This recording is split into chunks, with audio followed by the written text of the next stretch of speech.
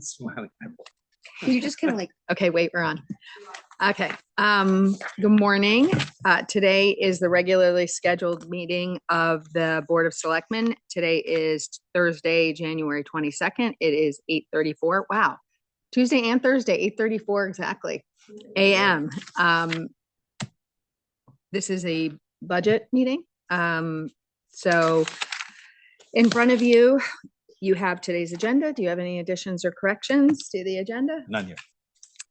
If not, could I get a motion to approve the agenda? So moved. second. It's unanimous. And public comments. Oh, all right. All right. Well, let me read my little thing. Come on up. Members of the public are welcome to provide comments to the Board of Selectmen on agenda topics scheduled for review and or vote. Comments submitted electronically should be sent to the following email address: bosdistribution@newcanaanct.gov. And we have someone with. Welcome, Alan. It's so nice to see you. Good morning. Happy New Year to everybody. Happy New Year. I'm here representing the public, none of whom could make it today. To say thank you very much for everything you guys do and have done, and wish you strength and courage and Godspeed as we go through this important, pivotal, complex year. We kept this town together, and it's the woof and warp of the town is sitting up here, and next to me, just happenstantially, this guy here. So anyway, thanks to everybody. You do a wonderful job, and it's not easy sometimes, but we have full faith in you. So thank you.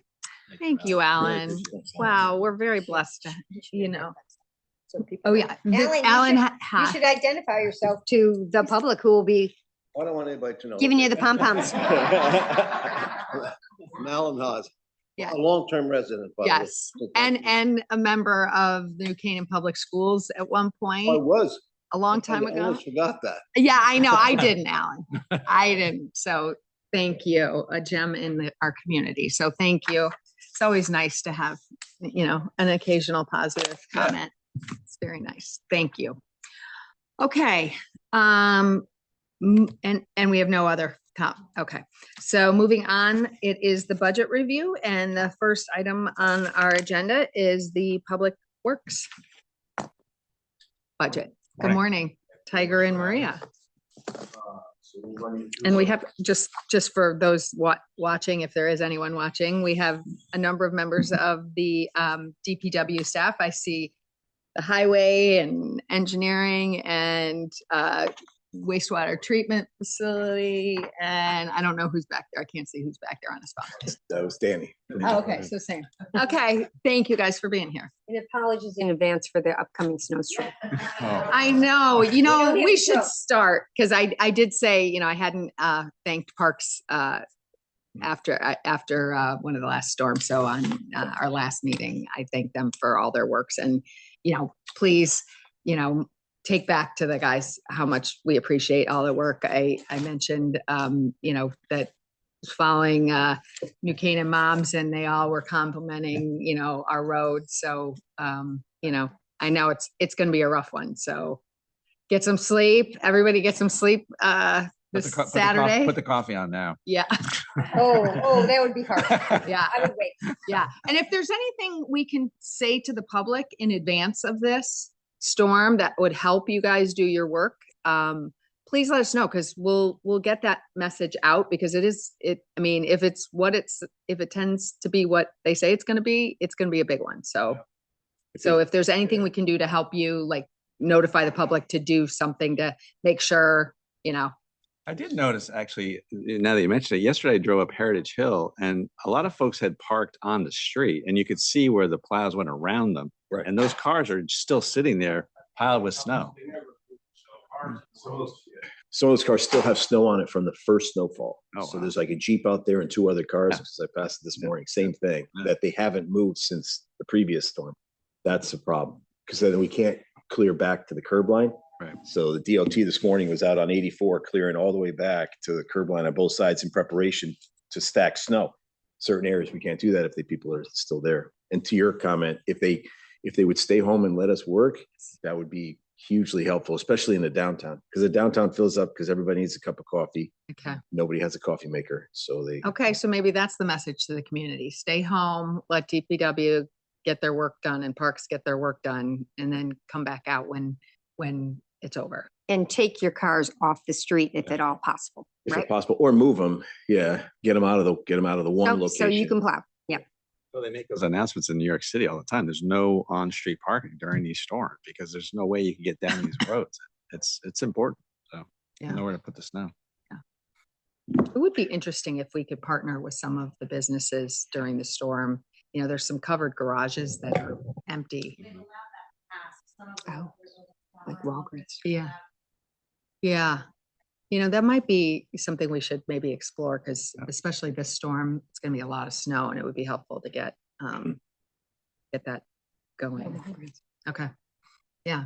Yeah, Just all those businesses on Locust have those covered parking. Mhm. And Bankwell has a full, Yeah. they have a full, across from Carl Chevrolet, they have a full deck. It's You know, covered. all Grove Yeah, Street. exactly. Anything Grove that's Street, there's covered would be several. helpful to get it off the street. All right, Okay. good idea. All right. Once in a while. Yeah. Okay. All right, so we'll walk you through each one of the departments. Overall, it's a little disingenuous because sewer had an anomaly in it, but overall, including sewer, we're at minus 0.99%. But if I take sewer out, we're at 1.02% for the year. So 11.9 million proposed budget, 11.8 last year, so $120,000 change to the good, but a 1.1% overall. And if we look at how we've trended over time, that bold red is actually, that's inflation, and superseded underneath it is the highway department. So you can see that the highway department is pretty much tracked with inflation since fiscal 10. And the other departments have definitely trailed below inflationary rates through the entire cycle since fiscal 10 through now. If we walk into the first budget administration on page 26, the operating request is $342,822. It's a $11,000 change decrease, or a minus 3% overall. And the reason for this is we have a decrease in our professional services line. So we took one professional service line out that was $11,000 out. We're at the point now where between the administration and engineering, between professional services and outside contractors, we have $127,000 budgeted. We have $112,000 already allocated to existing services that we provide. So MS4, GIS, the things that we need to run the department. We're at about $112,000 overall, 127 budgeted. So we only have about a $15,000 discretionary budget for those three lines between the two departments. Is that enough, Tiger? It's enough, yeah, yeah. We'll see, and we'll see how it goes. But yeah, for now, we're fine. But thank you for asking. I don't know if you have any other questions on administration itself, or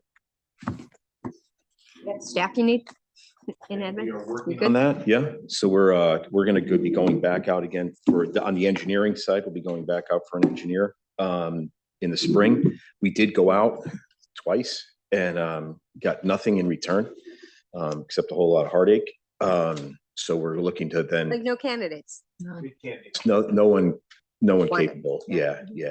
No one worthy of even bringing in for an interview at that time. So we'll go back out in the spring again and look. So and hopefully at that point in time, given the fact that schools are graduating, we got some other things happening, we might have some better luck. As kids come out of college and are hungry.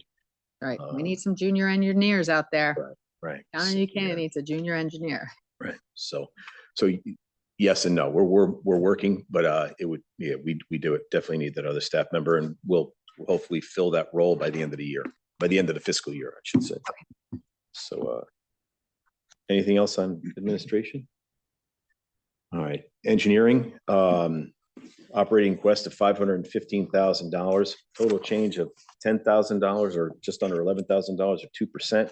And this can really strictly be looked at as far as an increase in the benefit line as far as our 401A employer contributions. Net change is about $8,000, and then we have some pluses and minuses throughout, but that was the larger change. So just the salary line and the net change for the 401 from us to the employees.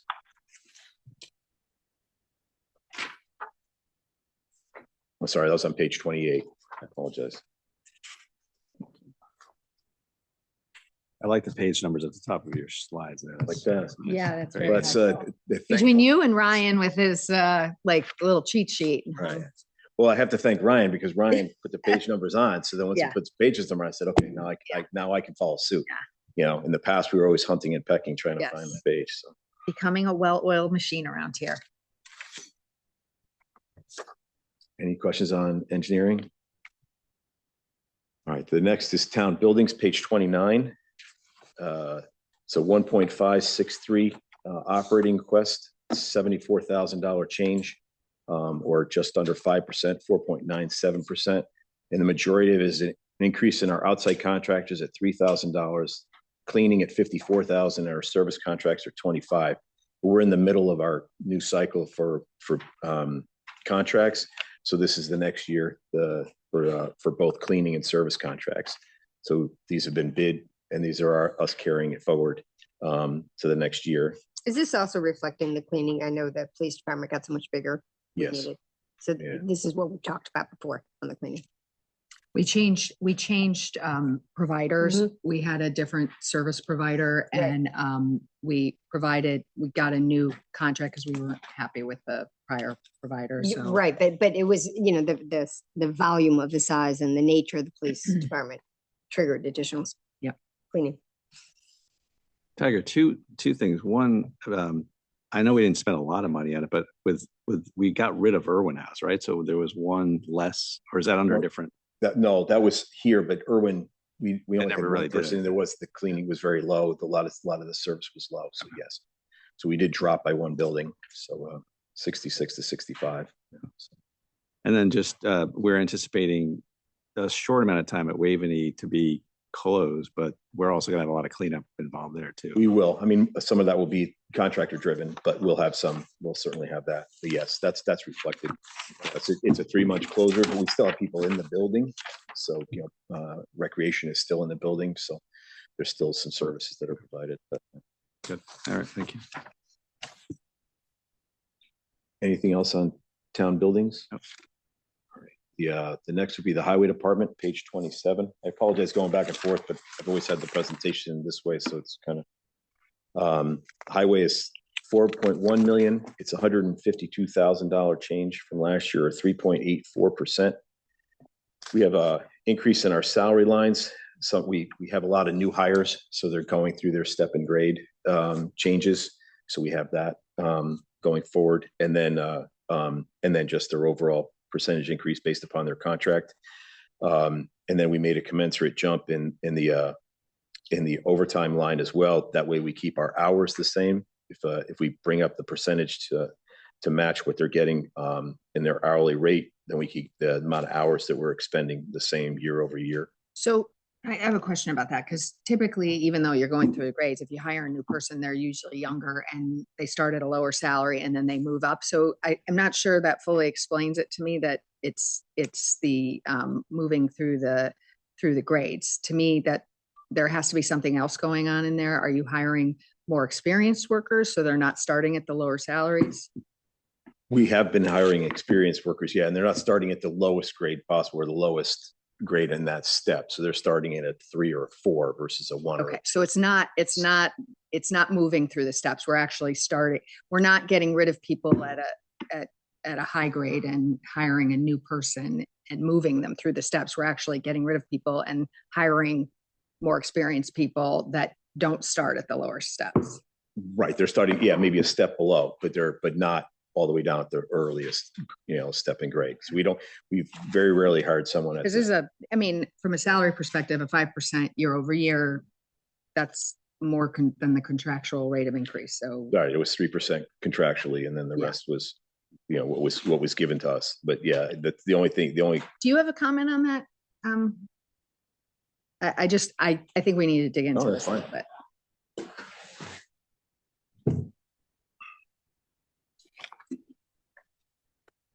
So yes, I think we're bringing people in at higher steps. I also think for this year with highway, we have hired 8, but with this year going into next year. So we've hired a tremendous amount of people. So as they're stepping, the increases are there and they're at higher steps. So, but I will go back and look through what the change is. But the number of staff positions has not changed. No. That's correct. Yeah, we're still at the same number we've had for about 10 years now. Okay, so it has to be that some of the people were at lower grades and some people came in higher. Yeah, so we It's gotta lost be. people at lower levels and hired higher. I mean, that's the only way you can explain that, Tiger, is you lost lower wage people and brought in higher wage people. Because otherwise it would match the salary, increase. We were in negotiations last year and had settled Oh, after. So So we have that's to compensate. We have to. there we go. exactly. That that's makes what it sense is. now. Yeah. That makes Now sense. that I'm looking at it, that's what it Okay, is. thank you.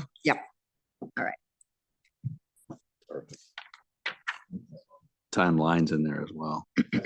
Timelines in it. Yeah. Yeah. We don't budget for storms. So we are going to got to say it now because last Danny time- said it to me yesterday. So yeah, we're going to be pressing up against the envelope at the end of this storm. Are as you far working as with Ann to where we are. sort of like Yeah. make sure we understand where we are? I mean, it is what it is. Like Yeah, but it is last what it meeting I is. asked that no more storms on the weekends, and here we go again. Well, yeah, I think you jinxed this. I'm not quite On a certain. Sunday at that. Right. Like the most expensive day to have this. Yes, it was a Sunday, Monday, actually Sunday and a holiday was last storm. Yeah. So, but yeah, what we'll do is what we typically do is we put together where we are, what our run rate is typical for through the spring. And then come back and say, okay, this is where we are. We're definitely going to go into the red. We know we're going to go into the red. Okay. And then how much do we think we're going to need to get us through to June 30? That's been a discussion in the past with the Board of Finance. Yeah, It's that's how we handled it. Right. Yeah. What you asked us to do in the past was to not budget for storms and then No, come back. that's the right way to do it. Yeah. That's the right way to do it. And then the only other thing we have is we have a decrease in our outside contractor lines to be kind of in line with what our spending was, as well as in our supplies auto truck. So we looked at everything when we were meeting with the first selectman and kind of brought all of our lines in, all the accounts in line with our typical spending for the year. So brings us in at $152,000 net change overall.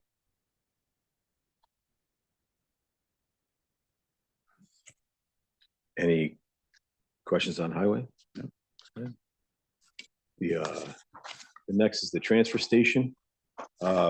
Transfer station's at $1,731,000. It's a total change of -171 for -9%. What we did here is we actually changed superintendents. So our longstanding superintendent, Donnie Smith, retired. And we decided instead of hiring a new superintendent, we folded the oversight for the transfer station into the highway department. So Lou is now overseeing both the highway department and the transfer station. We still keep the transfer station separate as its own budget, its own operating side with the three men that are there. But we had a definite change in we were able to take that supervisory line out. We split it a little bit between the two departments, about an 85-15 split as far as time goes. But we were able to save that money on the superintendent. And then we had some decreases in our garbage hauling and our recycling lines. And that's only because of what we're seeing in our volume. So our volume is, we were estimating our volume at 7,000 tons for garbage every year. This year, we're estimating at about 6,500, mainly because we have one hauler or two haulers that are finding other locations to go to. So they have larger routes or larger, enterprises, and they have their own places to dump. So they're not bringing it to us. So we can't bring it down to what we're seeing as the total line because we're afraid that if they start coming back, then we wouldn't have enough money. But we were able to then say, okay, based upon what we see overall in the trend, we could bring it down by about 500 tons. Is that driven by their decision or by their decision? Because it has nothing to do with our fees. Has nothing to do with our fees. No, we're in line as far as our tipping fees go. With, Middle, right? I mean, I think when you've presented before, we're really right in the middle. Yeah. Yeah, we didn't want to be too high. We didn't want to be too low because we didn't. If we get We too don't want high, everybody then bringing their nobody stuff comes here. in. Yeah, and then we definitely don't want to be below what we're expending. So we are charged $111 a ton going out the door. We charge $115 coming in. So we just round it up to the next nearest So $5. this is a small profit center, basically. Yes. Right. Yeah. It's basically that covers that cost with a little bit extra to cover for the men. We are going to be this year we'll be going out to bid for a new garbage hauling, recycling, and brushy waste. Excuse me, our current haulers are asking to come in and give us a price instead of going back out to bid. Right now, we're looking at somewhere between a 20% increase is what they're saying overall. But if we can see and talk to our existing haulers and have them come in lower, it might be something that we want to think about. Yeah. Nick is going to run into the exact same problem at the wastewater plant. When we talked to Synagro, she was talking about a 20 to 25% sludge hauling increase. Same exact thing. So, whether we go back out to bid, test the market, or we decide to stay with the existing haulers that we have at a much lower rate, that'll be a discussion for the board. Yeah. And as we get closer to that, we'll start bringing some numbers forward as to what our neighbors are doing and what basically the region's doing, and we'll go from there. I remember having the same situation happen with the bus, our bus leases with the Board of Ed. Like there was a year where it was just huge increases year over year if you wanted to go out to bid, and if we stayed, we got like a 3 or 5% increase. So it was worthwhile, but it doesn't feel good because you're like feel like a hostage. in a public agency trying to but Right. Yeah. but it may make sense. We would like to bid that way we can Yeah. test the market, but at the same time, what we're being told it's testing the market. Yeah. Is Your existing supplier will go with the market. Exactly. And we're not hearing it from one, we're hearing it from every single hauler that we have. So each one of our contracts is telling us the exact same thing. So you have to start, listening to that. The fact that it's, 4 for 4 are telling us that we're going to have much higher numbers. So, but we'll at that point in time, we'll come back and we have some time right now to vet it all through. And then we'll come back to you and give you an update and then ask your direction, how you want to proceed. And then we'll go from there. Any other questions on the transfer station? The Nature Center, page 32. The Nature Center is $9,000 change, 12%, just under 13%, I should say. And it's just utilities for the Nature Center itself, the electricity, the fuel oil, and the water. And we came forward with percentages that we're hearing about or seeing in the market. So our electricity, we're looking at 10%, our water at 4%, and then fuel oil and propane at 17%. Tucker, are they using more buildings? Is it, and how is that offset by like the solar we put on top of the, it's not the right word, the birdhouse, but where the animals are? The Animal Control Center, yeah. Not the control center, but the, where they Control hurt building. animals, Yeah. So, I mean, are we getting some benefit? We are from getting it? benefit from the solar. We can see that it's, that it's spinning. So the meter is spinning and giving us a savings there, but you're seeing it's being offset by the fact that the utilities are already being, increased. So we had an increase in our electrical line. We got an increase in the distribution, which is, or the supply we're controlling since we're actually buying from Constellation, but Is this an old number though from Bill? Because in talking with him, he was talking to me about trying to lock in, and it would be at a lower rate than. This is not a new number from what he Okay. had just said. So he was making an estimate of a 10% increase, but if we can lock in. If we can lock in lower what we were talking about prior, yes, then this number would come down. That's correct. We're not seeing the same rate of utility increases in other building lines, right? And We had given direction to each department as far as what their usage was and what we felt their usage would be going forward, or what their costs would be going forward. yeah, I'm just saying if everyone's should be going up similar percentage based on the utility, but you're not pointing out other buildings, we're not. You're not Because if pointing you out, look at Waveney Park Building, that's 10%. is it all right? Yeah, he's got it at 10%. All I right. think he gave a, Set the marker at 10 for electricity. yeah, I think Early on. we Oh, could, it's just we because could get they're a positive surprise there. It's just because for their line items, it's just Yeah. utilities. So that's why it's showing up so much. as Exactly. opposed to that. Right. Yeah. There's nothing to offset it versus any other operating expense. It's just Okay. strictly utilities. That's why you're seeing it. In the year prior, we had come down a little bit. So the from the year over year. So we're still trending lower. I'm wondering if, we may want to talk to Bill about budgeting this lower Once it's than locked, you can- 10%. you know. When will the lock take? Well, take effect? he approached me yesterday about locking it at a lower rate than what we're paying. I don't know. I need to talk to some people about electricity because I don't know if that's reasonable or not. And we don't have to lock in right now. We have a couple more years on our contract at 11. So, but wait, I thought we had a contractual rate that doesn't go up 10%. No, but this is the supply side. So we're and Okay. and So it's I'm locking in on the distribution, not on the supply. I'm sorry, you're locking in on the supply, not on the Not on the distribution. So it's the distribution fees. distribution fee. Remember, they started adding in those additional fees, then they removed them. They're looking at putting those back. So yes, increases just on the distribution side alone. Our supply side is locked. I doubt they're going to do that because we're going to be in an election year for governor, and there's no way either side is going to want to have. That's like the most controversial issue in the state right now. I can't imagine that distribution is going to go up that much. All right, we should, and we need to huddle on the electricity because it's a lot. 10% is a lot over every department. Yep. And we may be able to kind of, rein that in for everybody and see some, and it doesn't have to be with us. We can, do it through Board of Finance, Yeah, but there may be some tightening up, is what you're saying, with the budget that's gonna press us. A couple points there makes a difference. Yeah, it does. It does. How much do we spend?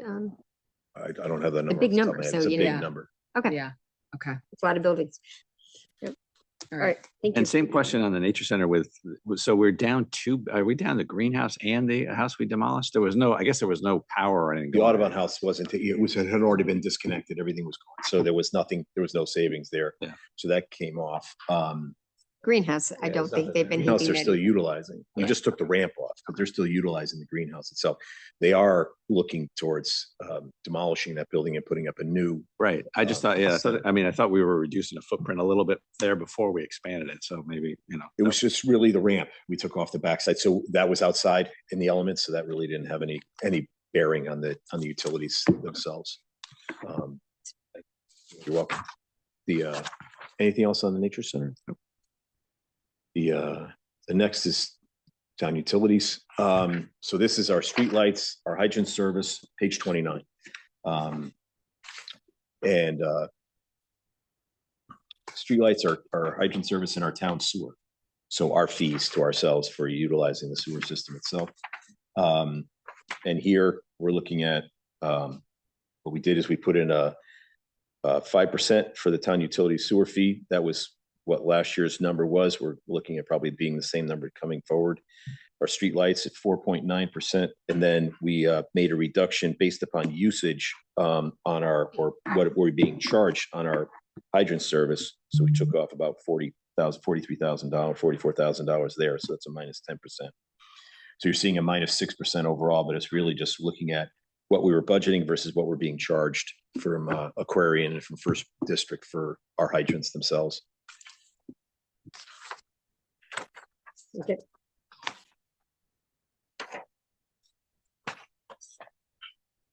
Anything else on town utilities?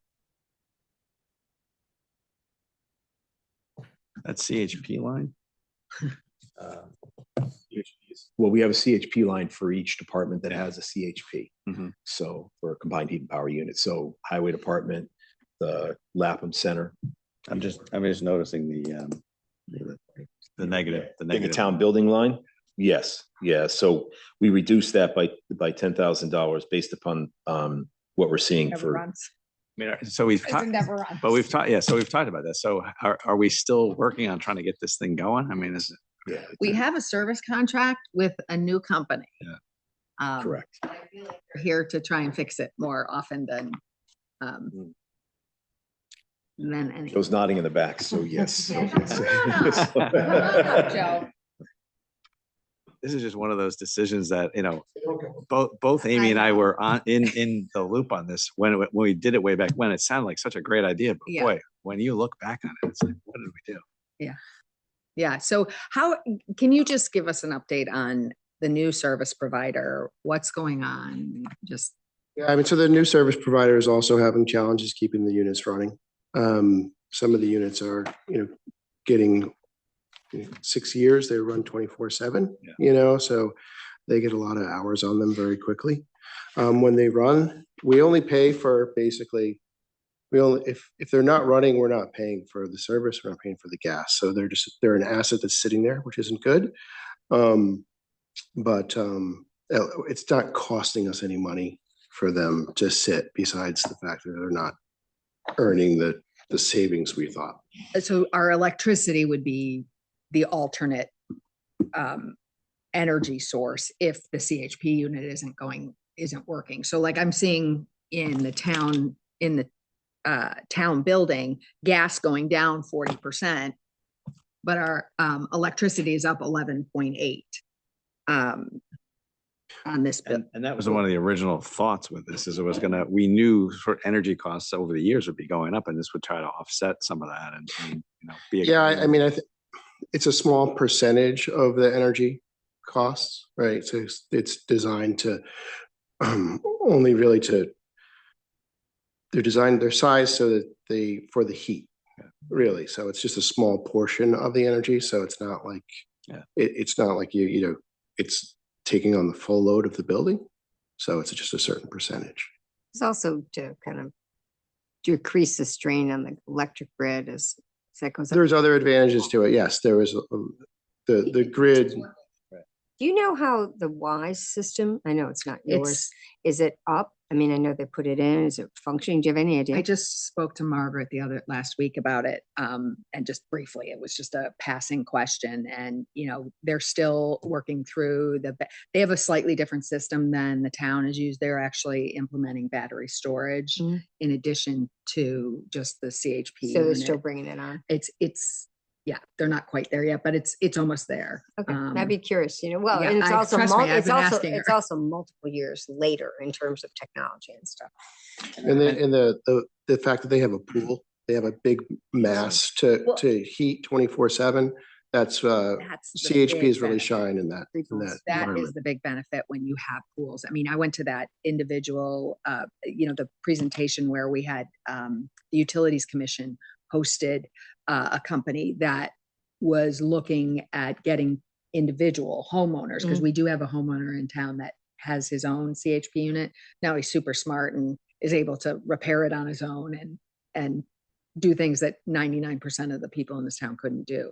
But he also has a pool, and they talk about how the real efficiency is when you have a pool. Yep. And they have 3 of them, and they're big. Yeah. So, but that, that I know you said it doesn't cost anything, but the initial cost of doing it is still out there. And every year that goes by, that money just ages, the equipment ages, and everything is, so true. So I don't know. I just, obviously we can't be running sometimes everything early we do, adoption isn't ideal. It's usually good to have people get the kinks out before you decide to be the first one to use it. But well, hopefully we'll get it up and going. Okay, thank you, Thanks, Joe. All right, the next is our tree service. So tree service is flat, $539,489. As far as production, Bob, I think from calendar year to calendar year, we took down more trees in 25 than we did in 24. I talked to Bob yesterday, and he's got a substantial amount of plantings he wants to do this coming spring. So to replace a lot of some of the trees that we're losing that are, say, out, not necessarily inside the canopy line, but out into our parks and along our roads. So he's done a good job so far planting certain locations along our roads, but now he's going to focus inside the parks. So he's got some plantings in Waven, he's got some plantings in Irwin, he's got some other locations that he's looking at. So he told the highway department to get ready with their spades. So they're going to go out there and start planting. So this is the total line for planting and taking down?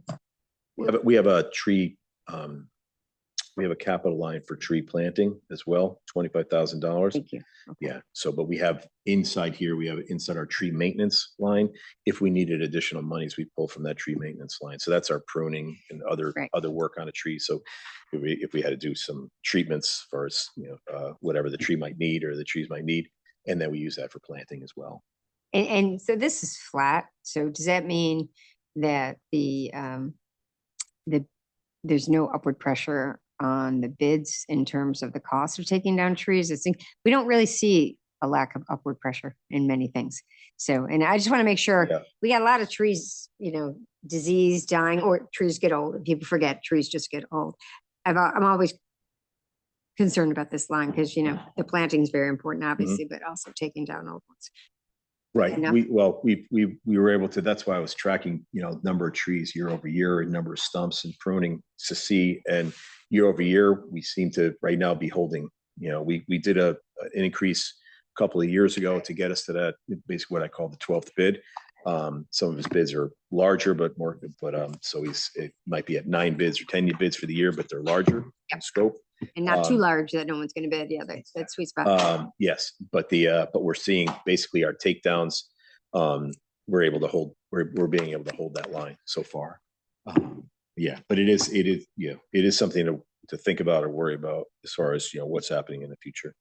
And I did talk to him about whether or not it'd be better to have a tree crew here, but we're still well below what it would be to hire if we had a tree crew in town. So we'd have to get the trucks and all that stuff. Yeah. Yeah, you need a bucket truck and a chipper truck and a chipper, and then you'd need a crew foreman and 3 guys and a climber, and and it got to when we started doing the math out, it got to the point where we're still at the good. But I wanted to make sure that we had at least done the math to say, okay, Bob, what do we think? And if we're still correct, then we're correct. Yes. So The insurance alone. the insurance would be that was one of the most dangerous jobs out there.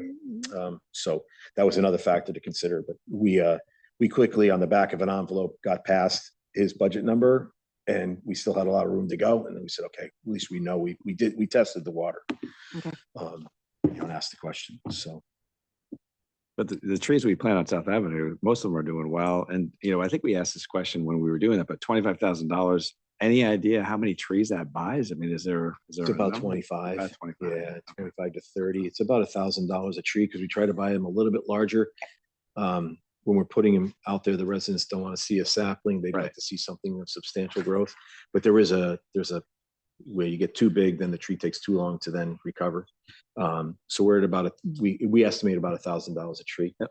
But Tiger, we plant those, right? So unlike South Avenue where they're guaranteed and they're going to be right in South Avenue, didn't we lose about 10, which is not unusual? 6. Okay. 6 we're looking at. That's correct.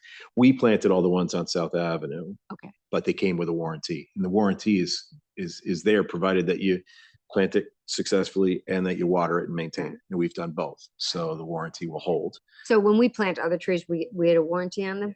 Okay. Yeah. Yes. So we continue to carry that. And our tree price is holding like that, so in terms we of work with a wholesaler. So we're not going retail. So we get work with several wholesalers. Yeah.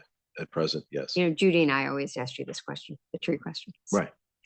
Oh, if a private citizen said they were generous and they said, hey, listen, you've got $25,000 in there. I'd like to throw another $5,000 in there and plant 5 more. Is that an option? I mean, could somebody actually do that? It's an option. We have people come forward all the time that they want to plant a memorial tree. Yeah. So they'll work with John and myself and Parks and find a location, and then we work with them on that. But yeah, they could certainly. Well, and somebody might have a passion for trees too. That just wants to. That right. We met a gentleman yesterday who had a passion for undergrounding utilities. So so if they had someone who was passionate about trees and wanted to provide it, we could certainly. Yeah. Yes, he would be. Yeah, he would be. Yeah. So, yeah. No, he's not. He's looking to make a contribution of significant contribution, I think, toward it.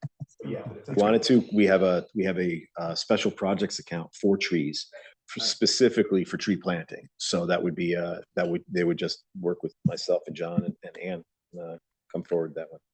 State of Planet trees yesterday. You could post that. You could throw in your newsletter or put it on the board. Hey, you want to support New Canaan trees? Yeah. Why not? Mm-hmm.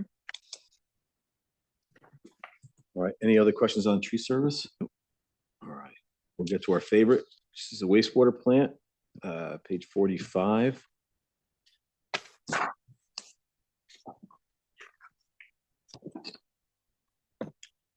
So the only thing we'd like to note is that we have in our salary line, we have one We have one unfilled position. We basically, by permit, we're supposed to have 5 individuals working. We've had 4 for several years working. We also had Jim Rogers working part-time for us, so it was in essence 5. When we go through our next permit, if the DEP says that we need to have that 5th person, right now it's not funded. So we're just making that note that if it comes forward in our next permitting process and they say that we need to fulfill that extra person, then we'll have to look to come back. Right now, the DEP is allowing us to see if we can't fill from below. So we're getting our staff trained and then testing. And if they're able to test and pass, then we can fill our chief operating officer, or, basically the chief operator, which would be directly under Nick. Right now, that line is open because we don't have anyone filling that position. But if we can, then we'll move up. And if the DEP says we can manage, we've been successfully managing with 4, even though our permit says 5. If we can stay with the 4, then we'll stay with the 4. If not, then we might have to look to come back. But we'll know that going forward into our next permitting. And then the rest, Nick had. When is that? When is the next permitting? April 1st. June 2026. All right, thanks. Yes. Yeah. So then the only thing we're noting here is we have an increase in our outside sludge hauling contract that's anticipating new bid, coming forward, and they're saying that we're looking at a 20 to 25% increase. That's from Synagro. We've had Synagro for quite a while now, and that's what they're saying is going to be the number. So we have to kind of listen to that, because if we, going back to them saying, what would you give us as a year over year? It might still be that number. And then we go out to bid and it would still be that number going forward if they win it. So we have to, but we are taking a look at that overall. And the rest of it is we have some increase in our chemical line. And that's just mainly to keep maintaining exactly what we're doing. We're seeing a nice return on our nitrogen credit. We're one of the few towns that actually gets a credit for nitrogen removal. So we're seeing that, and that's what's one of the benefits. And then we're able to still manage our zinc and phosphorus chemically, which is that's a huge savings if we had to go to a capital expenditure for that. Tiger, for the sludge increase, you only have it at 12%. Did you just say it might be 20%? Well, Nick's been tweaking the amount of. He would do it better, but he's been tweaking the amount of liquid that's in the sludge itself. So we've been working with our moisture content in there. So we're actually been able to then, with that, reduce the quantity, but then It's by volume, not weight. what? Yeah. So that's so he's been working on that right now. He's been working on that successfully for a while. So there you go. Right. So he could sit here and give you an entire dissertation On that one.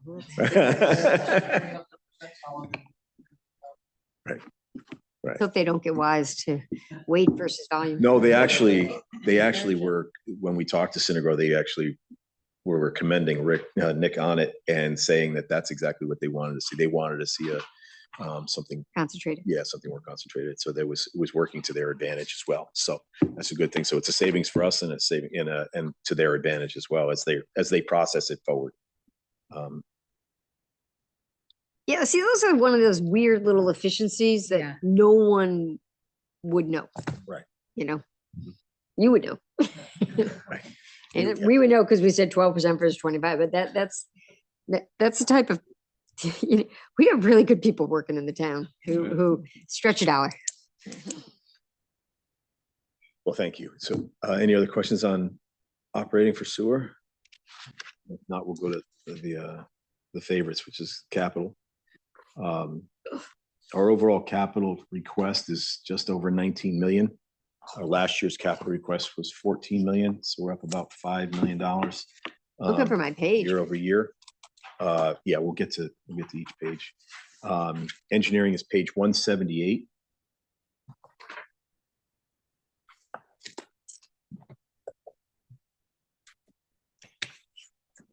So the engineering request is $6,975,000, and it's split. We have our pavement management program at $3.5 million.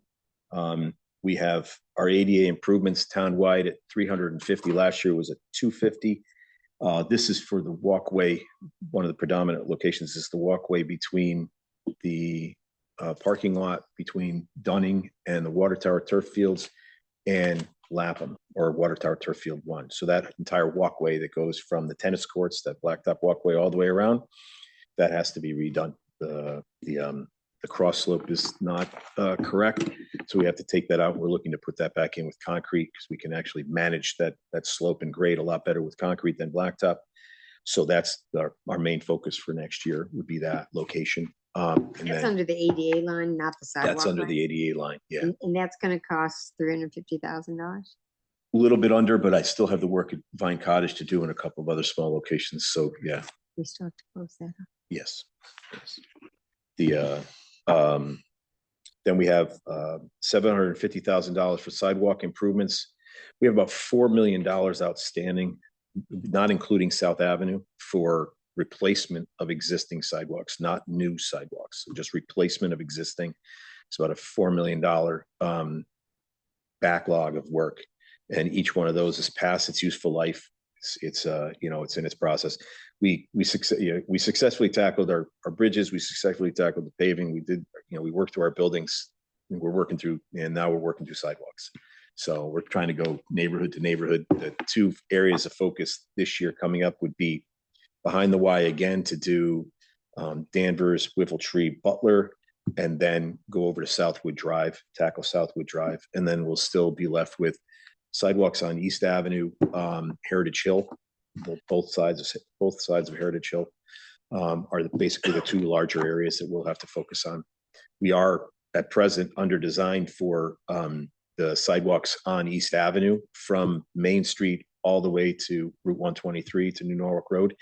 And we're hoping to be able to split that up, one portion being just town and then another going for a lot set grant. So, but once we get the design, once we know where we are on that, then we'll look to go for the next round of lot set funding for that, specifically since it connects on a state route to state roads.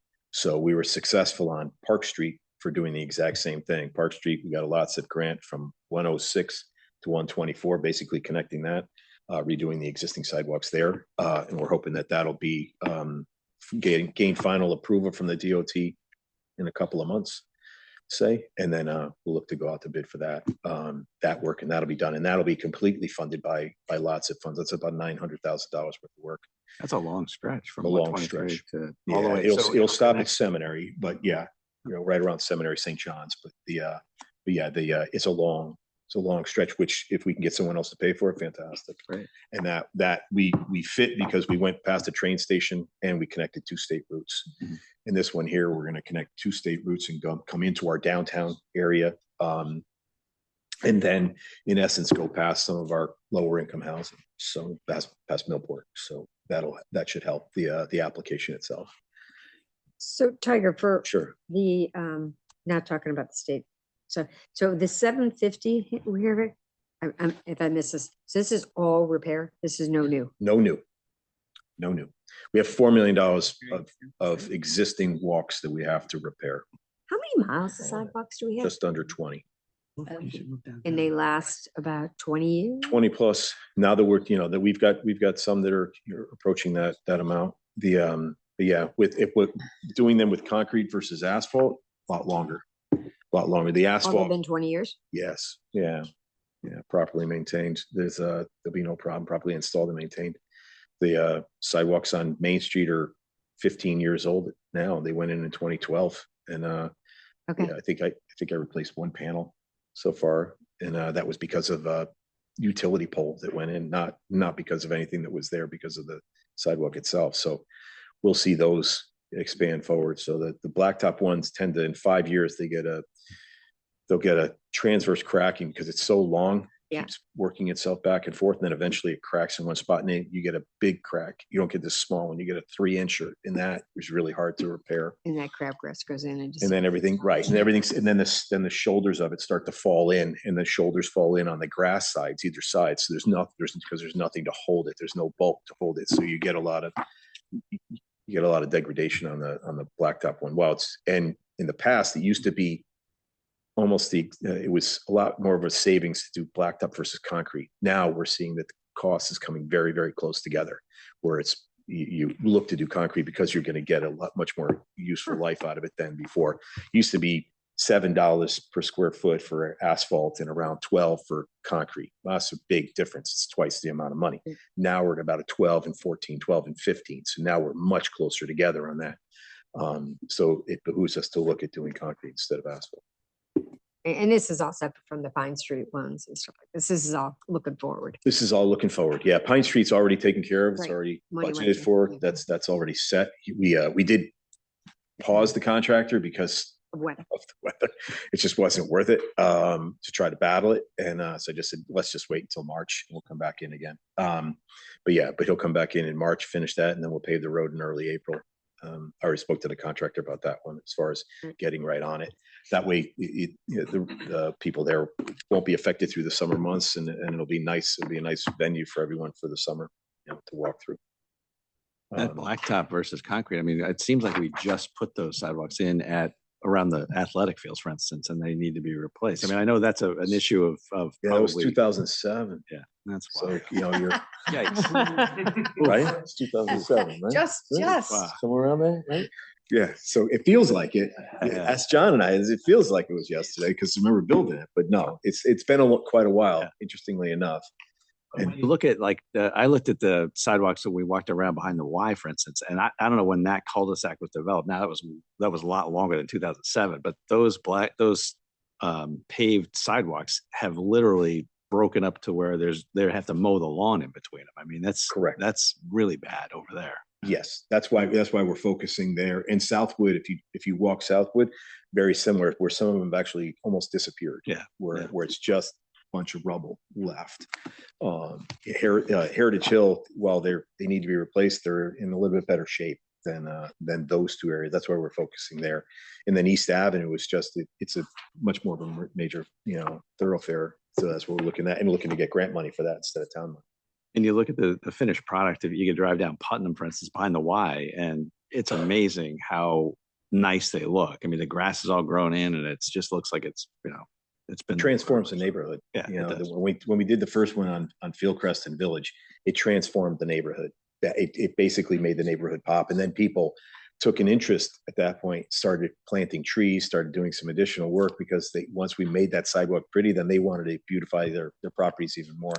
And we had the exact same situation in Brinkerhoff and Mortimer. There was some sidewalks at Brinkerhoff and Mortimer that were, literally the panels were sticking 7 inches out of the ground, which they were a hazard. Yeah. So that transformed that kind of small little development, or that small little neighborhood as well. Have that beautiful matrix of the roads and replacing them, and do you have a similar with, now we have 20 miles of I sidewalks? have a So- similar matrix. Tiana asked me to kind of freshen it up a bit. So yes, I'll finalize that and bring that to you. But she had asked that prior to kind of show you exactly and what our staging would be over the next couple of years. Forward expense. Yes, yeah, we're looking towards that because I would like to complete that within the next 4 or 5 years. We'll see if we can do that. And something else will come up. Something else will come up. Yeah. People are using them though. I don't anytime day or night you see somebody walking down the sidewalks. It's unbelievable. Especially South Avenue. Yeah, it's a traffic jam at 5:30 in the morning. I mean, it's All these type A people. So the only other things of note are we have intersection improvements or traffic signals. We're looking at doing the design work for our traffic signals. We own 2 traffic signals in town, Park and Pine, Park and Elm. And they're 20 plus years old. And when we had some work done on them recently, we were told that we needed to take a look at that by the contractor himself. Said it was a rat's nest inside the pole as far as the wiring is going. So we need to take a look at that. So that's an engineering effort for that work at $100,000, basically $50,000 per intersection. But we'll combine the 2 together since they work together already. Which one are those intersections again? I'm sorry. Park and Pine and Park and Elm. So right in front of Starbucks and then right in front of the old post office are the 2 that we own. The rest of the traffic signals in town are owned and maintained by the state. So it's $100,000 just to do this study? To do the study, yeah. Well, because it's $500,000 per installation. Yes. Ouch. Traffic signals are expensive. So when people say that they want us to take over the state ones or put in a new one, they're thank very you. expensive. That's Very, amazing. so Yeah. So this will tell us how to move more volume through those? not necessarily. No, this is going to tell us if what we need to do as far as either to maintain them or are we looking towards a replacement? That's where we're looking, not the actual. We will have them do a Efficiency study is of this. created. Wait, when you say replace them or, I just go back to the walkable New Canaan presentation, stuff like that. Might this study say, yeah, you do better with stop signs? Yeah. Because I mean, that's the whole, I remember they're talking about, Right. how much traffic you need to justify Right. a light, and it's actually not necessarily safer. So is that part of the analysis here, or? We can make it part of the analysis. We had actually asked a traffic engineer to give us a proposal to look at that specific idea of removing the poles themselves. Which then means Yeah. if we can do it safely, then we Yeah. don't have to spend $500,000 Yeah. each to repair That's the, them. Yeah. So, Right. and I did hit That's 4 smart. stop signs coming here from my house today. So, but that idea that putting the uncertainty makes it safer, I think it's kind of interesting. It's counterintuitive, Mhm. but And there's certain times of the year that I agree with it, but Right. there's Mhm. there's other times of the year where it would be impossible to see people, getting through there with those high volume times. I don't it's know. really I think we need to. Jeff Speck did come forward. Maria just said it to me. I don't know.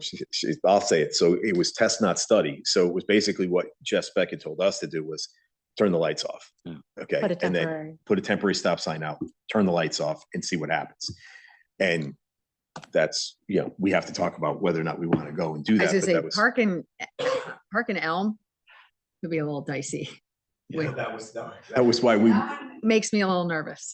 But the study side versus the test side, Light. That one makes me a little but, nervous about we are light. talking, There we go. Like that better?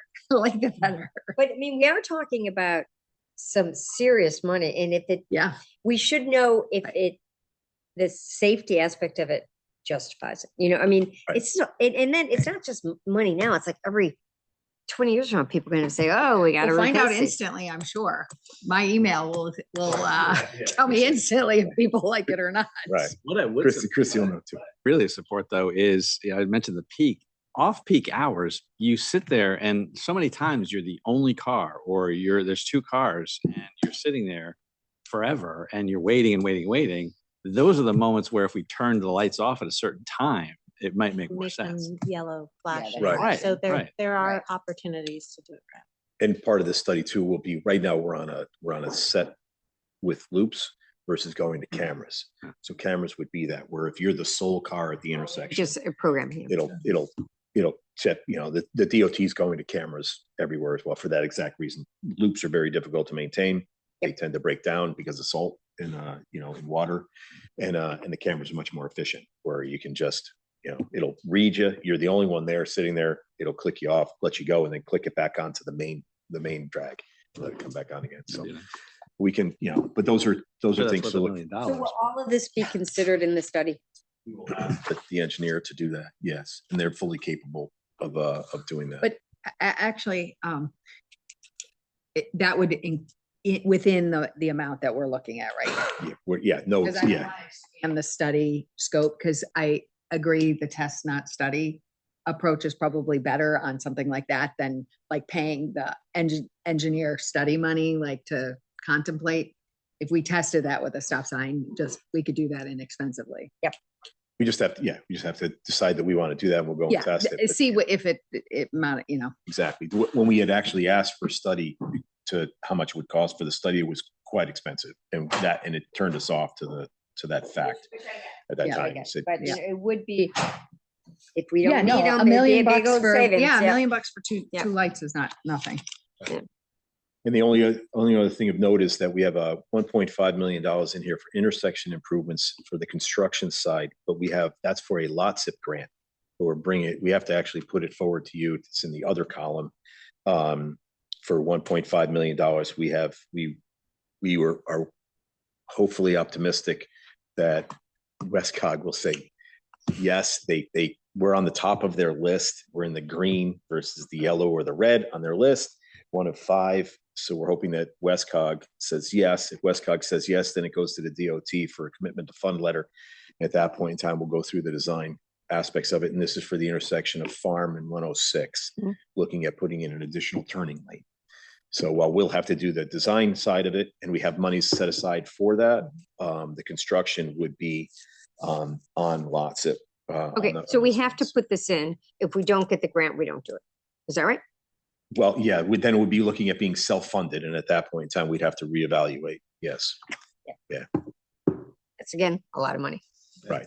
Right. So that's why we're going through just the preliminary phases to get us to the point where we have a complete application, and then we'll and no further. And then at that point in time, we'll wait. And then if we get a commitment to fund letter for it, then we'll go forward. Our responsibility is the design. We'd have about $150,000. So about 10% of the overall.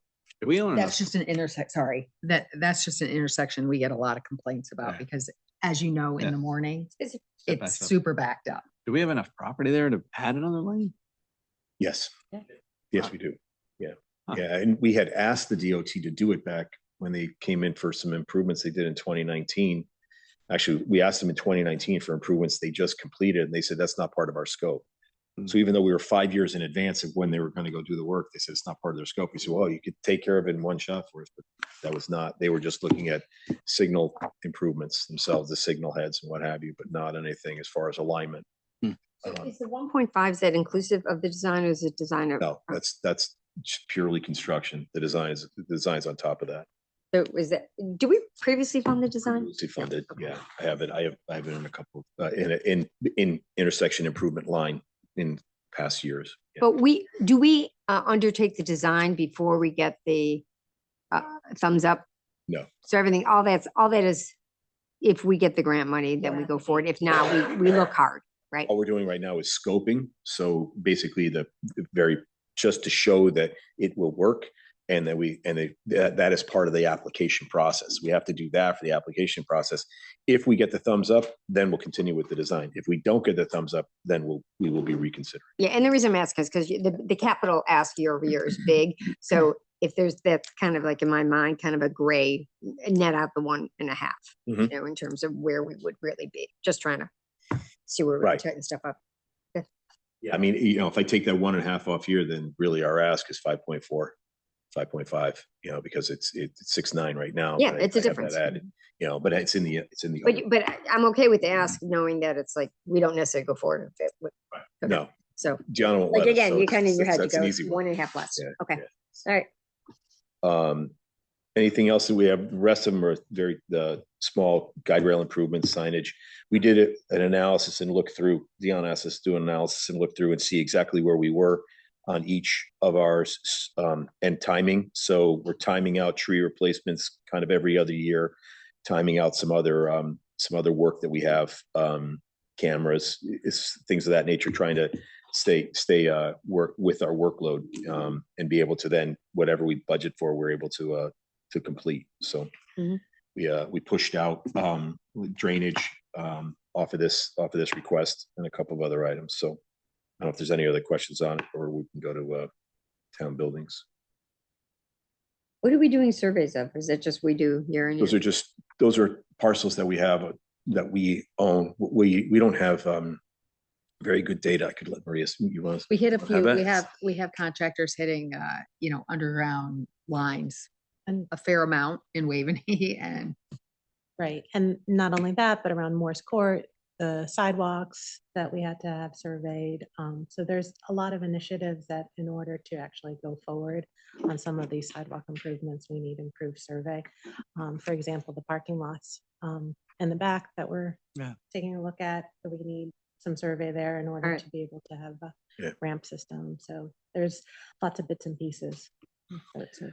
Right, and then the thought is that each time we finish a project, we'll have an as-built for that parcel again, so that we won't get behind the 8 ball where we've done improvements and then not have the improvements shown on the survey plan itself. So we're looking at some of our larger parcels to do exactly that, to have the as-builts brought in and then the parcels brought up to speed as far as the survey goes. So if we stay current, the costs are much less than if we have to go out fresh and do it. And what's a $250,000 for bridge? Those are for our bridges under 20 feet. So basically culverts, things of that nature. So anything that's over what's considered less than a 20-foot span does not fall into the DOT's bridge program, local bridge program, where we could get an 80-20 split. So this comes This is down our to cost to keep them up. This is our cost to keep them up. Yeah, and we have It's like no. fixing, No, you know- we have engineering money that we have an engineer going out and analyzing. And the unfortunate thing is that the first two that he hit out of the box were Lakeview Avenue culvert, and then another one that we're looking at. That Lakeview Avenue culvert's a much larger repair than we had. So we're looking at a grant for that, a 50-50 grant with the state. And Joe's working through that right now, and hopefully we'll be looking at around July 1 being able to break ground. Whether we choose to break ground on July 1 or not, and we choose to delay till the next April, that might be beneficial. right, So so we're if people not- see bridges here, you might not even know it's a bridge. You might not know. You're right. You Just travel like- over it all the Yeah, time. You all don't the know time, it. No idea, I, yeah. I could have said bridges / culverts, but just bridges. Basically, the nomenclature is bridges under 20 feet, and Okay. it's really comes down to culverts and box culverts and things like that. Anything else on admin or engineering? All right. The next is town buildings, page 179. Bill, you want to come up? You can stay. Listen over here. Yeah, sorry, I mean, it sounded like that. Yeah. So the overall ask is just under $8 million, up from a $5 million ask last year. The biggest ticket on the top of the sheet is $4 million for Waveney House HVAC replacement. And then we have the second phase of the exterior improvements at Waveney House for 1.3 million. We went through our first phase and it worked very well. We still have some areas of concern, but we took care of, as Joe would say, we took care of the known unknowns. And then we're working through some of the other areas. And now we're getting into the larger, more costly replacements, the capstones, things like that, where it's going to be much more expensive. So Joe is in the process right now of scoping that all out or the work for the next phase. And then we have $360,000 for exterior doors at Waveney House. The front doors. So The That sieve. is 2 sets of doors. That's the doors. That's only 2 sets of doors for front door and $360,000. the back door, but it's a sieve. You're right. And it doesn't close and the heat rolls right out of it. And it's been a problem for a long period of time. And they don't match the other doors that we've done. So, but to Deanna's point, First, I mean, By so the bar area. Our areas. that's for 2 sets of double doors? yes, And Really? that's why she said it. Yes, because Like, that's, I literally couldn't believe it when I I mean, heard that's like a building cost, like, yes, it is. I mean, what do you, one of your buildings isn't that much money. you're correct at that point in time. Like, I can't say no, but we, Bill, you can. Yeah, listen, we didn't want to, we're not happy with that number either. Believe me, not presenting that number too, is because we thought it was crazy, but it was 2 door manufacturers came back roughly with that same budget number. If you, the doors that are there now are actually residential type doors. They're not commercial to your, no, they don't handle, they don't hold up very well. They're sloppy and everything else. And the doors that we put in the back, the new ADA doors, that's what this door would be, the new Series 5000 commercial door, where it would have openers on. What did we pay for those doors? They were all, I'd have to go back and look, but they were all part of the bigger project of everything. And they were ADA compliant doors. To that point, the price did jump, It though, jumped, yeah. comparatively speaking, because we were not looking at this type of number It's at the glass. time. We were significantly less when we were comparing what we had done previously for Waveney and then looking to do these doors. The price jumped. Suppliers of this kind of door are. Only a couple. There's not Gotta many get people both out there. of it- It's both of extruded those aluminum, couples. so that makes it expensive. And you gotta look at the glass with all the lead designs inside the glass, and the glass is very expensive because it's kind of like artwork, right? You have to lay out a piece of glass, they lay all the lead in there, put the second piece over it, they have to put the gases in there and everything, so the glass is very expensive too to give that. We looked at other, Like historic preservation grants for stuff like this. well, Because you're talking about like, if you Right. went down that it's road, already got, it's already got an easy, it Designation. has a designation. So it's not like we're, what they'll do is they'll put a, most likely, like they do with all of them, they'll probably put an easement on the property, not the building, the property for 20 years. And then anything you do on the property, you have to get approval for them to do it. And if you don't follow it, they can come and undo it and charge you for it. So, I don't know. We looked at other options, other types of doors too. I even went back and looked at the historic pictures to see if there was ever wood doors. I think you're going to have to, when we get there, this is the budget right now, but when we get there, we're going to have to see multiple quotes and multiple. Go out the bid. We actually had a I think blueprint we of it. might have to have multiple options. Are there ways to Absolutely. get there, but not at this kind of level? Yeah, no, I agree with that. I think that we got to scrutinize this one really good because it is a lot of money for doors. So it's 180,000 per door. The front doors are bigger than the back doors, right? Yeah, it's a little bit bigger, and they have the bigger arch on the top, and it's a radius.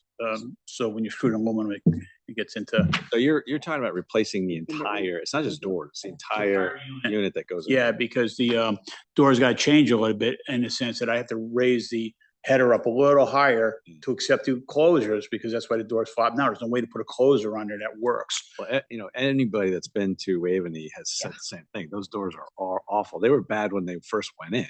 Yeah, they seemed flimsy, and I don't remember when they went in, but they're always ajar, and you're the heat loss alone out of that building. I mean, how many times? I can't even count how many times I've had to close those doors because they're left open. Yeah, no one wants to sit in front of the fireplace because the coal hits you in the back. I get it. I've been there. I know, and it's uncomfortable. And we had other ideas about trying to close in, the walkway going in with glass and make it an actual vestibule to cut off. But that's gonna be expensive too. And then actually put a good set of doors on the front and keep something smaller on the inside. There's things you could do there. Everything costs money. So, we all understand that. It's just right now, and when you see what these doors cost, I just don't know if we start closing all those windows, how much the price tag would be. I don't know, but when you spend that kind of money, you want to fix it for 50 years. You don't want to have to do this again. 50. It's gonna last 100 at that price. 50. I'm throwing it out there. We could go rabbit hole in this. We See the number in it. We got to see what that really happens. We wanted to bring it to your attention. It's there. We want to replace the doors. We feel we need to replace the doors, but it's a work in progress. Can you go back to this $4 million for the HVAC? So what are you looking at with this $4 million for HVAC? So we actually had money a few years back we hired an engineer firm, came in and it did design. It's ready to go to bid package right now. So the building only has one steam boiler right now. It's all original, but the boiler replaced about 6-7 years ago as a Band-Aid. The piping in the building, a lot of it's buried in the concrete, what have you. And so we have failures where the threads are, it's starting to blow steam. We have a hard time getting at the condensating lines that return back to the boiler, and those are really small. As an example, I had to do an elbow failed in the library above the library ceiling just to get to a $0.75 inch part. Cost almost $4,000 because I had to cut the ceiling, deal with asbestos and everything else just to get to that little elbow to change it. And we were told, and we've been following that right now, don't touch nothing. Because we don't want to disturb, we don't want to wash down these pipes, else we will just have a nightmare. We struggled with the current boiler, with everything washing down. It's still problematic. I mean, we're out there all winter, to be honest with you, with the service guy trying to make sure it's going and what have you. The new system, what we would like to do is go with propane, so that we have the option then to flip over to gas should we want to bring the gas line up in there. And we can still bring the gas line in there if we want to entertain that. It's a very simple change at that point, not expensive. We want to separate the building up a little bit. It's on propane now? Heating oil now. Heating oil now. So we'd bury a few tanks out, probably the courtyard or the side somewhere of propane.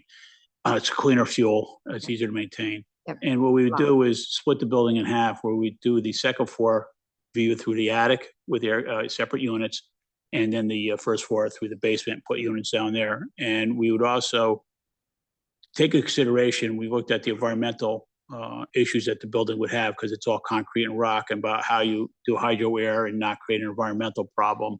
And one of the things would be to dehumidify, to keep it nice, dry, keep it consistent year round with the humidity set point.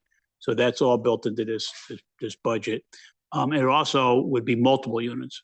So if you lost a furnace your building's not gonna freeze on you. You still have other ones to rely on. Right now, I have one. When You it's- can have multiple zones. Yeah. Yeah, we're gonna zone it with units, not necessarily dampers and getting all this mechanical stuff. Right. You know, like the second floor, a certain part of the area will be from one unit and so on and so forth.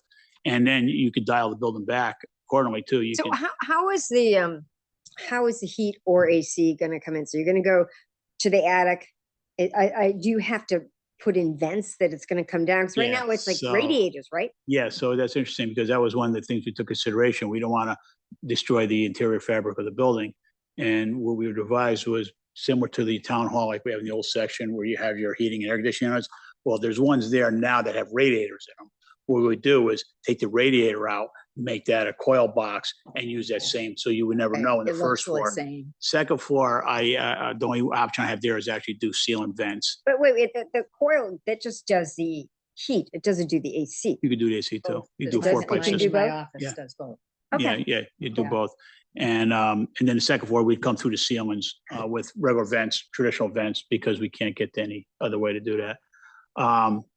You know, I did find a 5-foot interstitial space between the floors, but trying to go that route would just add a lot more money to it and it'd be very challenging.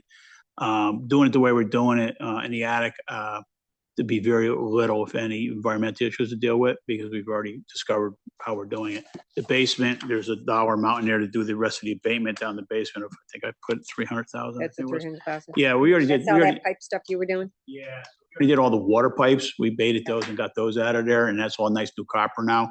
That number's in there because once I start changing over, getting away from the hot water, we want to abate all that asbestos down there that's around those pipes, cut those pipes out.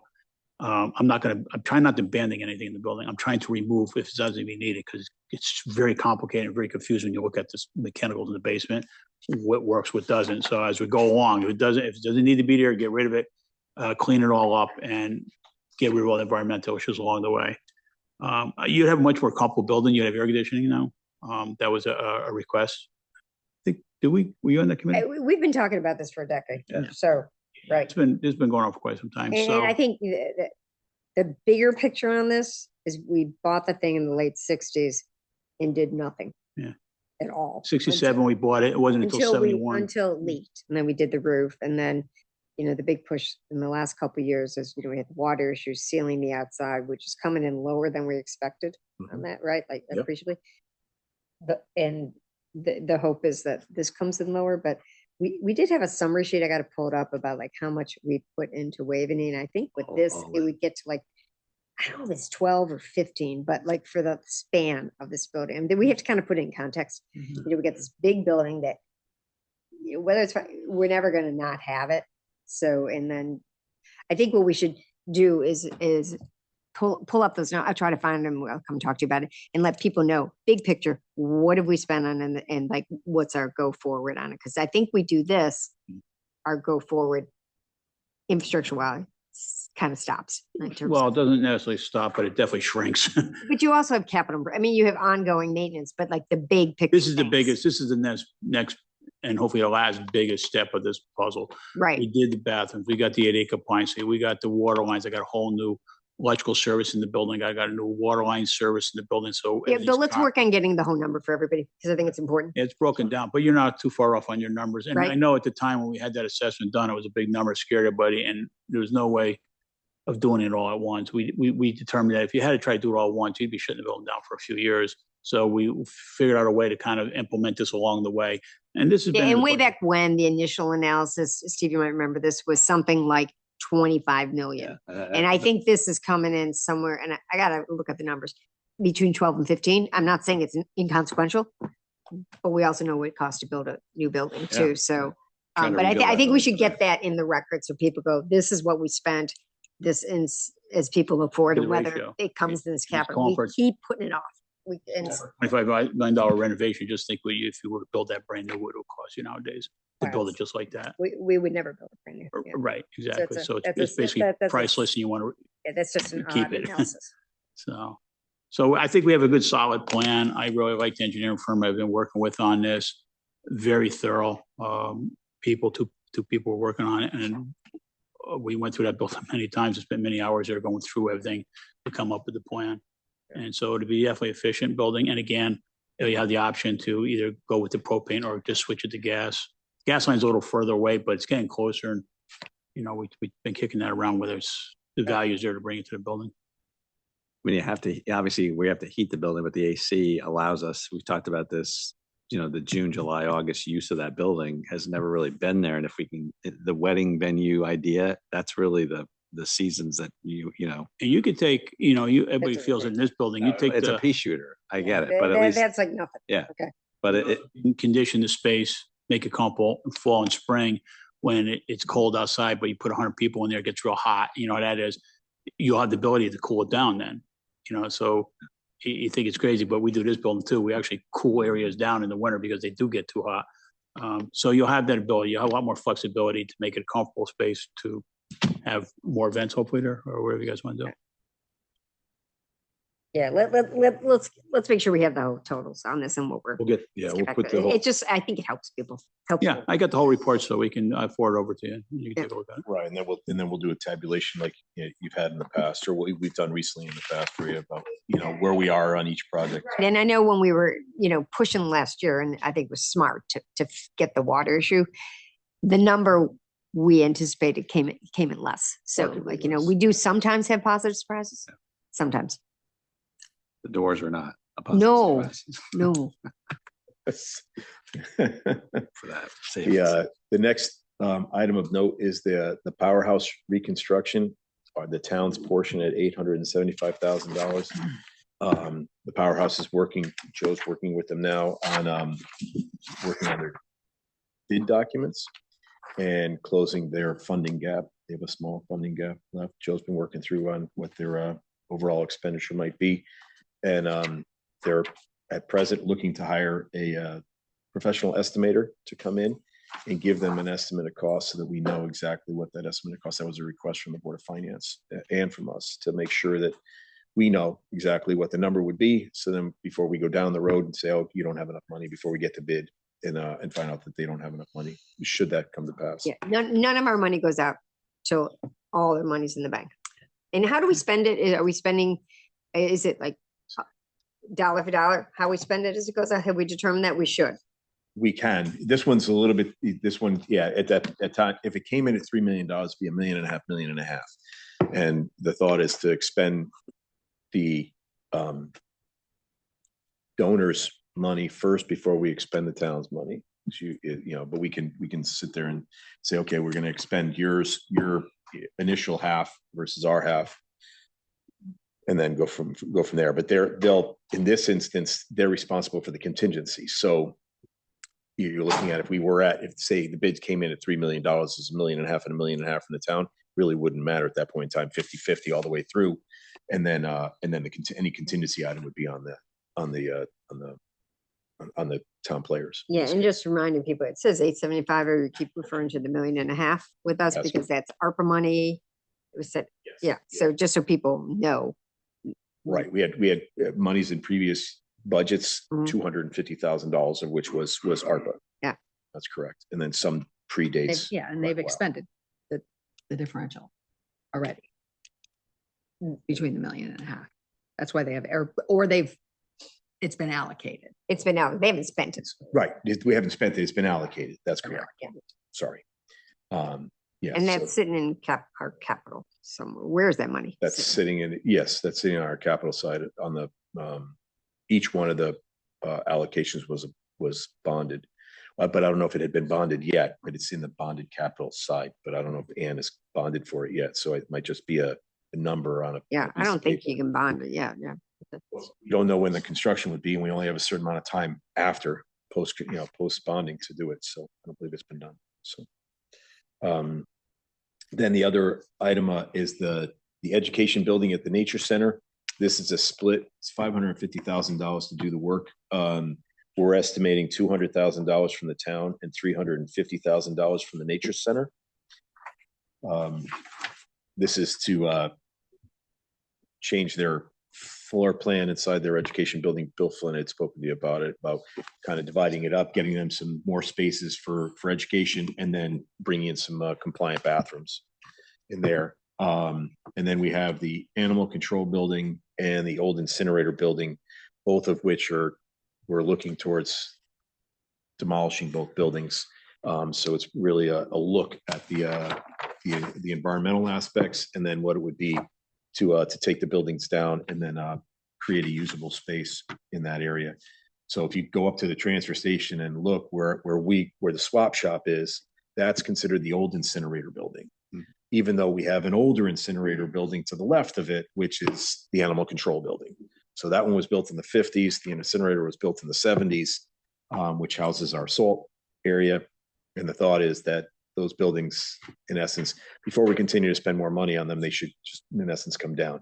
We have an estimate for a roof on the animal control building, which it's not worth it to take it down. We could almost build a new building for animal control for the amount of money it's going to cost us to put a roof on an old building. So what will like the animal control officer do? Like, is that being used at all anymore? It's being used. Yeah. So what are we going to do when that comes down? Well, that's in the whole planning phase, is whether or not we determine that we should build them their own purpose-built building, or to look to utilize an existing service, say an existing veterinary service nearby, or partner with, say, Darien or another town. But that'd be part of the planning process. At present, we were looking at trying to utilize that area to bring in an animal control building, bring in a salt dome, proper salt barn, and then swap shop area in that area, because we have enough room, but we just don't have enough, Veterinary place is probably a better idea. We have to be pretty and they were doing that. Have to expend to build a building fit for purpose. I mean, for how many times you're going to use it a year? I remember when we did Yeah, the it building doesn't study make forever sense. ago, the average pet stayed there 6 hours. Yeah, I mean, I'm not sure. we're it makes good on our sense. pets. So Tiger, is this line item, the 375 is just to study it or to take it down? No, just to study it. $4 million to take it down? Yes. You're gonna come forward with some sort of building plan? This is a lot of money. But the building sits, so the old incinerator building sits on top of the highway department. I know. That's our problem. I know. And it's a 1970s building, which is, we've already had to take we had to take down the one of the stacks already. Mhm. The thought is to take it down piecemeal is going to cost us a fortune to take it down piecemeal versus just ripping it off the top of the highway. And we haven't determined whether it's better to just drop it into the highway building and then rebuild the highway department and then pull it all out at that point, or try to peel it off the top. But yeah, $4 million. well, there's a lot of that is environmental, and then some of that money is to try to then place a deck over the top of it to then be able to build on top of it. So to reutilize the space, we've got a lot of, we're constrained in the area because of the capped landfill. We can't do much on the capped landfill. We had studied that prior, and to do anything on the capped landfill would require a lot of footings and a lot of subsurface work. Because of the cap, we're very concerned about that. So it takes us off the landfill. So that area is just unusable for us, but we still have needs in the area, one of which is a salt barn. And if we take down that building, we need a salt barn. So we need an area for the salt barn. The thought is to deck that area and reutilize that space. You gain an acre. You gain an acre of real estate. And right now, the current building that we want to take down, we would keep the footings in the concrete, because that actually works as a retaining wall, holds up all the earth where the scale house and everything is. And then we said we would just rate the new cap on it so that we can utilize it, and just leave everything underneath and just get all the material out of there. The estimates on like some of the steel in there is like unbelievable what they have to do to remove the incinerator, which we're going to take a tour on. There's upwards of close to probably like 1 million pounds worth of iron and stuff that would have to be methodically taken apart. You just don't knock it down.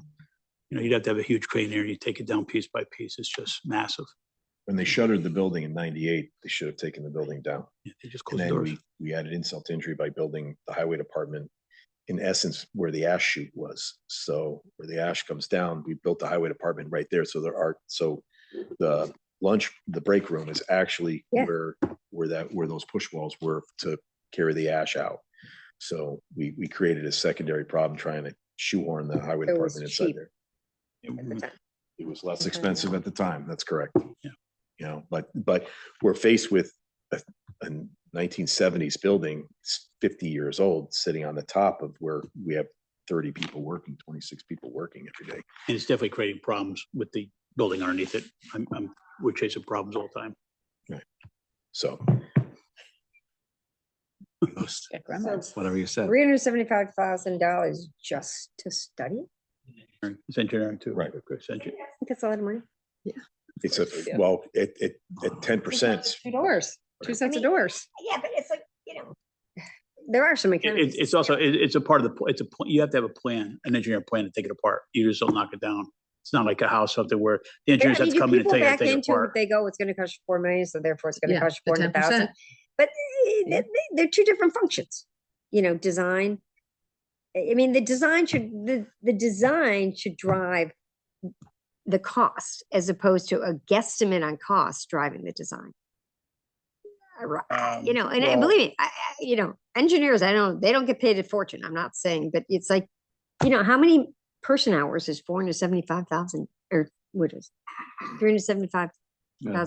I mean, The only defense to it is, as they just said, it's so unique because you have a usable space that's underneath this. And if one thing goes wrong and you remove something that you shouldn't, and all of a sudden this whole thing collapses or whatever, you need a plan to go in there, but we're not going to keep the guys under there. No, I know that, but you want to keep the building though. We I have mean, to, this has got to, quote an allowance in there too. Where are we going to put the highway guys while we're doing this? We have to relocate them somewhere on site, So there's a lot of moving parts to this. That's why we need a good study and actually a so-called master plan on how we're going to manage all this, and the design from a licensed engineer to tell us how to take it apart. It's a lot of money It is a lot of for money. a pair. I mean, does it really cost this much? I mean, Well, this goes back to our points before about what, should we be hiring, it's cheaper to almost have somebody on staff to be able to do this kind of work than it is to, for starting. Mhm. I mean, we got 375 here, we got 50,000 for the lights. These are all just the study parts of it. I don't know. Well, the problem with this project is it's definitely not a sexy project. But it's a needed project. No, and we've been that's talking the- about it for a decade. I know.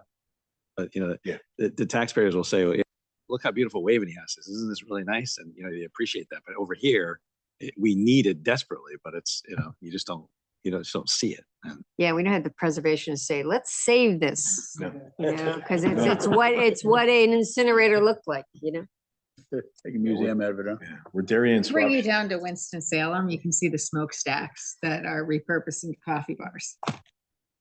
right up at Bridgeport, they're taking down that famous red and white smokestack, and Oh, someone's stepped forward and tried to save it. Like, Oh, yeah.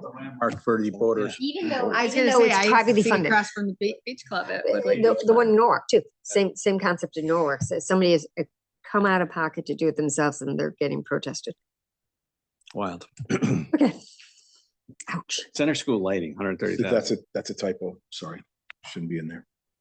Oh, just get rid of it completely. Previous. Do we talk about Yeah. Anything else on the overall look? Yeah, the next,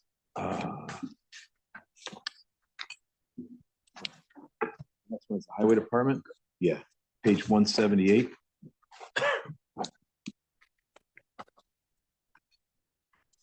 The only thing we'll show you is this is your $640,000 machine.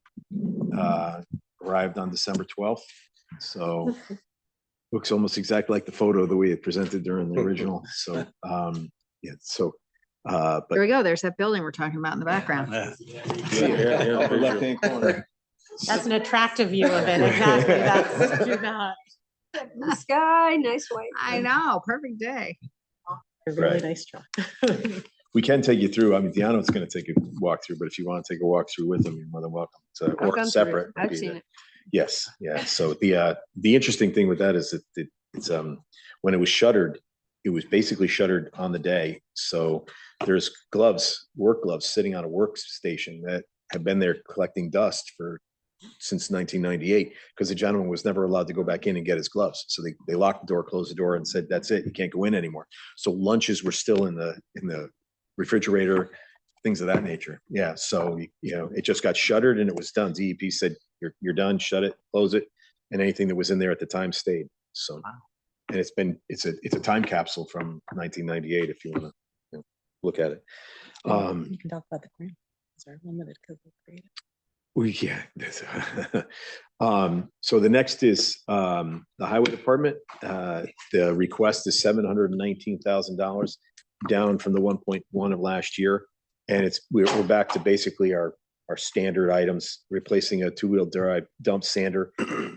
This one is a 2011 International, 61,000 miles on it, and it fought 222 storms. And then we're looking at a pickup truck for, that's a typo. Maybe. 1 second. It's an expensive pickup truck, Steve. You would like that one. Yeah, that's a typo. That should have been 75,000, right? No, there shouldn't be a pickup truck. Oh, boy. Yeah, Oh, low boy. it says pickup. For Okay. 90.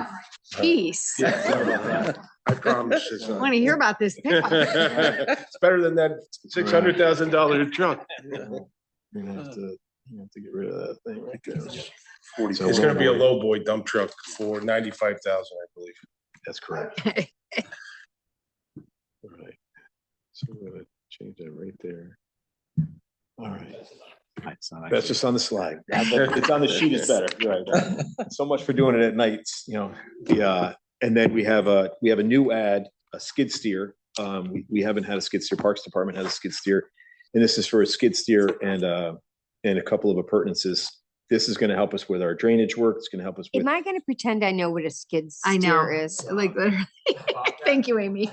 Thank you.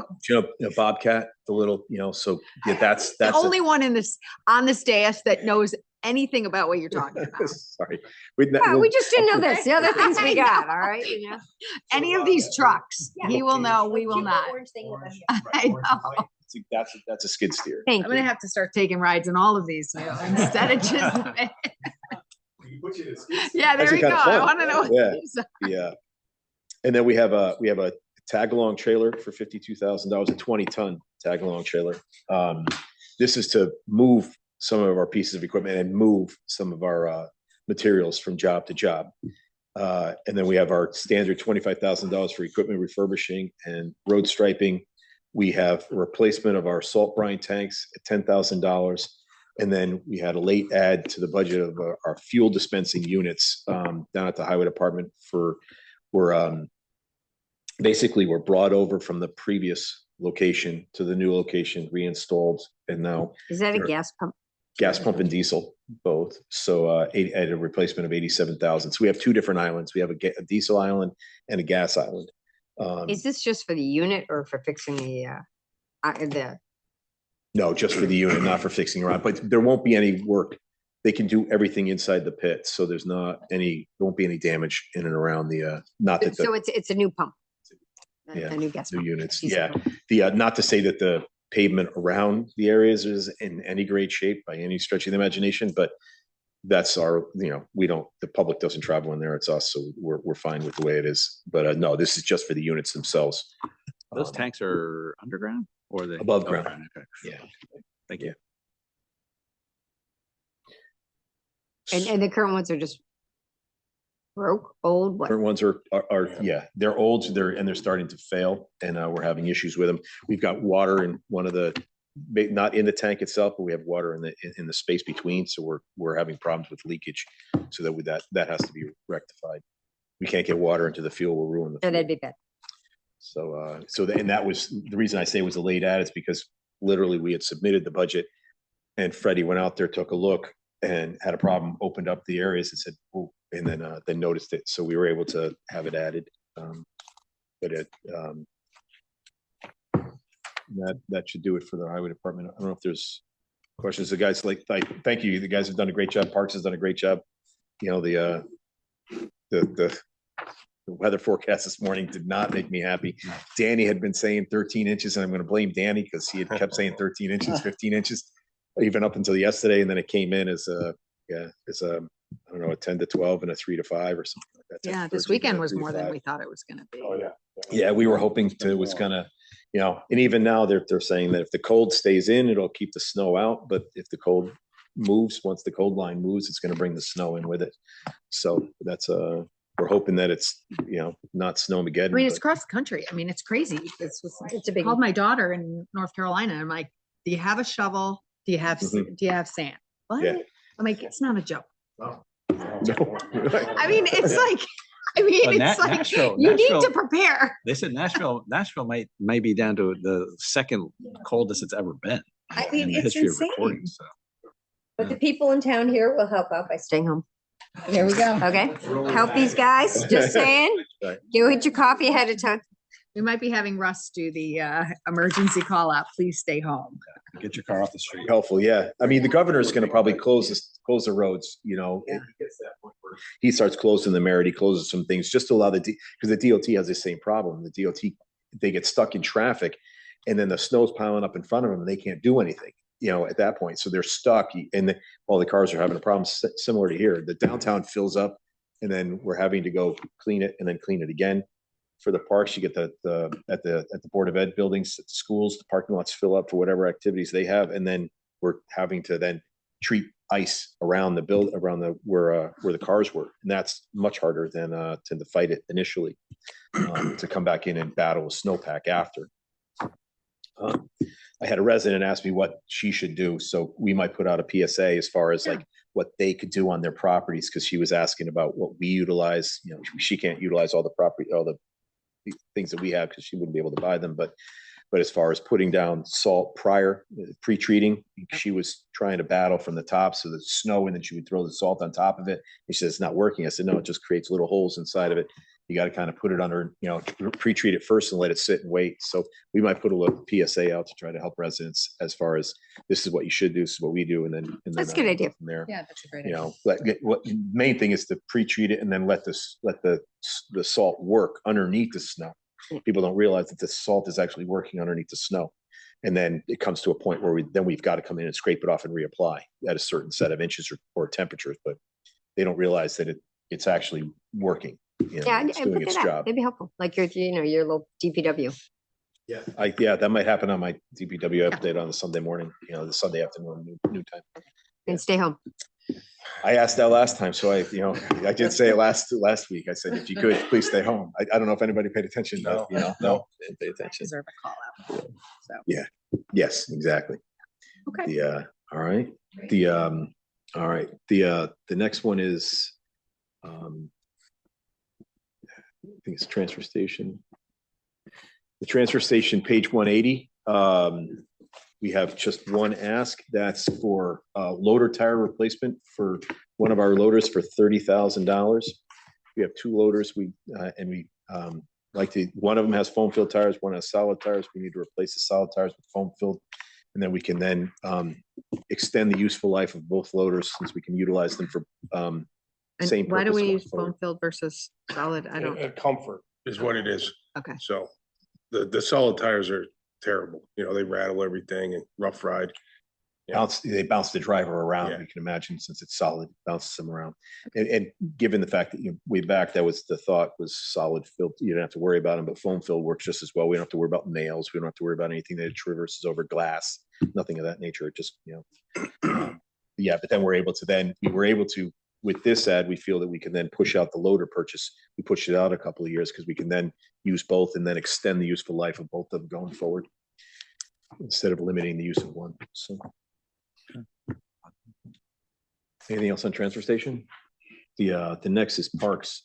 So Thank you very much. Thank you for everything. Appreciate it. Thanks, you. guys. 181. It's gonna have a fit. It's gonna say, really? Nothing for you. All right. So John and Ryan came up to handle parks and then the rec side. So capital infrastructure for parks. Yes. First. So the field improvement is our normal yearly field improvement, which is mainly used for the baseball and softball infields, removing lips, sod work there, regrading, adding clay. Irrigation upgrades. Unfortunately, you'll see two things. That 400,000 includes two separate things. 300,000 to replace the sprinklers and piping at the high school. which includes the track field and the farm road field. There's also 100,000, How old are those? about 25 years. Okay, there you Yeah. go. So it's about 5 years beyond its normal life expectancy. So, and then there's $100,000 in there. We need to do some work with the Saks well, whether it's improving the existing well or possibly having to drill a new well at Saks. We're still trying to figure that out. Interior wall repair. Right, so we have another phase to go forward on the wall repair at Waveney. We're looking at the stretch that goes down below beside the Rose Garden. So behind the structure inside the Rose Garden, you can actually see through that wall and then extend further the wall inside the parterre garden. So we're actually having that tree, those trees are starting to kind of heave that wall a little bit. So we're looking at that area as well. So those are the two areas of focus that we'll have. And then once we get through that, then we'll start working on this around the front entrance. So Got it. with the Tackle. Conservancy, so they're the grounds, but not the building. So Right, the Berkshire hardscape Gardens, the ground, grounds were them. So the plantings and the design of that area and that have you. so a structure that was in the grounds. It was any of the infrastructure. So the walls, the building, the paving, they did help us with the Bluestone Walk. Okay. So they did. I mean, they're partner very with us on generous. that. I'm not saying Yeah. they're not. So the Bluestone walks that went along past the fountain, north and south and then east and west, they actually took care of that. They partnered with us on that. And then the service entrance, they partnered with us on the service entrance as well. So where we did the dumpster relocation Big with the improvement. dumpster wall, Yep. market improvement, that with the new parking lot on the other side changes the whole, in my opinion, changes the entrance to Waveney for anyone arriving. Yeah, it was But they've helped us with dilapidated. that, but they're primarily softscape and we're hardscape. Then intersect with any of the new powerhouse building coming in the back, right? That's far enough away. No, it's far We're not enough gonna away. It redo or- one doesn't affect the other. No, the parking lot in between will be affected with the powerhouse or the potting shed work, but not that wall. 'Cause the wall extends almost. Well, goes all the way down Yeah, to the gated entrance at the bottom of the parking lot. Right. Yes. That wall itself. Okay, playground. Sorry. It's your meeting. Playground updates. This is to keep our playgrounds that we presently have in good, safe, usable condition. So that's an estimate for the repairs that we need to do to both Mead, Kiwanis, not the new one at Waveney. This is for the repairs and the inspection or just the inspection? Repairs and inspection. Okay. Yeah. Only 14? Wow. I'm not.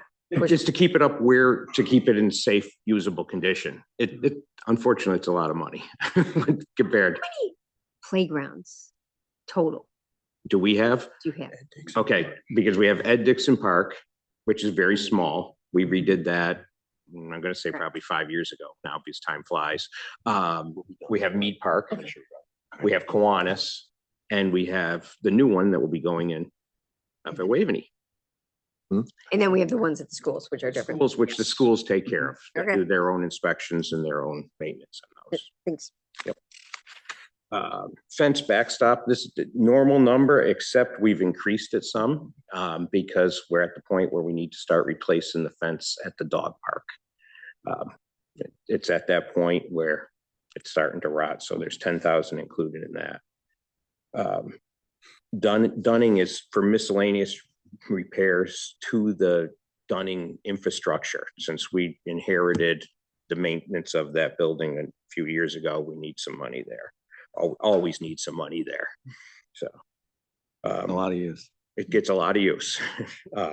Waveney Trail construction. The Waveney Trails, we're looking at the stretch, excuse me, from the high school to Saks. So there's one that used to be called the Pit. We did it a number of years ago, and it doesn't have the same surface that we've been utilizing elsewhere, and it's in need of a little bit of an upgrade. It used to be a smoking area. Now we kind of refurbished it. And that's a heavily used one because of all the athletes that go between the high school and Saks Field back and forth. So that's why we put that RFB at the crossing. So that's the area we're looking at. And we have some additional monies left over from last year's construction that will then augment this number. So we were normally going to be at 60. We dropped it to 30 because we have about $30,000 carried over from last year. So this isn't, sorry, I just want to, this is an addition. I don't see that in my original budget book, the Dunning Stadium repairs. I don't even see it in my capital. I guess is that just in the operating budget? No, because it's capital. So I don't. And it's been that amount's been in there since we took over the stadium each year. So I just don't see it in my capital list here. I see it on your presentation, but I don't see it in this list. Oh, Anne's not here. I'll ask her. Okay. To John's point, we have $7,000 in there. $7,000 since we took it over. Yeah, it's not. don't know. I don't know why either. This capital plan, it's after water fountains, it's after my capital plan, which is it's just listed as Dunning Stadium. That's on 180, right? Okay. Wait. I think I have a different page number, but mine's 6 of 8. That's not gonna help. Right. No, we'll find it. Okay. It's a small number. You want to Getting go back to that forward? Waveney Trail, just one question. So this goes from the basically where the high school, the back bus area is, and this will go from there through the old pit area out and connect with the existing path that's already been done. So that section is what we're That talking stretch, Okay. yeah, and actually go to South Avenue. Oh, so we'll go all the way out to We'll South. jump it because there's probably another 100 feet or so of trail, maybe a little bit more of trail that gets to South Avenue. But that's the stretch that we're looking at. Starting at Farm and going all the way to South. Well, I started at the high school and walked to towards South Avenue. So through the pit, Parallel to Farm through the Road. old pit Through area. the Yeah. bus parking lot Yeah. in there And and then- then, okay. All the way And over then to the right. to the There's another little crosswalk. spur that goes out to South Avenue that you're talking about connecting. Yes, yeah, might as well finish it, right? It's the thought is to finish that area because we've done, to be honest, we've done from Farm Road all the way to South Avenue, from South Avenue all the way to the Merritt Parkway entrance. So that entire frontage is done. Now we're doing the crossings, Right. So we're doing the smaller trails coming across. So that does that line up with Surrey? Is that where that would? No, this lines up with Saks. There's With the crossing. where the Right. There then, There's a right? crosswalk right there. That's saying we put that rapid rectangular flashing beacon right there. That's where that crossing is for the trail that comes from the pit. Thank you. Okay. So the clay infield replacement with the backstop, it was the men's softball field, and when Capo Field was built, it was removed. What we'd like to do is just replace the clay infield, and it's going to mainly be used for little kids softball. They do a lot of their practice on a small field like that. They need an infield, and they've been always using the men's softball fields for years. So that's why we'd like to replace that. It will work for the young kids. It will not help us with our men's softball program, but it will really help us with, the little kids, giving them space to use. And that field, John, is where again? Sorry. It's going to be in the same location it used to be, the clay infield that was closest to the pool. So it's going to be in the same location. There's still a little bit of space there before it comes into Capo Field. And for the young kids, since most of the play stays right in the infield, it will work out well there.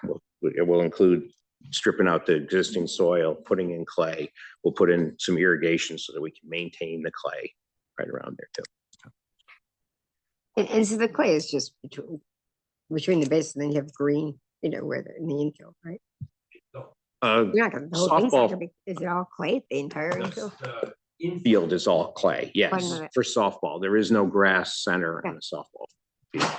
And you mentioned it's not going to be big enough for the men. It's not going to be big enough. So There's this not is enough a room true- with the It's a fence. true little league, or little kids. And it's mainly used for the girls program. Yep. And primarily, most of their play is in the infield. Very little going out of play. You're going Missing any into the bombs outfield. out of the infield? Come on. Every once in a while, there's a nice little. They're like a scrum. Everybody wants to get to the ball. Those are fun games. Okay. All right. Big one here is the artificial turf for the two girls softball fields. We were approached by New Canaan softball that they do not want to have a turf field such as Capo, where it's all turf, but they would like to have an artificial infield, a synthetic grass infield on both the Orchard and the Water Tower field, the two girls' high school fields, which are also used for younger kids. Just kind of anecdotal information, they lose about 19% of their games per year due to weather. And it's not because Ryan's guys are not doing the work. It's just there's still times when you can't play on clay infield. So it really affects them. And then did they have enough time to get in, replacement games? The seasons are short. So that's what they were looking for. So the $1 million is really a guesstimate because we don't have any design plans or anything else at this point in time. It's the area of the turf. We still need to have water detention and everything else. So it's a fairly big project. So are we removing, you have it crossed off on our presentation. Yep. No, that was Connor Field. Sorry, that was mine. That was Connor Field. And we have the turf Orchard Field and the Dunning Stadium Phase 2. Yeah, that was my fault. That's not the one that I thought it was Connor Field. We had moved out Connor. Okay, so we still have $1 million in there for turf, Orchard, and water. Infields for just the Water Tower, the Orchard field. Okay, okay. So we're missing a line on this summary, right? It's not. It's in here. It's in your budget. I know, but it's in this. It's not on here. What happened was I sent that presentation in, then John's slides came in after, and so I wasn't able to incorporate them into that. Okay, can we get a summary of all the turf we have, all the turf we're proposing? When is their useful life? Or, at some point we got to stop adding plastic to our parks. I can't agree with you more. I have a degree in turf management. I do not have a degree in plastic management. Yeah. $1 million. It's like, that's a big number. It's a huge number. Yeah. For how many square feet? So is this, This is two fields, right? okay, $500,000 still. Infields. It's still $1 million, right? And it's a really rough number. This came in late as we were putting everything together. We have no design plans. We haven't talked to designers. So what is the probability this happens in the next budget since we're so early in it? Is this something that it's more a design number should be in? And then it happens, timing wise, because there's a big capital ask, Huge cap. Yeah. Yeah.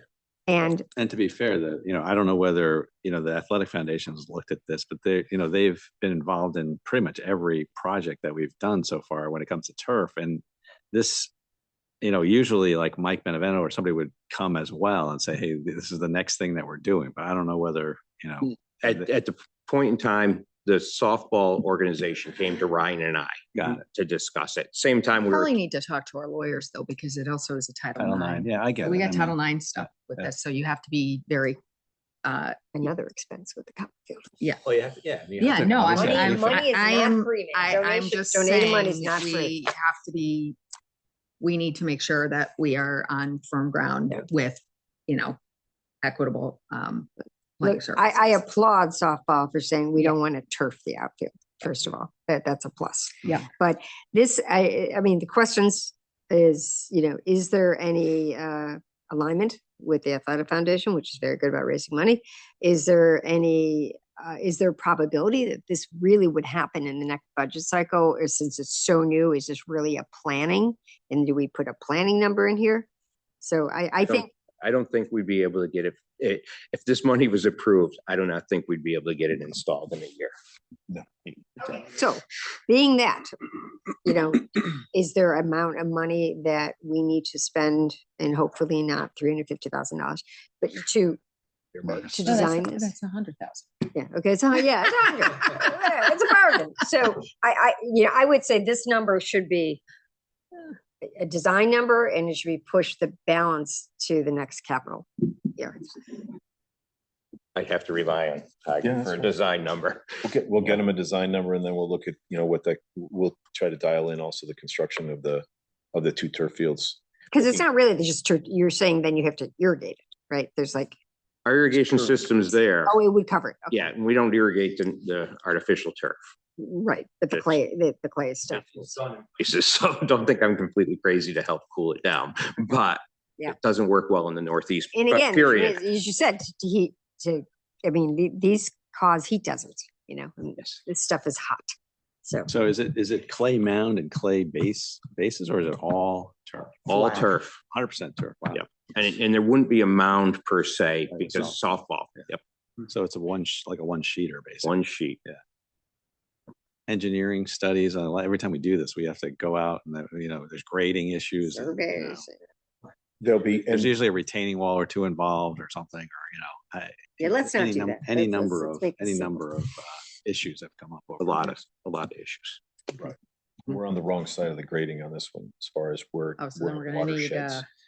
detention system. Where it sheds is. I'm we're on like, the wrong side. all I see is, what do you call them? The big things underground? System, yeah. Yeah. A cul-de-sac or a Coltex system. That's what I'm trying to say.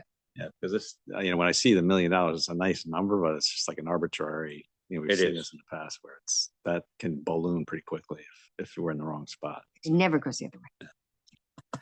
But, that said, to be fair, as Deanna said, I mean, we have to support and we want to support the program. So, and we applaud them for coming forward to say, hey, this is a need. So it's not like we're saying, no, we support it. It's just, we need to.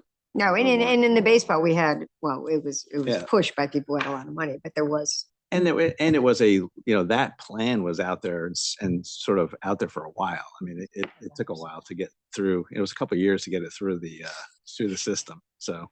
Okay, moving on. Okay. You've taken So let's adjust this number, okay?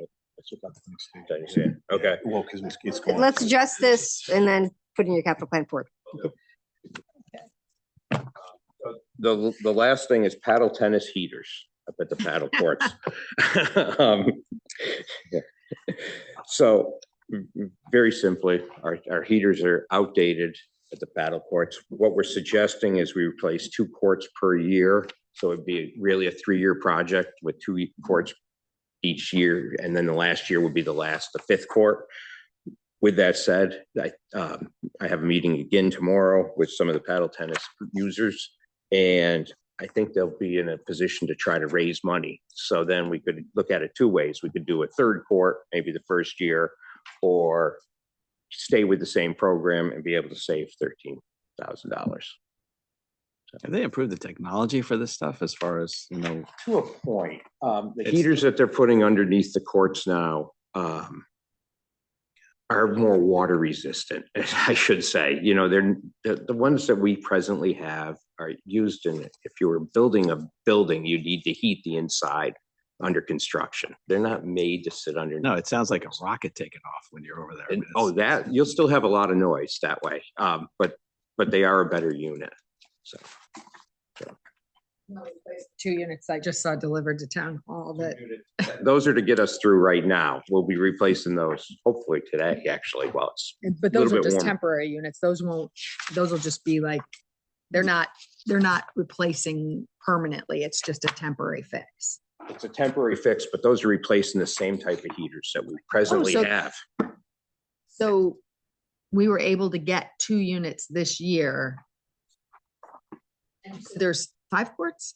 It's 5 courts. 5 Presently, courts. there's 2 heaters per court, which is not the Okay, proper so- thing. We need to either have 3 or 4 heaters Okay. to get up around 1 million BTUs, Okay. if you want to talk about. So currently we only have 2 and we really need 4. Okay. So, or depending on the type But of just heaters. those ones that were delivered. Those are going to help us out to get through this winter. I guess what I'm trying to say, it's the same.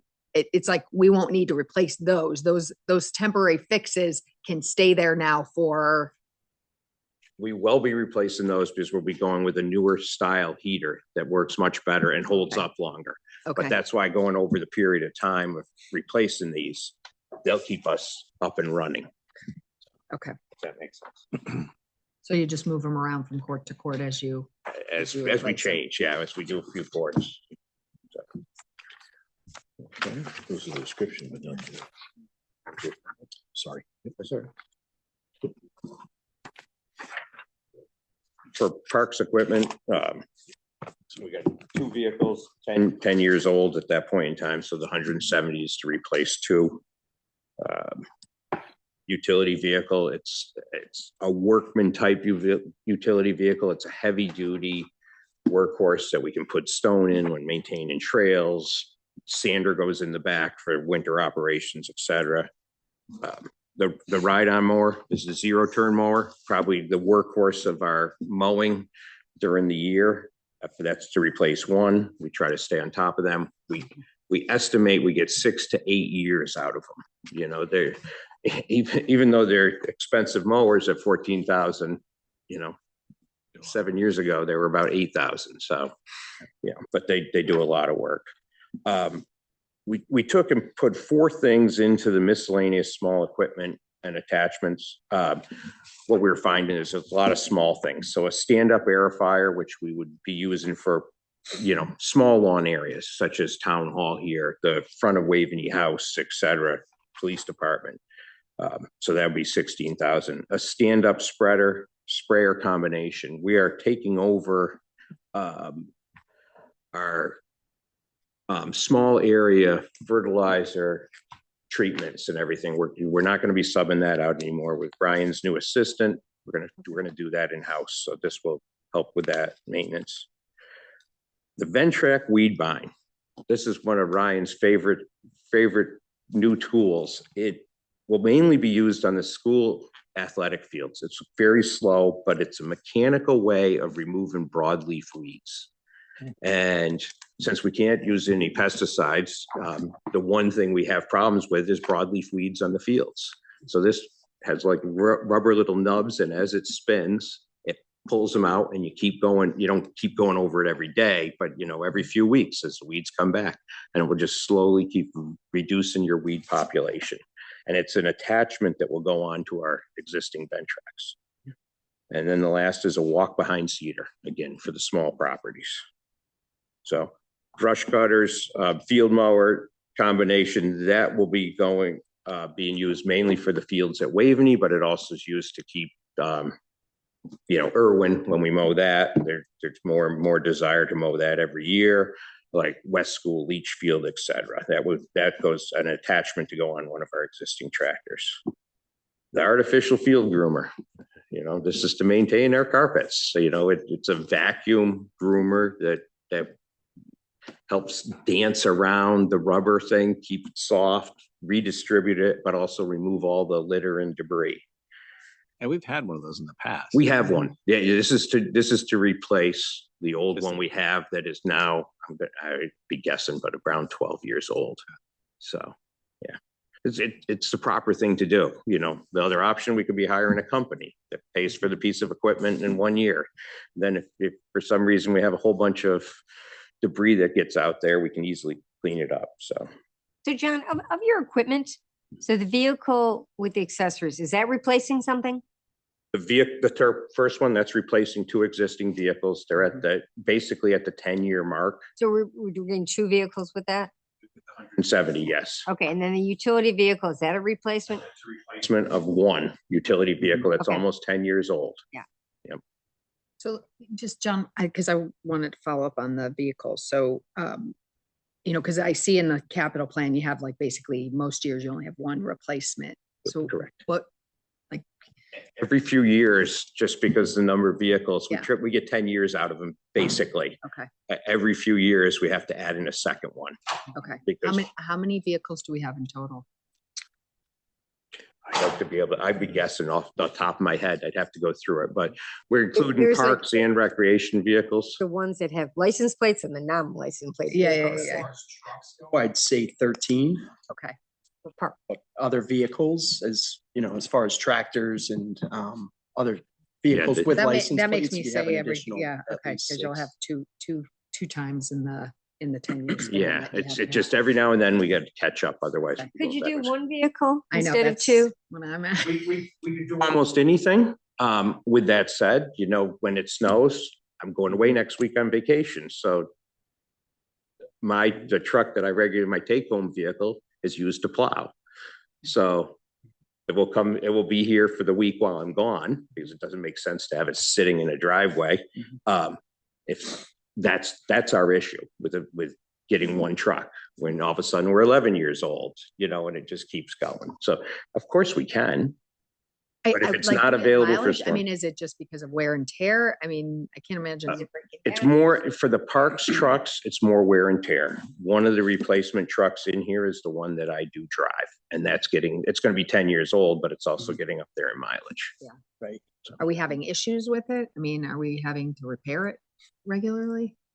Nothing out of the ordinary, you know, but who are you kidding? Your 10-year-old vehicle, you will have to rebuild the transmission. Things do wear out. They're not, you know, when you're needing them for snow removal and everything, when one truck is down, it's tough. Right. In addition, Parks and Recreation also took over the recreation vehicles, if I'm not mistaken, right, John? Yeah, we So, put them all into the one budget. when we created the assistant position over 3.5, 4 years ago, Steve Banko's old truck became a Parks Department truck. So that added to our fleet as well. So maybe we could put together a schedule before we have our budget vote on how many, you know, the vehicles, the mileage, and the year. Okay. Yeah, and Tiger you generally give us that for here. So We can give you all of it. yeah, so do Yeah. because you always do that. You're like, okay, Yeah. it's got 90, it's over, Right, it's cost right. us That way we this. can And just- what the plan is for, you know, a lot of times we hand these down and, you know, we use them in different areas. So, you know, we got to figure out, is this one that's going to get handed down, or are you using it to trade, or, you know, Yeah. where does the old one go? Okay. So, It's helpful. No problem at all. Great. The next thing was the snowplow tractor mount. I know it sounds ridiculous at $30,000 for a plow to be mounted on our tractor. Oh my gosh, just the thing in front? It's the thing in It's front. 30 grand? Yes. The good part is that will last us 20 years, and the tractor will last us 20 years. You know, there'll be maintenance. that's a full size. That's a one of our full-size big- plow. We big have ones. one existing on the tractor, and as I say to Ryan, you know, when I come into plow, that's what I want to plow with, because you can move an awful lot of snow. Is that a V plow, or is it just a? It has a Articulated. straight plow that can also angle, but then two wings that are about 3 feet long that you can move up. You can angle which way. I So heard that we don't like those necessarily because we can't necessarily tell what the edges are. No, this okay, is well, I disagree. And you know what? Unfortunately, that's In my little ride-along experience, I learned about those little wings. interesting, because the tractor that it's mounted on does have a jump seat. It's a little different on a truck than a tractor. I guess, Yeah. too. This is on a track. It actually works for us on the schools, since we're dealing with snow coming off the curbs so people can still get into the schools. This plow is great for actually removing the snow out of the center circles and things like that, where a regular truck, you just keep losing it off the side. This one, we actually take the snow to another section. So Same question. Is this a replacement or is it an addition? this is an addition, but an addition on an existing tractor. Yes, we already have the tractor, but with this. We have the tractor, yeah. Do we have a couple of these already? We have one of these already on a New Holland tractor that we have, yeah. Right. You could deploy one of these if you had to downtown and went to the schools or wherever you need. We could, yeah, it could be used wherever, you know. Salt spreader body, oh, sorry. No, that's right. You got that's your job downtown.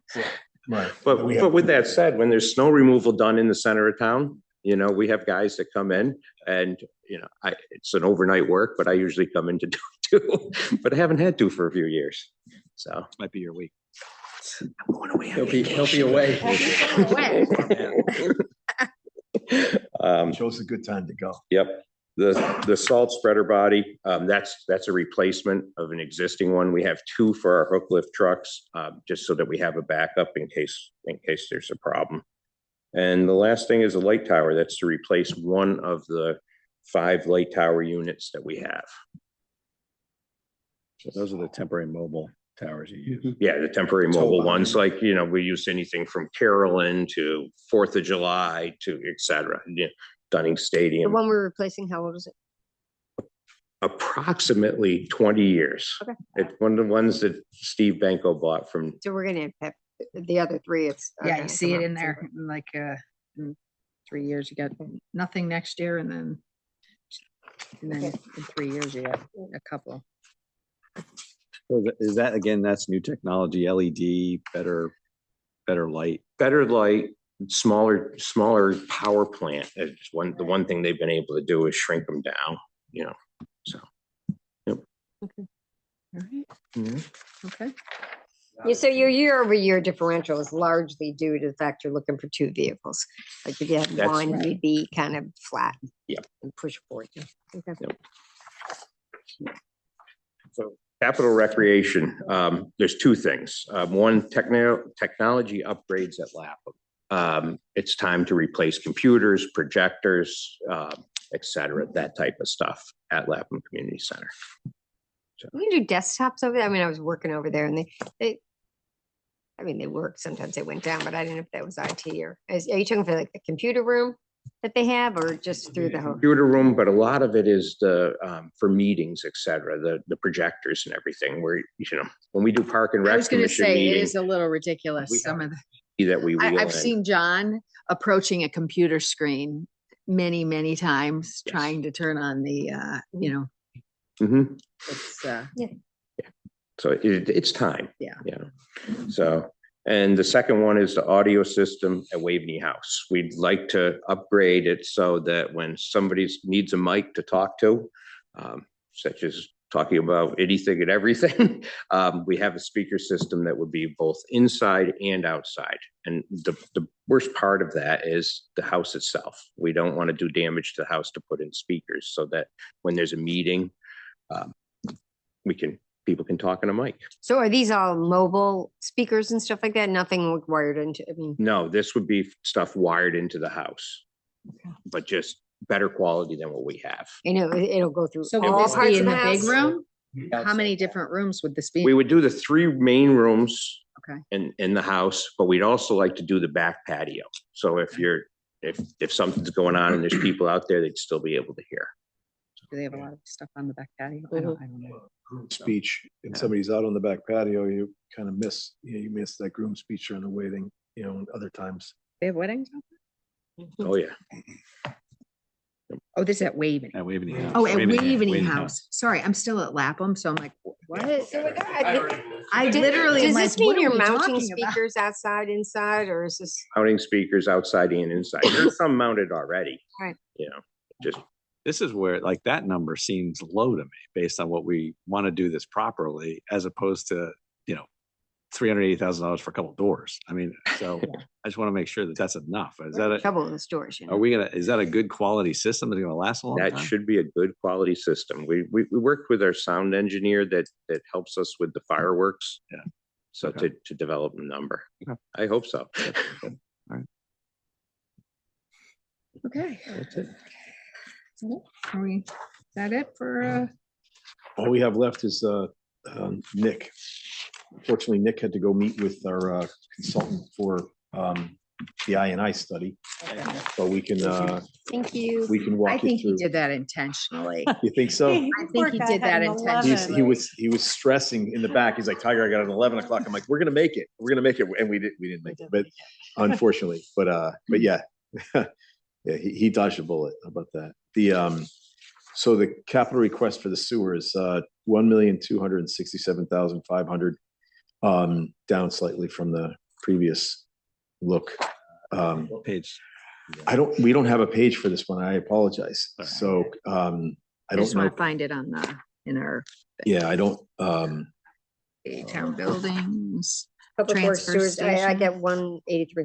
I have page 183 on my side. Thank you. Oh, the voice from above. The voice from above. I know.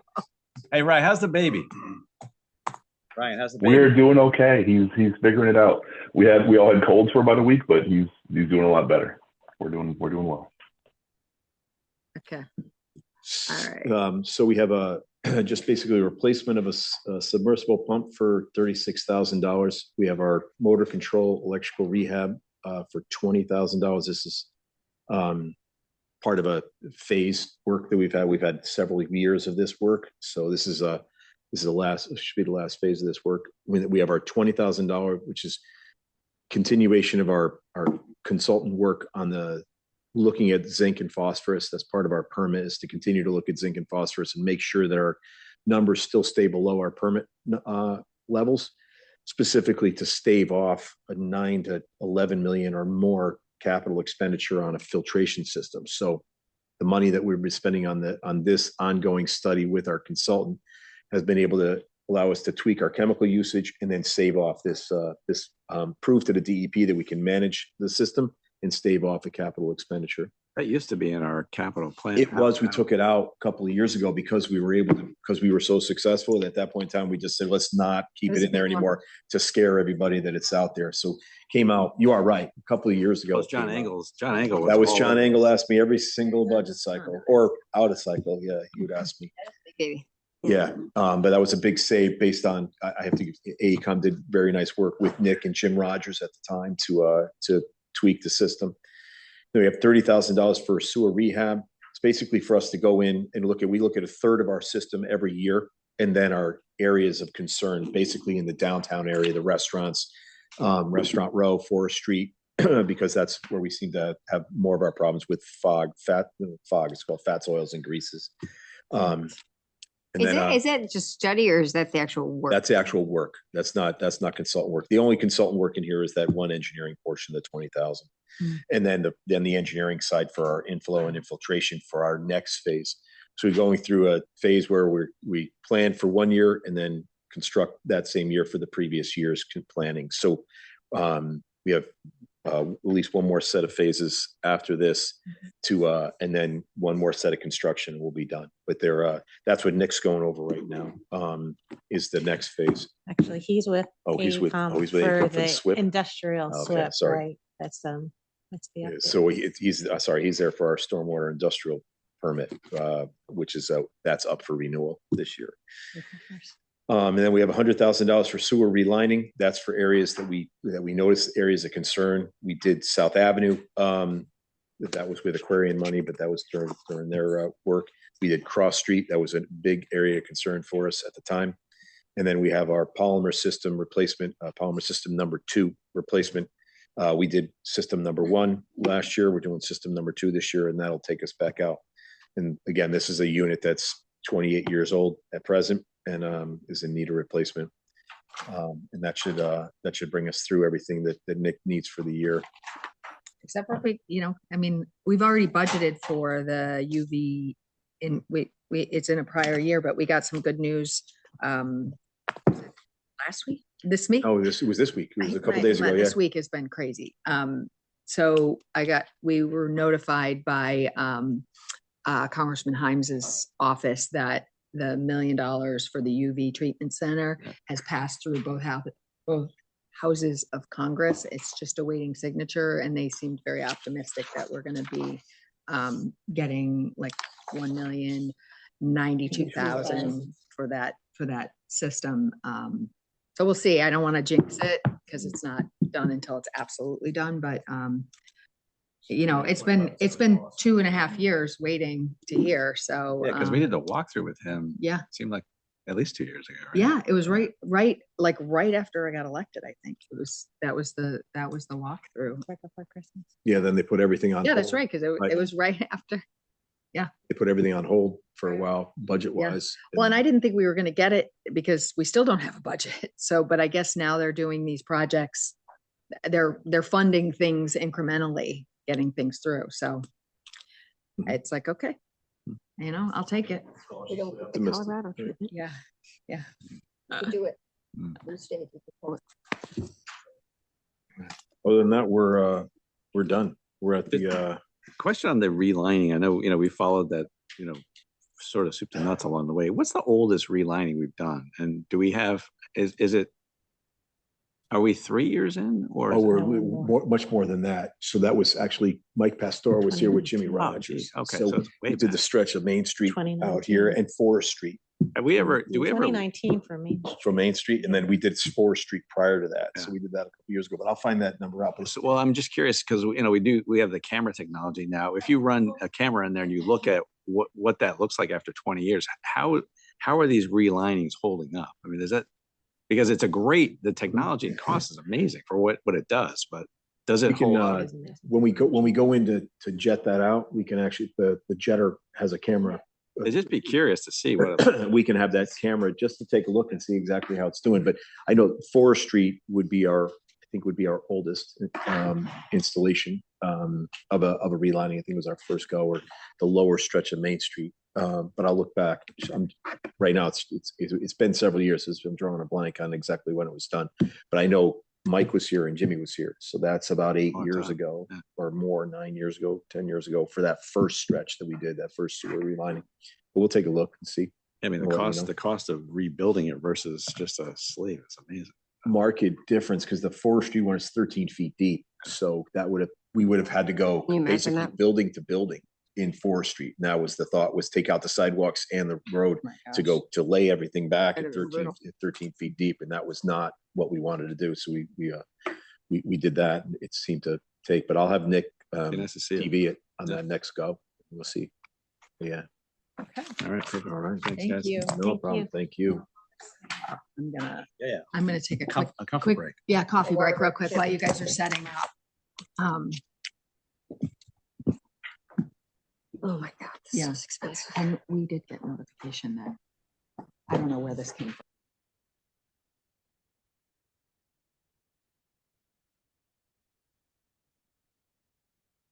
We're back. Oh, We're back. We're back. Yeah.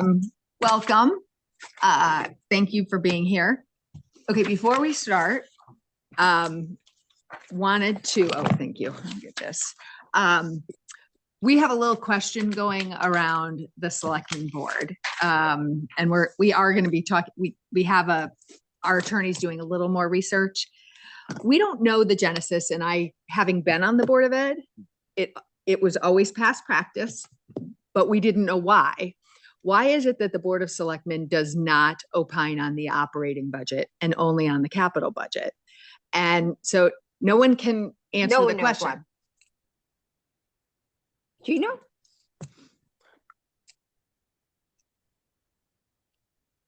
It's certainly unique to New Canaan. That's what we're hearing. I want to give it some more thought before opining. Yes. I believe it probably comes in part from the close connection that existed and still exists between the Board of Selectmen and the Board of Finance, right? Because then it goes to the Board of Finance. As you know, the chair, the first selectman used to be the chair of the Board of Finance. That could have been a charter problem that didn't and maybe it's a legacy holdover of that, how that used to be when that changed. Maybe it didn't. Yeah. I'd want to think about it a little bit more. Yeah. Our attorney does too. So, but he finds it unique as well, because we asked about it and we're like, we don't know. Nobody knows. It's not specifically about this year. We're just looking because the charter's out there. We're trying to figure out what's the right thing. Well, and as you know, we don't come in and say we're only going to talk about capital. Right. No, We always are. But open we've to that conversation, never had, quite frankly, any opportunity to raise or lower the operating budget. And we also know, going to Board of Finance, they're the only body that can add in. I mean, town council can't. So whatever we said, they could overrule. But you can imagine our inclination is to weigh in if we think it's appropriate. So let's figure that out. Yeah. So we're just, I didn't want to blindside you. Somebody asked me and I'm like, I have no idea, but I can tell you I was on the Board of Ed in 2013. It's been that way since 2013 at least. A big kitchen and cooks are always welcome. Yeah. So come on in and join us. No, but as you know, obviously, we've always had a conversation. Yes. We never, yes. And any feedback that you provide for us through the years, and it's been excellent feedback, has been incorporated into our thinking and conversation. I don't remember us. I mean, we've been together for a couple of years, and I've always thought we participated. But we always hear it. Yeah. We always hear I it. remember the first year we were selected because you came to town council and Board of Finance, and I think Deanna or somebody said, we don't opine. I'm like, huh? Yeah. And I just kind of let it go. Yeah. But so we're going to get the answer. Yeah. because you have town council, you have board of finance, and your board of ed. Yeah. So we've all, It is a well-experienced board of selectmen. which we had before with Gianna, Kevin, and Nick, honestly. 'Cause- Kathleen. Kevin, I meant it, Kathleen, sorry. Yeah. And That's right, 'cause they- Nick was they on had the it Board as of Ed. well. So, yeah. Mhm. So just so you Board of Ed people, think where you can end up. Woo-hoo. Yeah, I'm Yeah, right. we always look forward to our conversations here at the Board of Selectmen because the perspective, as you know, the Board of Education has been working on this budget since, in the district since October. The Board of Ed picked it up in the beginning of December. And we've gone through it and talked about it and worked through it. And so now we are proud for the Board of Selectmen to be the next stop, then the first next stop after the Board of Education for our conversation. So, because as you know, and I'm going to say this for Amy and everyone, the work we do in our schools is the most important work on the planet. And we're very proud of the investments and the outcomes that we've been experiencing. So if you'll humor me, well, we'll dive right in. And you have in front of you with the presentation, small slides, and you might notice that it's a lighter presentation than in years past, lighter by about 80% lighter, because the goal this year is really to work through the book. And so we'll go through a couple of highlights, and then we'll get into a couple of specifics, and then open it up to conversation, any feedback, anything you'd like to share. The goal there, the reason for that is because the book is so detailed and so carefully crafted that I could recreate the information on slides and put them up there, but really better to work through the documentation that you have in that primary resource so that the rationales are there, the connections are there, and it's just very much a foundational document in all of this work. So we did this with the Board of Education, worked great. There just was an opportunity to work through it. And we'll be doing this with the Board of Finance and the Town Council as well. Again, I can recreate slides and spend time making sure that the numbers all tie out, but why not use the primary source document in our conversation? So thought that you'd be grateful for that. I know that my weekend was. So to begin, there we go.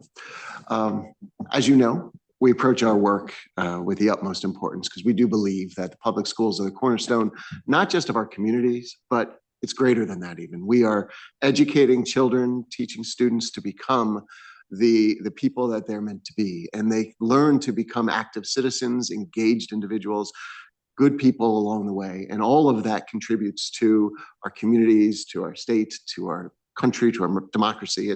Horace Mann said years ago that the foundation of a strong democracy is an educated populace. And we believe in that. We believe the work we do transcends even the individual day by day, as we are generatively co-creating the generation that will step into the world and help to continue and make things better and better. So we do think our work is the most important work on the planet. That it sounds trite, I know I say it often, but that's some of the reasons why. We are educating kids and providing them with world-class experiences each and every day in preparation for what's ahead. And we always are inspired by and awestruck by what our kids accomplish. As you know, our budget is a thorough process with over 17 formal meetings and lots more informal meetings that we have. We meet with the town council, we meet with Board of Finance, Board of Selectmen, our Board of Education meetings, our workshops. We've had open forums with our parent groups, our elementary PTCs, our middle and high school PFA and PTC and others. We are always open to feedback. We put our information on the website right away. This whole document, the budget itself, is on the website. It's all tabbed and hyperlinked, and people are invited to go take a look anytime they'd like. We appreciate the opportunity to talk about our budget because it's not a spreadsheet, right? A budget is how do we resource the mission, vision, values, and goals that we have for our kids and for our schools. And through the years, as you know, we've worked to refine this to be sure that the investments we're making are the highest possible leverage. And we'll talk about that a little bit today. So the process, this is our move into phase 2 with the Board of Selectmen. And then we'll be moving into the Board of Finance. And then, of course, phase 3, we'll move into our work with the town council. The budget process I mentioned briefly, we begin in October. We meet at each of the buildings. We meet with all of the cost center leaders who have spoken with their folks. So it's sort of a top-down, bottom-up approach. We hear from the people doing the work where the resources are most needed and most effective, because we believe decisions about the work are best made at the level at which the work is being done. So when we get that insight from them, we're able to make the best decisions and chart that course for the district. And as you know, it's worked quite well for us through the years. It's worked well in part because we are guided by a very clear vision for all of our students.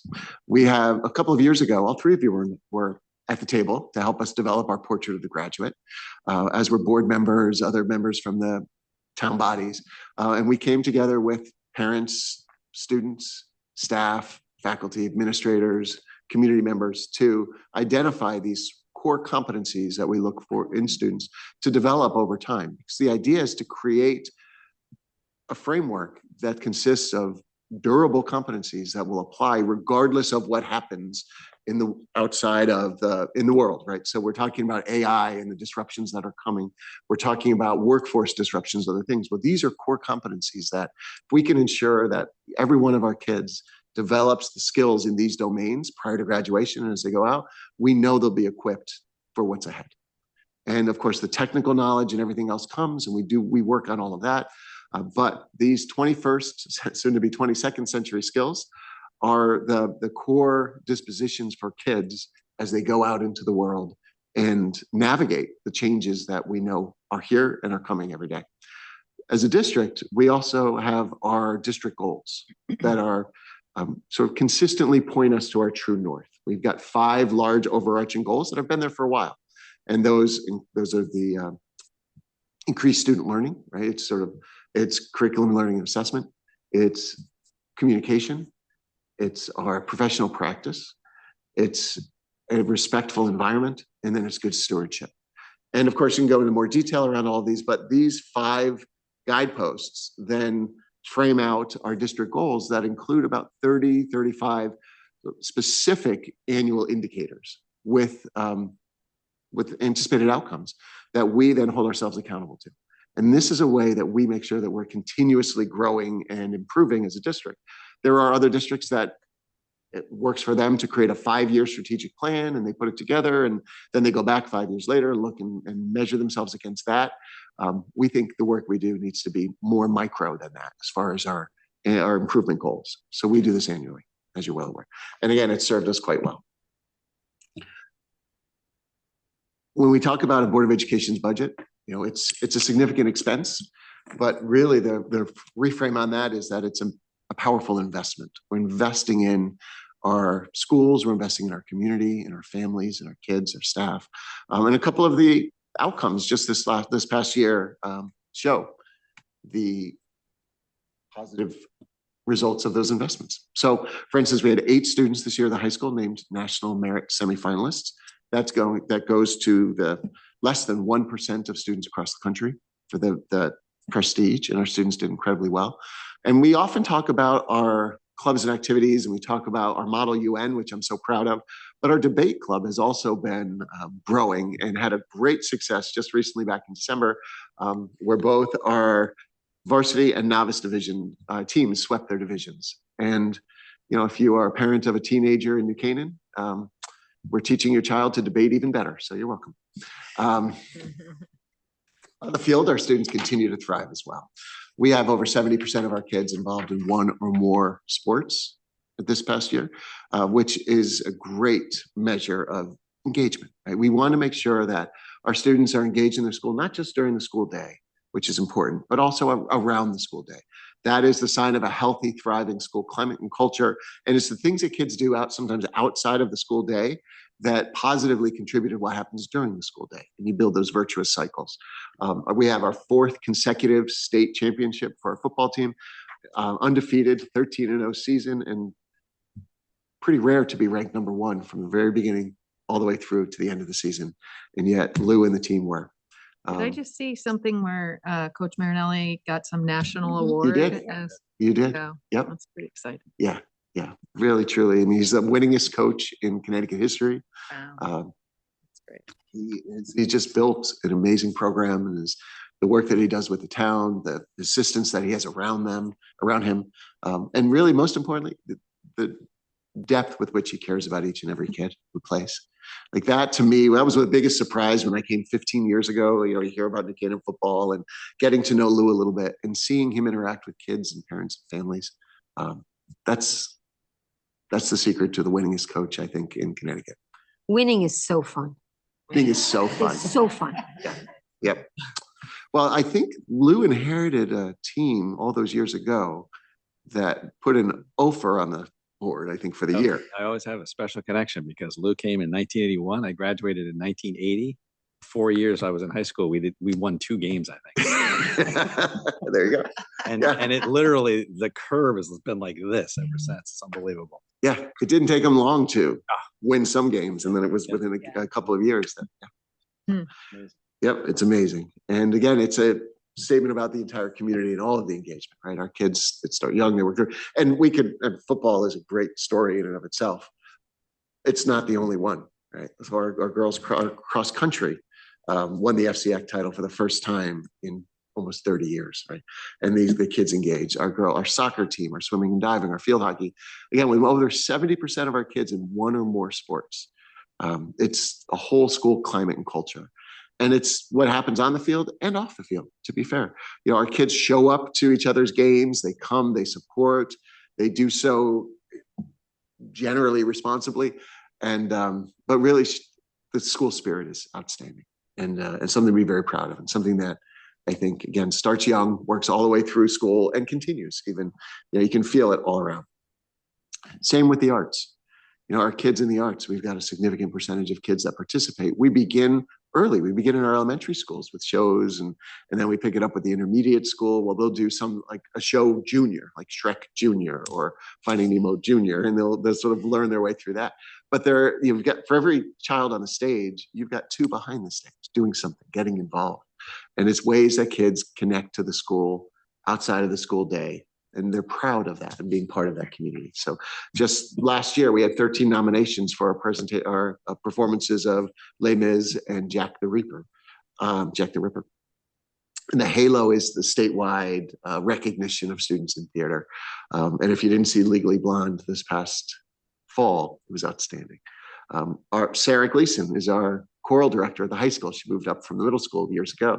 She was one of only 200 educators nationwide, selected from over 2,000 to be named 2026 Grammy Music Educator. True honor and so deserved, so deserved. And our kids have performed in Radio City. They're invited to go to different spots, really amazing. And our art program continues to thrive as well. We have Jen Sinsky and others at the high school who are just Maggie Penoyer, others who just bring the best out of kids. And they're always there for them. These are activities where they're not bell to bell, right? Kids come all day long. They want to come and practice something or do something or, pull out their artwork and continue working on it or do a video. And it's the dedication of our faculty and staff to our kids is, again, part of what makes New Canaan such a special place. A lot of that, I've been talking about the things outside of the classroom. Of course, we also have to just take a few minutes to talk about what we're doing in the classroom, because ultimately that's the foundation of everything. Our kids continue to perform incredibly well on the state assessments. Those, as you know, there's a Smarter Balanced assessment in English, language arts, and in math. And those are given to kids from grades 3 through 8. And once again, the children in New Canaan outperform the rest of the state. So #1 in the state in ELA, #1 in the state in math. This is due to that, again, goal 1, right? That teaching and learning, and the tight connection and articulation between our curriculum instruction and assessment, the work that goes on across the board. We've done some other thing. I'll talk briefly in a bit about the Literacy Academy, some other things we're doing to help kids that are struggling. Another mark of pride for us is our lower than average and lower than the DERG identification rate in special education. And I attribute that to the work that we do between sort of that mainstream and when a child's struggling before they become special ed, which we call response to intervention, RTI. We continue to develop these programs around RTI to make sure that if a child's struggling in something, we can get them back on track and get them back into the mainstream without it having to progress and become more of an issue that would then ultimately lead to an identification. So by investing early, instead of after the identification, when we do that too, but investing early in the process, we're able to get kids back on track more quickly. And that's working. Do these assessments, does anybody with an IEP get pulled out of this when they do these numbers? Very, very, very few. This is 99%, 98% of our kids. So even kids with IEPs are in this. Mhm. That's impressive. Yeah. Yep. That's impressive. Yeah. It's a very, only a handful of students that don't take it, that can't sit for an assessment. Yeah, that's amazing. Yeah, thank you. We're very proud of it. For the kids. What grade is this test? It's three. I mean, we can go into all the details and everything. Yeah, I'm no, I've sparing you seen those, the but breakout. yeah, I just thought this would be Yep. a meaningful, just quick snapshot again, where are we performing? The other thing is, Connecticut doesn't just do here's your score. They also look at the growth measure. So how have we grown from last year to this year as a district in each of in the grades and whatever? And this year, all 4 of our schools, all 3 elementaries and the middle school, were schools of distinction for the growth, which is pretty rare. So wait. So not only are so we even- performing at the highest, Yeah, I was gonna say, but you're our already kids are up at growing. 88% and they're expecting you to get to, well, it's a lot. it's a lot. Okay. Yep. And yet we continue to do it. Good. So this year, all of our schools that administered the Smarter Balance were acknowledged as schools of distinction due to the growth of the kids. Oh, that's great. Yeah. Yep. And if we shoot up to the high school, you've seen this graph before. And what it shows is the continued expansion of opportunities for students to get engaged in college level work while they're still in the high school. The data overwhelmingly shows that students who are giving that opportunity to experience college level work prior to graduation, that they are more successful, they take more advanced classes, they have more of a propensity for adult majors, everything else in college. They're more confident in taking advantage of the opportunities that are there because they've already had an experience and they know that they can do it. So what you have is if you can, I know it's not a great copy that you have, but our enrollment in the back, which is the gray bar, has been pretty consistent through the years. You see the red line is the number of tests. Yeah. We have it on our tablets, so we can see it better there. So you see, we've been pretty consistent. The red line is the number of tests that were administered to our students. Now, one student can take more than one test, right? So the number of tests administered. The blue line is the number of test takers. So that's the individual students who have taken one or more assessments. So for instance, last year in 2025, we had 498 students take 1,417 tests. And then the green line is the percentage score. How did they do on those tests? You would think over time, if you're expanding these numbers the way that we have been, that you might see a dip in your scores, in your outcome, because you have more students that are involved. But what we've actually seen is the opposite. Our scores have gone from 92% of our students at 3 or better in 2010 to 96% last year at 3 or better. We use 3 because the College Board uses that as the bar for college credit, or at least, and often it's not credit anymore, but what happens is for many students who take their APs, this allows them to take more advanced classes when they enroll and go to school. So it may not accelerate their time anymore, it might not shorten the 4-year period of time, but what it does do is allow them to go deeper into their studies. So can you just, I mean, it's not marked or anything at this point, but I noticed, a dip in last year's, number of test takers, the number that got 3 or better is great. But do you have an explanation for why? I really don't, other than we had a teacher who was teaching one of our AP classes, multiple sections of those AP classes, and he moved to a new role with us, but he moved. So I would have to look into it a little further, but my guess off the top would be the enrollment in that class dropped. Okay. And that would cover the 50, give or take, that we're talking. Okay.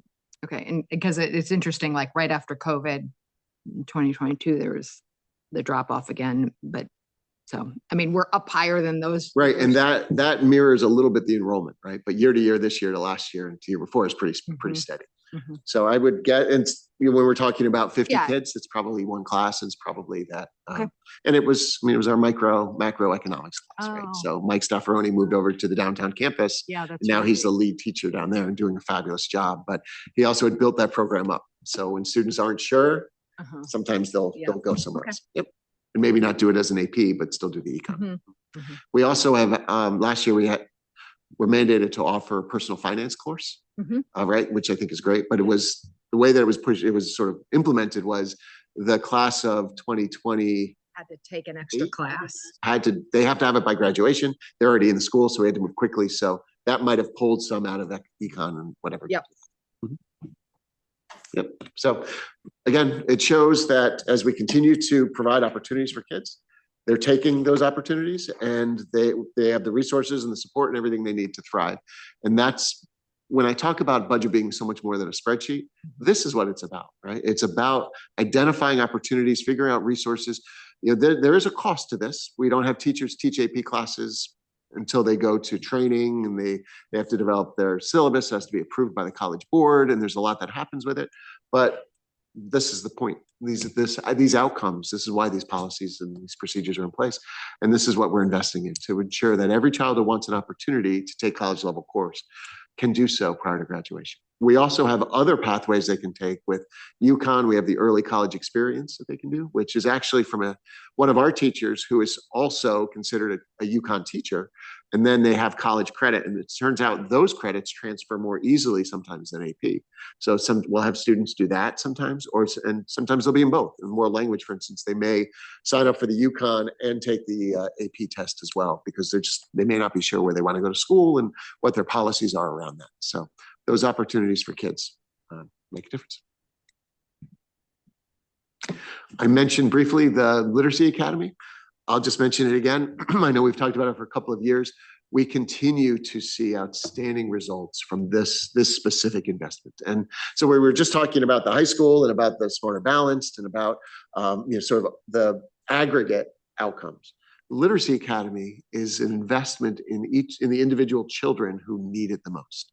And that's something to be very proud of as well. So what we have now at each of our 3 elementary schools, we have an Orton Gillingham highly trained teacher who meets with the kids regularly, daily, and works through very specific science of reading oriented lessons with small groups of children that are based on the Orton Gillingham method, which is the gold standard of this work. We also we're the only public school, I believe, in the country that has on staff an Orton Gillingham fellow. And so she just does the training for us, which helps bring down some costs and what have you. All of our teachers have been trained, but those running the literacy academies at 3 schools have been are sort of at a higher level. And now we've invited Orton Gillingham to come in and do a review of our program. And they have a process that they use. And if it ultimately results in them certifying our program, we'll be the only public school in the country, if not beyond, with Orton Gillingham certified program for our kids. So it's really outstanding stuff. Most importantly, with all of that said, each child in this program is showing marked gains that really matter, because we do believe, and I know you do too, that if we can change the trajectory of these kids and help them to learn to read, these are the kids that are struggling the most. Many are dyslexic, they're all in special ed, they have disabilities that they're working through and other challenges. If we can get them on grade level reading, that will change the trajectory of their lives. Their school experience will be different. And we've heard some amazing stories. Just recently I had an email that was forwarded to me from a parent whose child was a reluctant reader for years. Is in the program now, I think maybe in the second year. They were publicly somewhere facilitating something, and there was an opportunity for the kids in the room to read. His child raised her hand, started reading, and voluntarily read. Okay. The parent went home in tears, could not believe what had happened and that evidence, and that just to see that outcome and to hear his child reading in front of a class when for so many years had been reluctant and afraid was that's what this is about. That's another reason this is the most important work on the planet. How many kids are have an IEP that has them in the the reading. We have about maybe 12 to 15 in each of the schools at this point. And can you talk about the fact that we have these skilled teachers in the schools? Does that also flow to the regular classroom teachers being having a skill set they might not otherwise? And even if you're a good reader, tips come in that help you? It absolutely does. So all of our special ed teachers, whether or not they're in the Literacy Academy directly, have had a certain level of Orton Gillingham training to work with their kids. And they've also done training for the gen ed teachers, sort of en masse at the different schools at the grade levels and school-wide. Yes. So it's highly specialized in this program, but those practices around the science of reading and best practices are all being sort of taught and professionally learned throughout. Yes. These kids have daily one-on-one intervention. Small group generally. Small group intervention, but daily. But each student's learning plan is highly individualized. Yeah.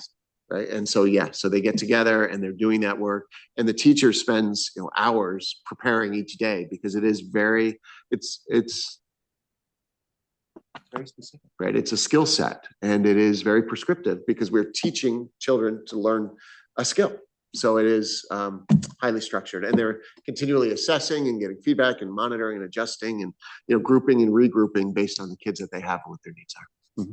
So this goes through fourth grade, the Orton Gillingham? Right now, it's concentrated in the elementary. We have some that we're doing at the in the intermediate school. Okay. That it's not the same intensity or approach necessarily, but it is, that approach has also been. So is this the second or third year of this program?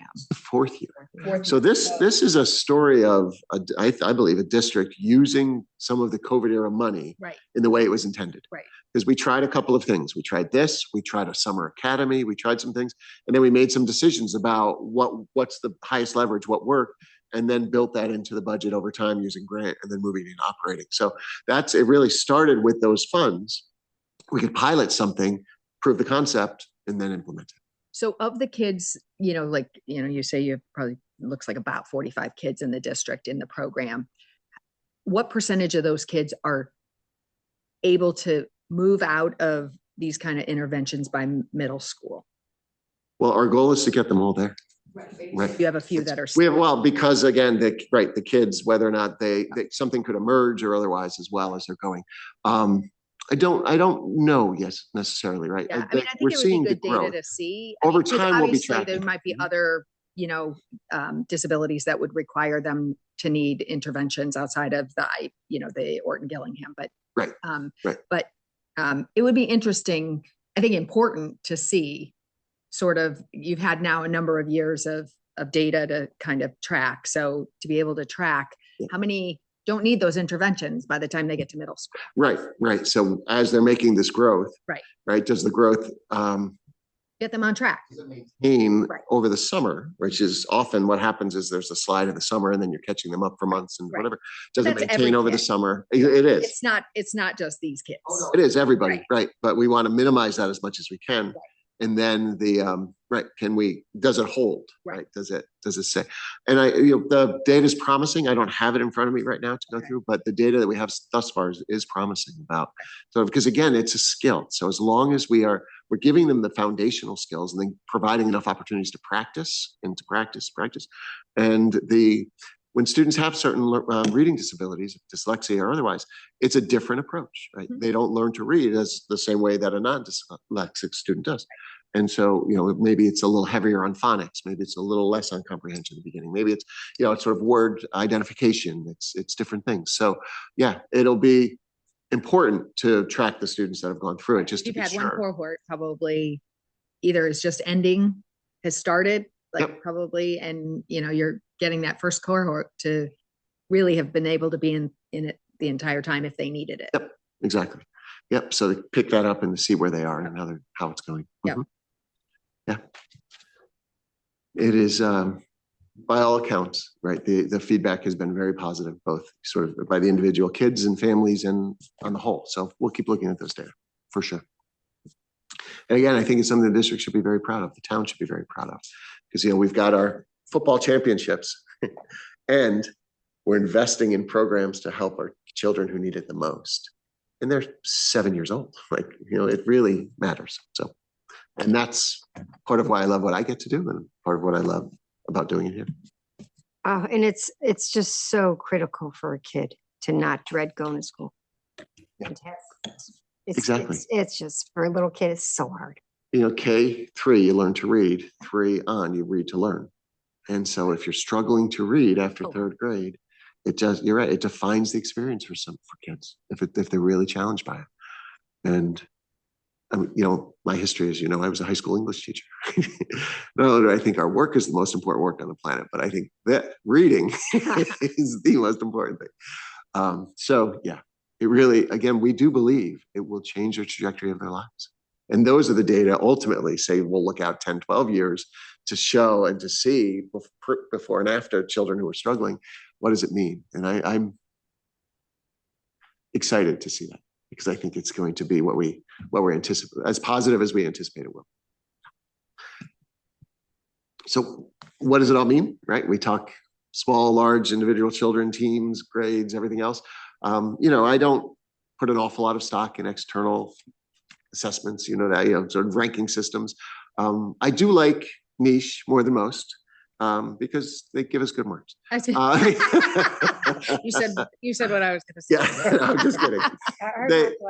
They also, they do look at a number of different indicators, right? There's many of these. One of the things I don't like, and there's actually a law in sociology called Campbell's Law, that if you take something that's a complex endeavor and measure it by a narrow indicator, then the indicator becomes corrupt and all these things happen. And, you know, I think that's sort of right. I mean, we've seen that over the last, say, 15, 20 years, that if you try to use one or two indicator or metrics, like number of kids taking an AP test as your quality, as the quality of the entire program, then what happens is, well, you can have every kid take an AP test, regardless of how they do, if that's what's going to be measured, and become the best school in the state. That's not the point, right?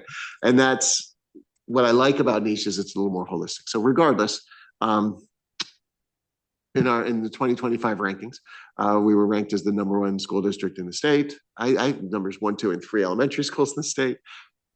Middle school, best places to teach. The national recognition, I think, is pretty stunning. Of course, my question to them is, why are there 29 others? Because to me, they've got that wrong. What's not on here is our best high schools for student athletes. And we talked about this last year. In this most recent ranking, they ranked the New Canaan High School as 8th in the country. 8th best high school in the country for student athletes, out of close to 10,000 schools. And when you think about, you know, all of what we do here, which is really, I mean, we've got 70% of our kids participating.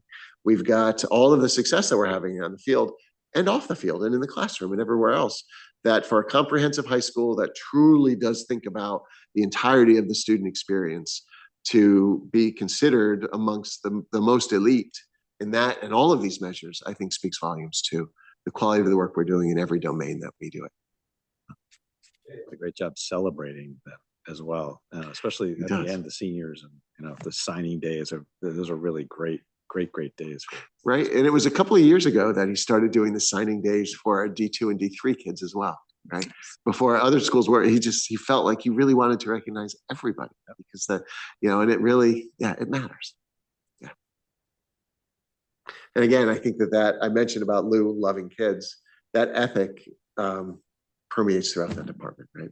And that's from the top down. I mean, Jay, I speak out of turn, but you may not know this, but Jay began his career as a PE teacher over at West. He had a rough go last weekend. Yeah, Jay also played for Miami. I don't think it was his favorite game. Played defense for Miami. I think linebacker. But Jay's been in the district for a long time, right? And so began as an elementary school physical education teacher and coached football for us and everything else. We're very fortunate. Yep. So the budget itself, again, the operating budget, there's a couple of things we've talked about, right? It's investments in our people, investments in our programs, and investing, of course, in the totality of our students' experience as they work through the grades. We'll go right to the budget summary by object, which isn't a great slide, but just gives a very brief, quick overview, and it gives me a chance just to mention that we use the projected amounts, not the budgeted amounts, right? Because we do this every year because the projected amounts, we do a reforecast November, December, when we're close to halfway through the year, where we anticipate where we believe each of our accounts are going to be at the end of the year. This way, we're not budgeting against a budget because a budget is an itemized estimate of anticipated expenditures. Right? It's not any more precise than that. We're pretty good at it because through the years, we can refine this and get better and better, but it still is that. So you don't want to budget estimate to estimate if you can help it. So this using a projected number helps us to get at least closer to where we believe they're going to land based on the trends, what we're seeing, what we know. For instance, we've encumbered all of the salaries that we can encumber in the salary line. So that gets us a tighter reforecast than the budget may have been, which we're doing, but we don't know exactly what that staffing is going to be, right? So that's. But the total number you're budgeting out because you budget, you don't spend beyond your budget. Right. It's just how it's appropriated. Exactly. So, I don't remember exactly, but your last year budget item was 113 and change. 797. Right? So the bottom line's the same. It's just how it's divides up within the programs. Exactly, because it's the one appropriation that we're managing amongst the 8 objects that we have in our budget. Right. And then at the end of the year, so last year at the end of the year, there was a balance left, and that money just, you can't really say gets turned back because it only given to the Board of Ed as we expend it, right? Mm-hmm. But it goes unspent and then rolls back to the town and to the general fund, right? And we've done that through the years. Right. So when we look at our differences to projected and our drivers here, you see our overall budget for our operating budget is a 3.94% annual change. That's driven primarily, as you see right here, by the salaries, right, which is 4.88%. And we'll go into a little bit more detail about all that, but just gives you that high level snapshot and shows you again against the projected numbers where we're budgeting and what we're anticipating. Just a couple of high level points, so it is 118,283. 765 is the budget that's before you.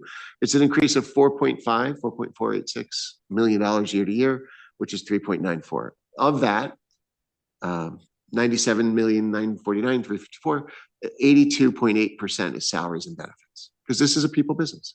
From the minute kids walk on the bus in the morning to the minute they get off the bus in the afternoon, there are adults around them, whether it's the drivers, teachers, TAs, food service, the administrators, the secretaries, the custodians who clean up after them, all of these things that it takes to sort of supervise and run a school and to do it well. So it is a people business for sure. Everything else is the 20 million, and we'll break into that a little bit too. Salaries and benefits, 82.9%, as you see. If we do a budget build, so starting off at the 113,797, again, you just see the bulk of this is in salaries. And percentages, right? Is it 82.8 or 82.9? People driven. 82.86. Actually, We round. 83. All right, 83. Thank you. Both are 83. All right. So again, I move quickly through this because then we'll get into the book. But the salaries, the benefits, personnel, drivers, in total, 85% of that change year to year. So of the 4.4, it's $3.8 million, right? The rest come in, and Sean will go into a little more detail about this. Contracted services, property, purchase, supplies. These are as you know, the Board of Ed's budget has 8 objects. Right. And so we approve that. We go through that in the budget process. Within the objects, we can adjust if we need to move some funding, say, from a teacher position to a counselor position or something. We do that along the way. And we talk to the board about that. Anytime we move between the objects, it goes to the Board of Education for approval, right? Which we just did at our Tuesday night meeting in order to approve the transfers that support the reforecast that we just put together. Okay. So some of the ways that we've managed our costs, one of them is our utilities, right? Because we do believe that if we can continue to drive down the cost of our operations outside the classroom, it protects the funds that flow into the classroom. And so we really work very, very hard on all of these things. One is our utility costs. We pay less for our utilities this year than we did 10 years ago. which I think is a pretty powerful statement. Our transition to propane for our buses, the ways that we've upgraded our electrical system and our building management systems, and the way that we've sort of digitized and updated all of those things. Our PPAs, we were talking earlier in the year, back in the fall, about this, so I did a little bit of looking into it. The estimated annual savings over PPA versus not having a PPA is about $300,000 to $400,000 per year, because what we have are these power purchase agreements with the companies that have the solar panels on our roofs. So many districts and towns, what they do is just rent that space at a flat amount each year. What we've done is negotiate power purchase agreements so that we can purchase the power that's generated by those panels at a significantly reduced cost. And we get the reduced cost because they use our tax credits that we were granted through an incentive program that's no longer in place, and we hope comes back, called ZREX. So we've sold those to the company, who then uses that to bring down our cost and sell us the power at a significantly discounted rate. So our average rate around this, putting Dunningfield aside, which is a different situation, but our average rate is about 5 cents a kilowatt hour that we're paying for this. And you can see at South and at Saks, it's even lower than that. It's just the high school drives us up a little bit because that came in as a partial ZREC a little bit later. That was the last project that we've done so far. Can you talk, it's only because it's come up in the town side, about, because you have the CHPs at Saks for you? Is at Saks, yeah. So can you talk to us about your experience with that? And, because you use a different company, used a different. Yeah, we used our engineering company, OLA, who did a lot of work for us. So we generally don't do a design build project. Right. We do the design separately and then put the design on the street for an RFP. And I know the town, at least previously, just may do We're not overly design thrilled, build. so I'm going to be totally honest. So I just wanted to see if you're having a better experience. I wished I could report that we were, but it has been, it's been inconsistent. Yeah. We haven't had a great experience with it. And I would not, there's nothing in the budget about expanding the CHP. Well, that's consistent. Yeah, no, The inconsistency is consistent. So Yeah. Opportunity. The but units themselves are down. I mean, do you guys? The units go down. The communication isn't great between the unit and the company and the support and all, and they're inconsistent. And so what's supposed to be up and running continually, and it's supposed to be able to spin up or down based on needs, really, it's never fulfilled that promise. Yeah. And the other piece with the CHPs are that they throw off a lot of heat. So you want to figure out a way to use that. You don't have a That's pool. how you recapture part of it. We don't have a pool. Yeah. Right. So, we're trying, and we're Planetarium. Hmm? We have a planetarium. Full planetarium. Yep. Yeah. But yeah, so we've, and again, we try things. And often they work. Sometimes they don't. Yeah. We've gone to natural gas, as you know, at 4 of the schools. We have propane at West because we couldn't get natural No, gas. I know you've done a ton. And I mean, I was part of the board when we did a lot of environmental initiatives and things like that. It's just this one. Yeah, it just didn't live up to the promise. Really not excited about what I'm saying. And I'm hoping the Y has a much better experience because they have a pool.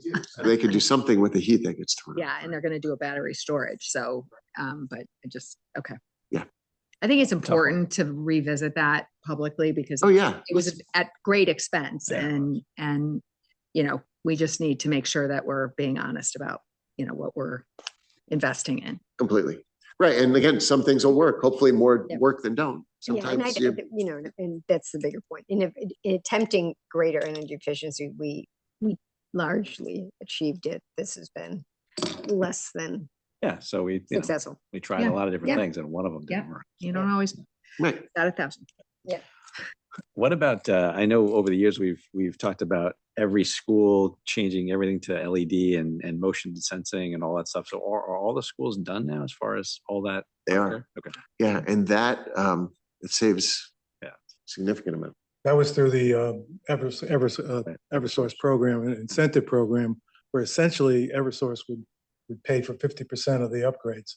And then in turn, we'd pay that remaining 50% back over a 4-year period, 0% interest. And we were able to pay it off, in advance. So, it was self-funding all along. The energy savings that were generated from these upgrades were paying the the 50% back. So it was a no-brainer. It turned out to be one of the biggest helps to us in terms of reducing our energy footprint. Great, thank you.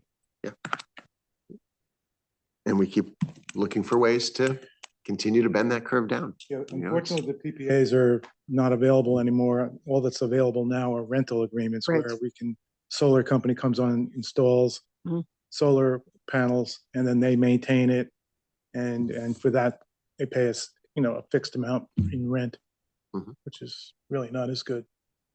Right, which isn't horrible, but isn't as good as because that the ZREC program and things they've stopped.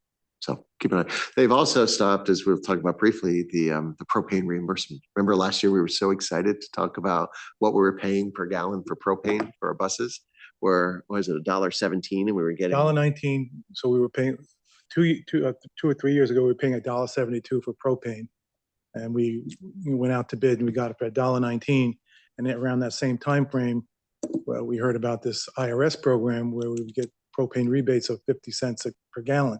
So we were literally, fueling our buses for 69 cents a gallon, which was amazing. And unfortunately, that program went bye-bye. Yeah. But we took advantage of it while we could. Yeah. Yep. So as a result, just to keep us moving along,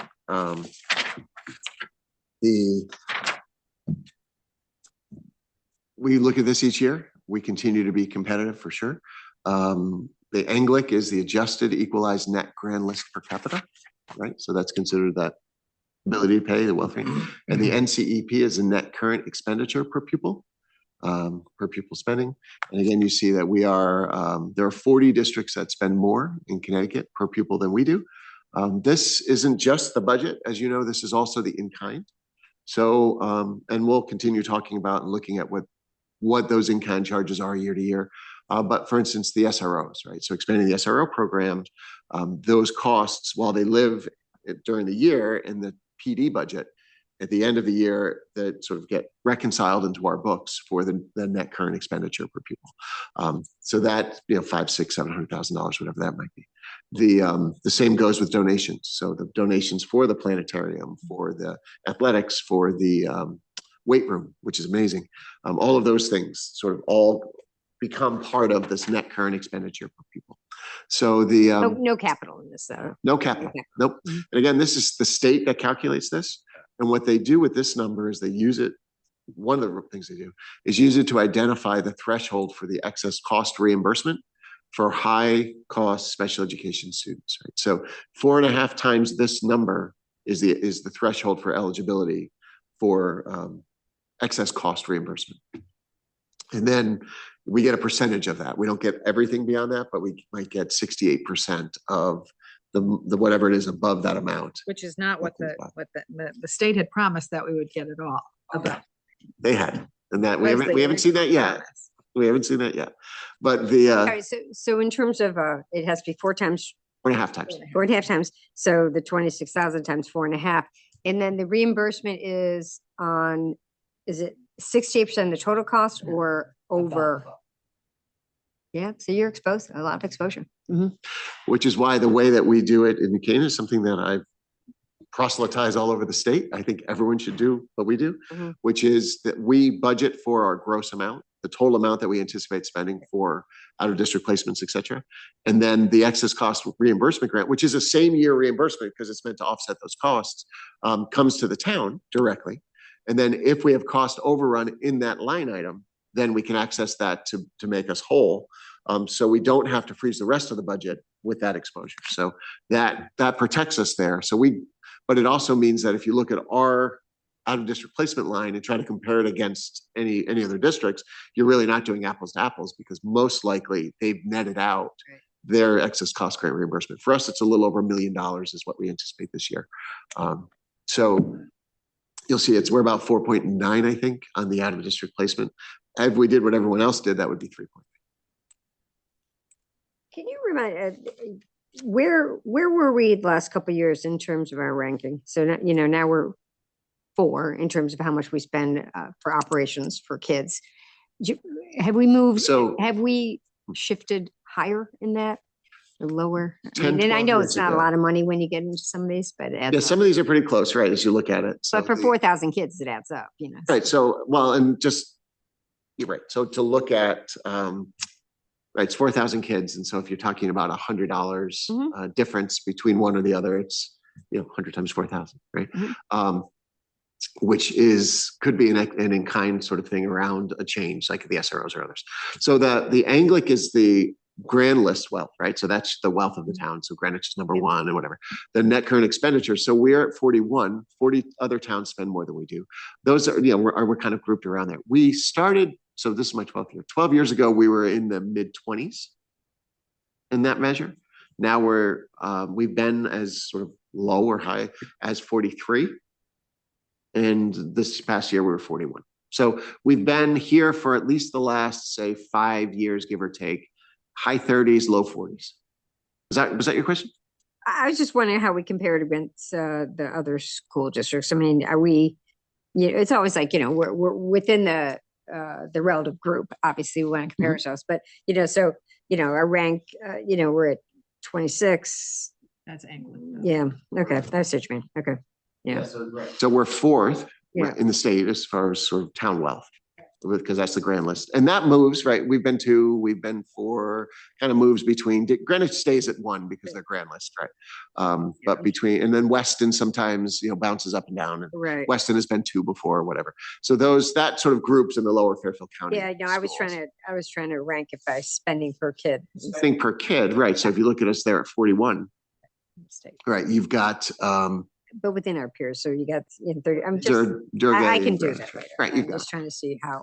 Yep. Our So relative essentially, spend per kid. right, if you look versus- at us at 41 and Darien at 43, that's about $400,000, give or take, which is less than the change in the SROs from year to year, right? So, sometimes there are some decisions we make that we know are going to increase this number, and that was one of them, and it was a worthwhile investment. And that's why we did it.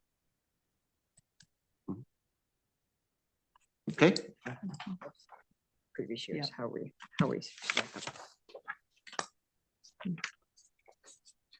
So we're going to go into a couple of pages in the budget. One of the core commitments, some of the core commitments, is this balance between excellence and efficiency. Right, we work really hard to drive those numbers down where it doesn't impact kids or classrooms or faculty.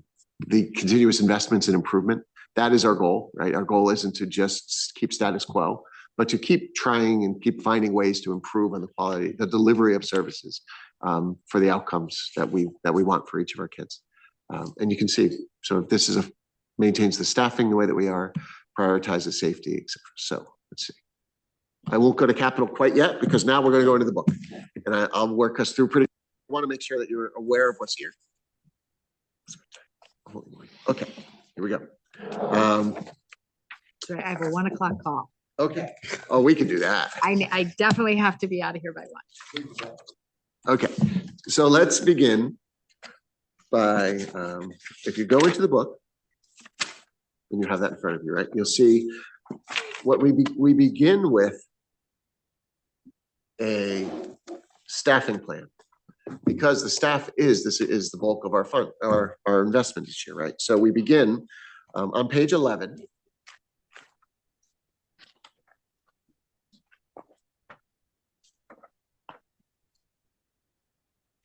On page 11, we begin with our enrollment projections. Now, this year is a little different than years past in that if you look across at our kindergarten enrollment projections, over at East, we're looking at 50 additional kids in those projections. Over at South, we're looking at 36 additional kids. And over at West, we're looking at 43 additional kids, right? So these are the NASDAQ projections that we've used. And we really thought long and hard about how best to manage this because, and you'll see as we go forward, the ramifications of the decisions that we made. We've decided that the best way to manage this is to flat fund our kindergarten in this budget based on where we are this year. So if we have 6 sections at East, this budget asks for 6 sections next year. We have 5 at South, we have 4 at West. This keeps it flat. Every other grade is adjusting based upon the NASDAQ projections as we do every year. But that kindergarten enrollment is just too unpredictable right now. It's driving those numbers. It's driving those numbers. The kindergarten enrollment, well, it's not changing grades 1 through 12. No, 'cause no, they're that's in the what I'm saying. system. I'm Right. looking at 57 in East and 50 of them are in the kindergarten. Right. Oh, exactly. It's Yeah. driving the overall change. Yes. But if you take it out, right, you're only looking at a 7 student in migration. Correct. Right. Which, so grades, as we know, grades 1 through 12 are generally very accurate because those kids are in the system. It's the kindergarten projection that's so hard to pick. To understand. So we took I think a novel approach here that I think is the right way to do it, that I'll share with you briefly in a few minutes. So everything else is adjusted based upon those enrollment projections, except kindergarten. So keep that in mind. So if you jump to page 13, we begin our staffing plan. And we spend an awful lot of time on our staffing plan, making sure that things are all tied out, that they're accurate. As you know, in October, we do our enrollment projections, and we also create our staffing utilization reports. And I believe you're given copies of those as we go. If you'd like one, you're certainly welcome to. But we do a detailed report for our non-certified staff and for our certified staff. We've been doing this for a very long time. So we actually have the longitudinal comparisons as well, through the years. I've gone back 15 years on these, put them all together to look at changes through the years and everything else. So we are, we understand that as the largest driver in our budget, we need to make sure that we understand it very well. So We'd love to have that. yeah, I can do that. So if we look at page 13. 15 years worth of data that you can look at all at once. Oh, yeah. Wow, that's great. Love to see that. Okay. Yeah, it's powerful because I don't want to go on a tangent, but through the years, we've made some decisions that have changed numbers at times, right? For instance, in housing our food service, right? So that's an extra 36, give or take, people that other districts may not have because most districts hire an outside service to do that. We have our campus monitors, right? So you can see where those are added. And you can also see what the larger drivers are as far as staffing goes. And so much of it is special education, to be honest. But we've also come to understand kids' needs better, so we're able to program better for them. Nursing changes, other things that we've had to do. You also see in some areas we've trended downward, right? So like in secretaries, we're actually fewer today than we were, 10 years ago, because we've been able to make some changes there. So yeah, it's powerful, but it sort of shows that picture. And then it's the understanding of the history that really tells the story. Right? So it's broken up. I'll share it with you. Please. We'll workshop it sometime. It'll be fun. So page 13. You'll see, again, these are our projections, our actuals versus the proposed and the changes. We, again, put kindergarten on the shelf for a minute. We'll get there in a bit. If we look at our staffing, it's remaining the same. There's an enrollment variability adjustment of 1.2 in this budget. That's for grades 1 through 4. That's not for kindergarten. Right? And that is in there because of the way that things are breaking. Again, with staffing for the elementary, it's really driven by number of sections. It's not always number of kids. Sometimes you can go down in a school, but have to go up in a number of sections because of the distribution of kids and where they land, right? So that 1.2 is one section across the 3 elementary schools, grades 1 through 4. That because so many of these are right on the cusp, history has shown us that at least one of them is going to break up higher. So we would need additional section. And the 0.2 is for the specials rotation. Because when you have another section of kids, you need more specials. You go to the next page on 14. In other school-wide, there you see that there's a 1.0 FTE, and that is for the K-8 science coordinator. And that position is offset under administrators. If you look at director of digital learning, we've eliminated that position as a standalone. So what happened was the individual in that role took a different position in a different district, so left back in the fall. And then we looked at our staffing and looked at the expertise and the skill sets and said, Melinda Meyer should be elevated into a new position as our director of innovation and technology. So we've combined those 2 positions into one, so that Melinda's now doing both of those roles and others, and she's sort of our AI czar and everything else. And so now what we need to do is backfill that K-8 science coordinator position. So it's kind of like you just said, we don't need the digital learning anymore. We've kind of reconstituted. We're pretty mature in that, right? So we took that just about every district I know has a director of technology. Yep.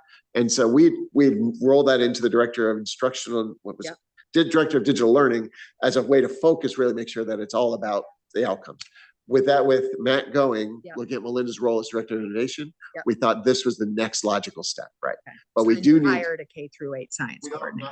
we're going to be hiring that person next year, and that would be an internal person. So that, the way generally, if we think that it would be somebody from inside who knows the system and has been working and whatever, and then we would backfill that person with a new teacher. So so we're actually swapping an administrative position for a teaching position. Okay. Of course, it's net zero.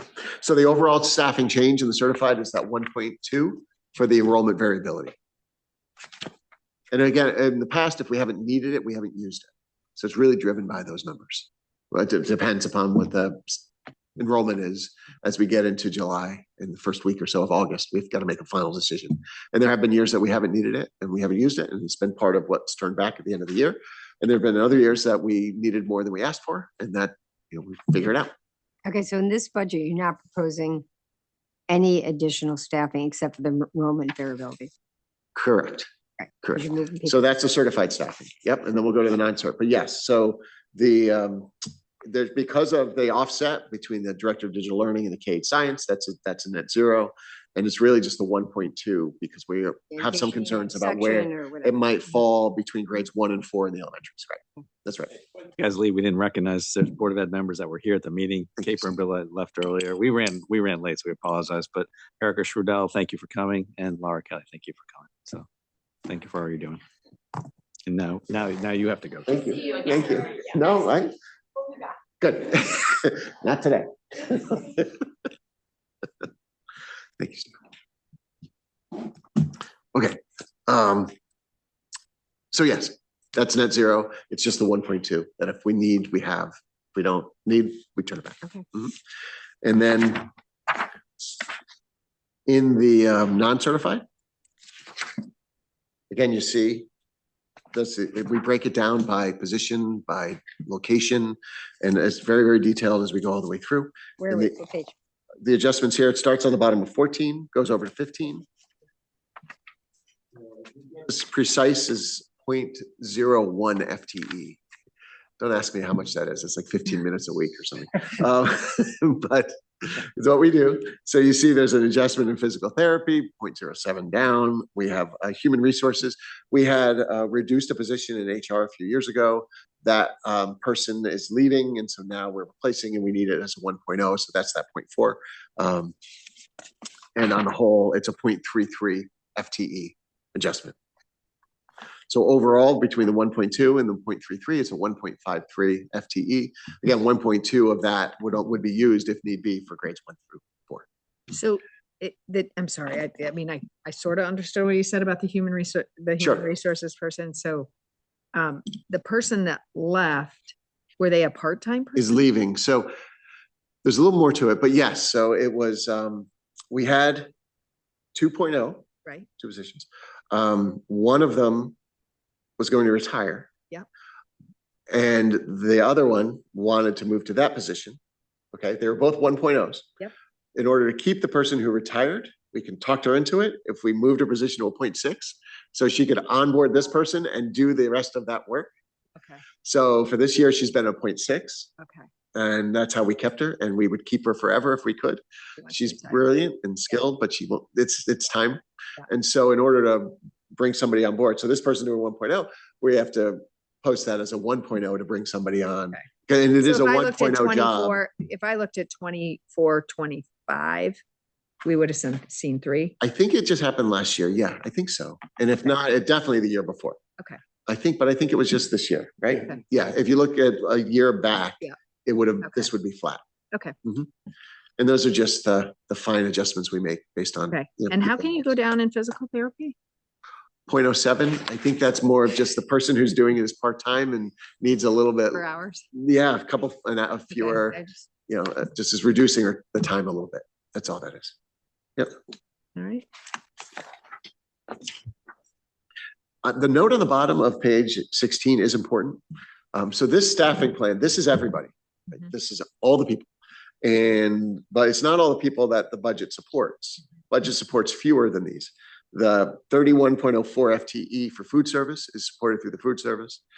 We've got 8.7 of these positions that are funded through grants. Okay. And then of certified, and then 6.9 non-certified funded through grants. So this is the full staffing plan. This is all the adults that work in our district. When we, back in October 1, as we put all this together, things shift a little bit here and there, but that's what it is. But the budget, it's the budget plus the food service plus the grants that funds all of this. Question on the grants, okay, because grants always come back to bite us. We get a grant, we pay for somebody, and then all of a sudden it's a set person. Okay. Okay, Mhm. so these grants, 8.7 certified, 6.9 FTE. Are these ones that are recurring grants, or are these a one-off and 2 years from now, you're gonna say, this has worked so well, we're gonna have these people? You're right. Great question. So almost just about every grant we get, the rules are that it must supplement, not supplant. For the IDEA grant, which is a special ed grant, those rules don't apply. That's meant to supplant. So these are all the IDEA grant. So we can supplant it, meaning it can take it is covering for the budget, right? But if we get another grant, we're not supposed to, the other grants that are supplement, not supplant, you cannot transfer budget, something that should be funded by the budget into the grant. Okay. No, you lost me on that. I'm Okay. sorry. So these are, I'll say it a little differently. These are funded through the Are we IDEA. exposed? The bigger question is, are we exposed that these grants go away and we're gonna have to pick up, 15 FTEs? That's If my the question. IDEA grants go away, districts across the country are going to be exposed in many ways. And These the grants- IDEA, they IDEA covers is- both of them? The Yes. third- okay. These all come from the IDEA grants, Which is that, Steve? which Individual? individuals with disabilities. Okay. Education Act. Yeah, I just wanna make sure. This is the federal contribution towards, No, there's no indication that that's even being discussed, right? not this one, not the IDEA. I mean, it really is, this is the federal contribution towards special education. It winds up being about 7% of the 40% that they promised back in the 1970s when they all came to be. So it's, yeah. So I these mean, are it all, may, as long as this program at the federal level keeps supporting, Yes. Unless. And who manages the grants might shift. It might move out of the Department of Education into something else and all that. But at the end of the day, as long as the funds flow where they need to flow, and we have no indication that they're not going to do that around these specific grants, then we will be okay. And they're 2-year grants. We generally only spend 50%, right? So we have a year 50%. That rolls forward year to year, and then we spend the other 50, and that's kind of how it works. So there's some leeway there. So even if they went away tomorrow, well, I don't anticipate it. You at least have 50% for next year in order to figure out what to do. Are we seeing, I was at a conference last year where the comptroller was, and the governor was there, and they were talking about additional funding for special ed. Mhm. Have we seen any improvements? We saw some legislative improvements, I believe, in this last session, and we meet with the folks locally pretty regularly and talk to them about other steps they can take. On a state level, they have made some investments. Unfortunately, for us, there's something called the SEED grant, right, which is special ed, some sort of program development, which is something I've been advocating for, and others have been at for years. We finally got this. But ultimately, it turned into $4,953 for New Canaan. So can't do an awful lot with that. Yeah. But it's the right idea. There are other districts that are receiving over $1 million, right, as they're figuring their things out. So that's a move in the right direction. To look at the equations around the amounts, because I do think that there's great opportunity there to help districts build programs in district, and then to offer them, scale them so that we can offer them regionally to folks that have similar needs instead of duplicating programs everywhere. We've started doing that. So we've been meeting with 2 of our surrounding towns. Bill Tesber has been with his colleagues in special ed, talking about what programs can we share? Like, so if you've got a middle school program that's outstanding for kids who have these certain needs, and we have a couple of kids with these needs, can we send some to you if you then send some to our launch program that has, our transition or our downtown campus or something else? So we're looking at developing those kinds of cooperative arrangements with our peers. And everybody thinks it's the right path to go down. So we're looking to do it that way. The other thing they did add, I think it was 40 million or 60 million to the excess cost reimbursement grant last year. That might've been part of the conversation too. Yeah. That really was to make up for a miscalculation that went into the state budget the year before. So it sort of got it back to where it should have been. So basically we were short funded one year and got rid. Yeah, I think they under projected what the needs were going to be. Because what they do with the excess cost is they have a pool of money. And then based upon the submissions for reimbursement, they determine how much goes out. So that's where it can range for us from 62 to 68% of that amount above the 4.5 times, because it depends on how many folks, what people ask for and how it all looks. Sorry, sometimes I get a little too wonky on this stuff, but I think it's fascinating. Lots and lots and lots of moving parts. So to your question, yes, the grant funded, but IDEA, which if we were to be worried about IDEA, and we do think about it and pay attention to it, but if that were to change, then the ripples would be much more than this. So in terms of our grant exposure, it's as low as you can get with grant exposure, which is grants. Right. So, but right. But it's not like a one-off grant, and then, because we did use the grant to start the Reading Academy. Yeah. We were conscious of it, but all of a sudden a grant becomes an additional employee. So we don't anticipate, can't promise. Exactly. Okay. I think that's right. I mean, there are certainly plenty of districts that used the COVID money to staff up. Yeah, And then when that money stopped, they found themselves in significant hole. And that we didn't do, right? And we knew, because we don't want to create that kind of a cliff. Okay. Yep. Okay. So the staffing plan, again, I know we talk about staffing and people ask about staffing, all of it. So I thought really just taking a minute to go through those details would be helpful, because this is the detail which we analyze this every year. And again, we have our staff enrollment reports, everything else, they're online, they're available. And so with no surprising with staffing, your net increase is 0.33 in this budget. Yep. Realize. And that's just that, and that's that one position, right? So if the enrollment comes in exactly as projected, the sections line in 1 through 12, yeah, then we wouldn't need the 1.2, right? It would just be that 0.3, which isn't even, it's not an extra person. It's not an extra FTE. It's taking a 0.6 and making it 1.0. That's right. Okay, thank you. All right. So if we jump over to page 17, you see a little bit more of the history. This is what that one slide that was there with the projected, just those couple of columns, but you see the year-to-year changes and the trends. And again, you see the breakdown and how it's really it's salaries and employee benefits that drive the day. I'm going to speed up just a little bit. If you will jump to page 18, the next page. Okay. So we have our objects, which is this page 18 is everything that's rolled up into the salaries object, right? So the objects at the highest level, and then these are all the line items that are rolled up into that. And then underneath each of these are other line items that get more and more and more specific, right? So as we go through the book, you see it's the teachers, general education, special education, school counselors, others, and each of the salaries as we go. These are based on contract, and we can accurately sort of project forward what those costs are going to be and the difference to projected. As you go down below the certified, there are some that are going into negotiations, like our custodians. If you look, we're budgeting flat year to year for the custodian salary.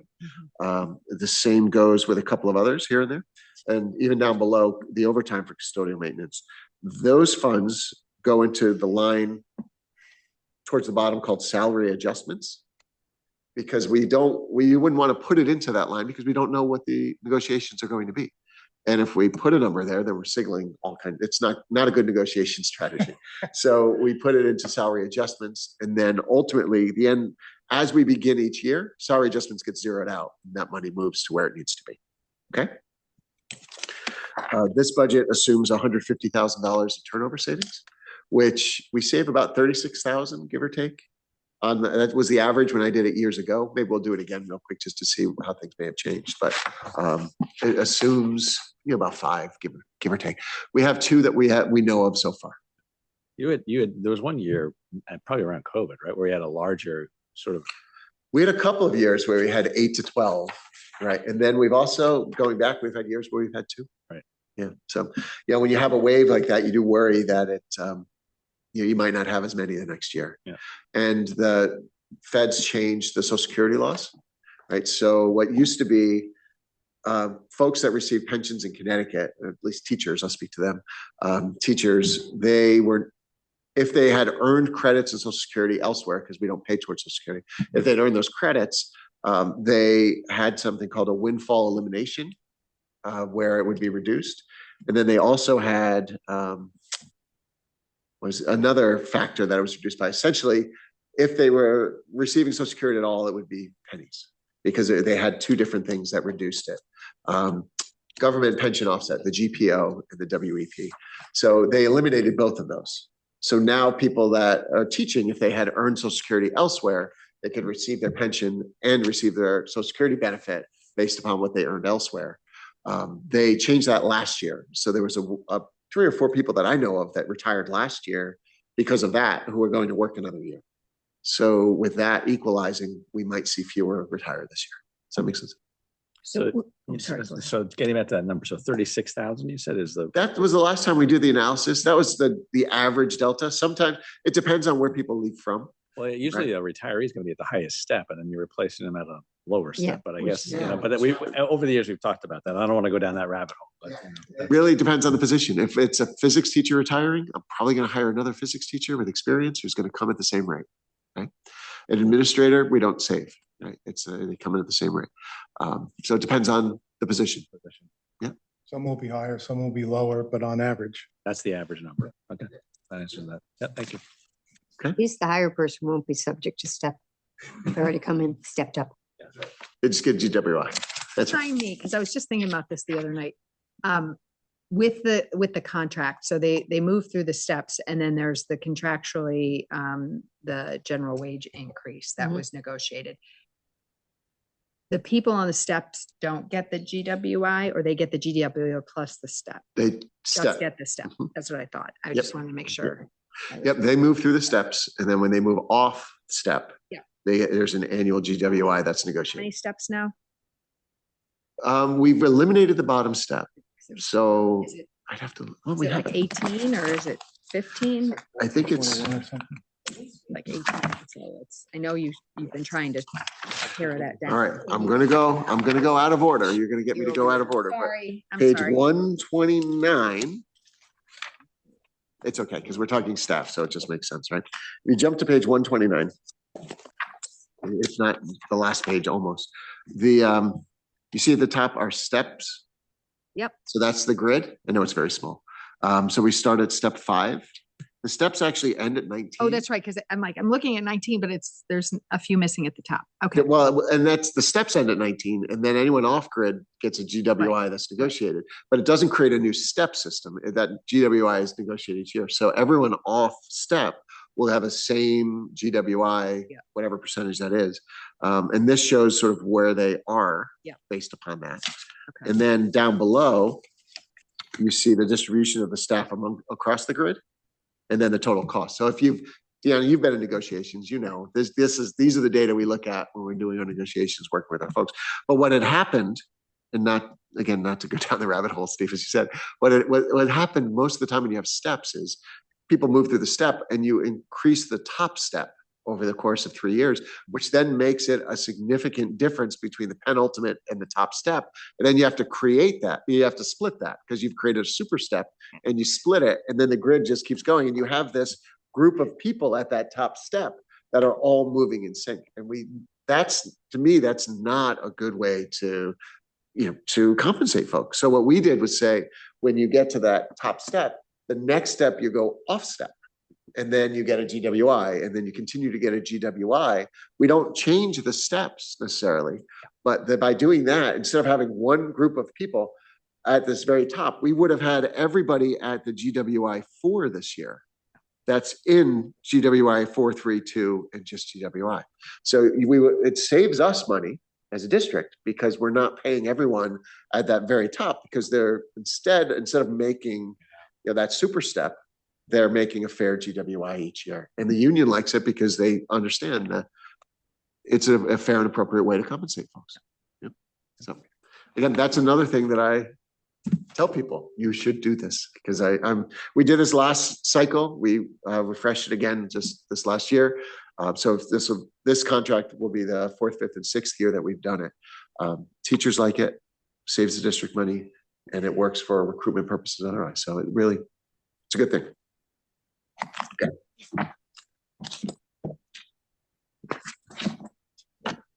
All right, so now I know we've talked about the sort of high level things, et cetera. I'm going to give Sean a minute to talk about the drivers of the budget, and then we'll get into the schools a little bit. Okay, how are you running through? No. Oh, plenty of time. Okay, you say that. Your I've office, been in your enough- office is right I there. know you, Brian. 30 seconds. I know you, Brian.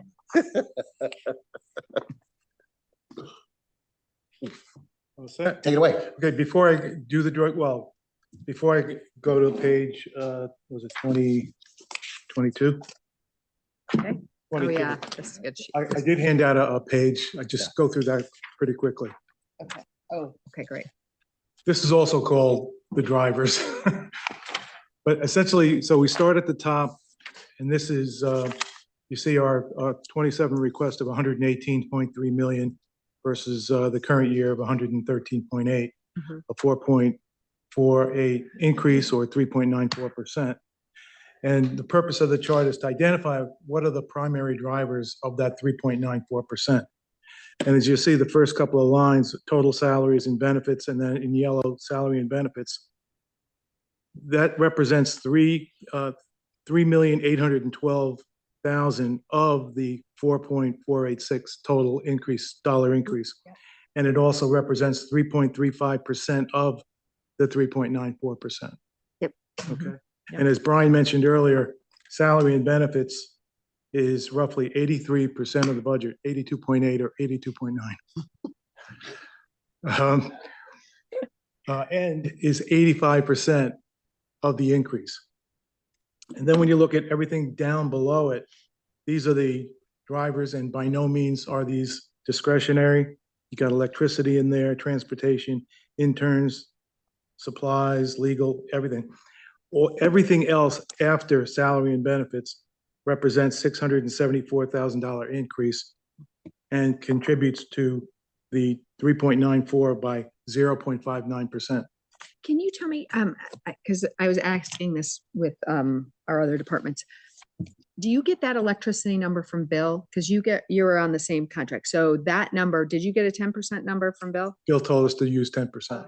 Because that's something we all need to talk about. I was actually talking to him about an energy contract locking in yesterday at a slightly lower rate than what we're at now. Our contract runs for another year or more.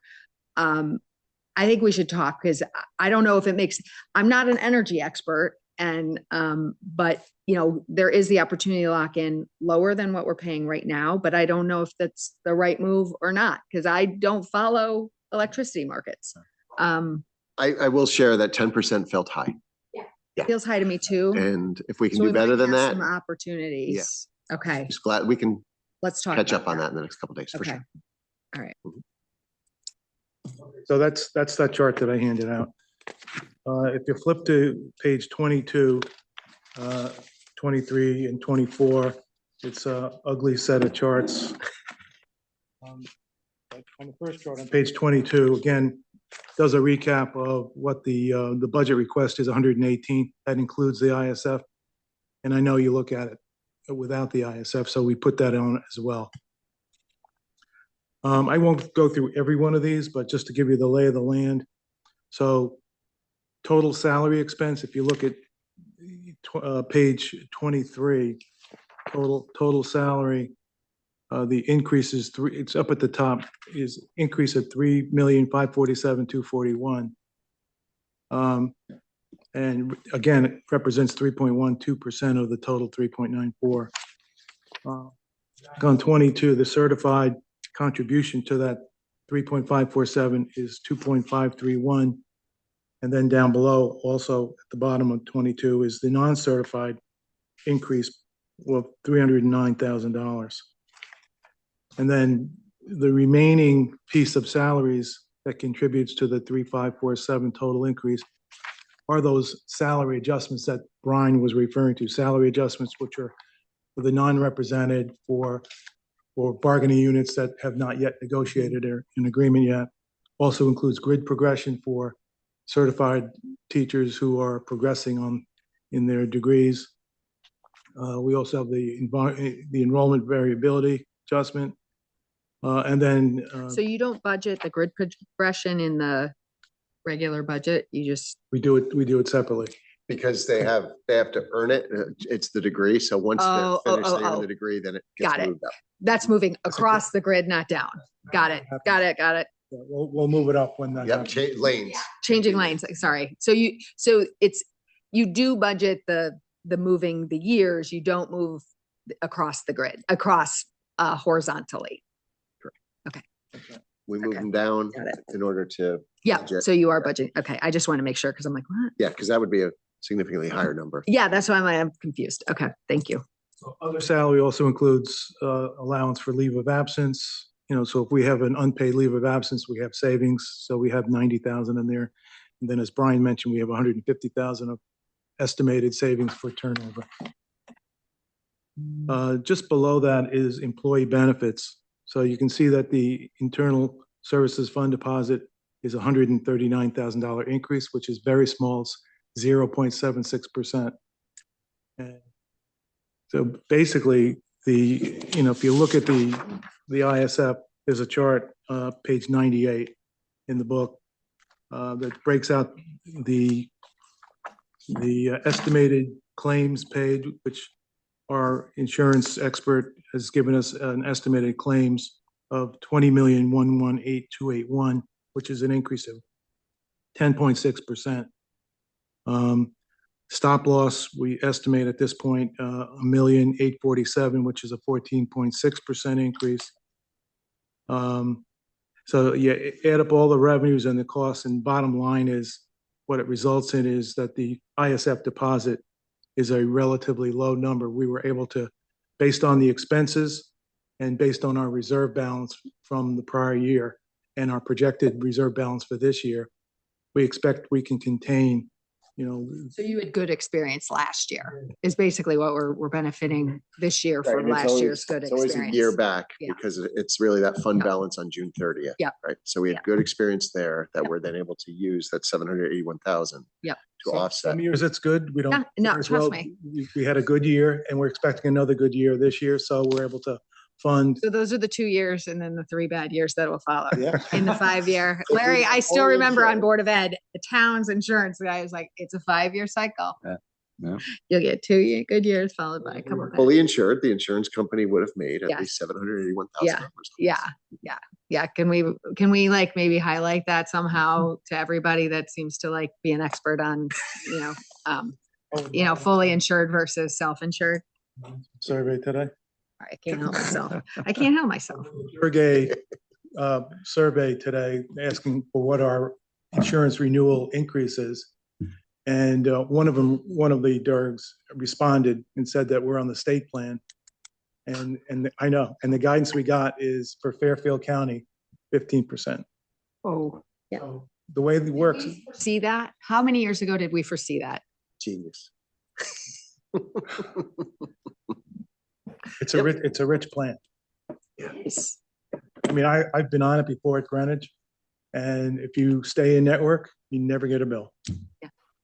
Well, and we've had Joe work up for us through the years, as you'll recall, some of what we've saved by not just being self-insured, but really actively managing the plan, right? So Yeah. between the move to HSA and the way we have the co-pays and everything else, that it's been millions of dollars. And I think the most clear example is the pandemic. Right? So when everything happened and the pandemic hit and nobody was going anywhere and nobody was using any insurance for anything, generally, we saved over $2.5 million in the plan that then help to keep the costs down going forward. So, yeah, it's being self-insured is more work. It takes more thought, more conversations, more decisions, but it's the right thing.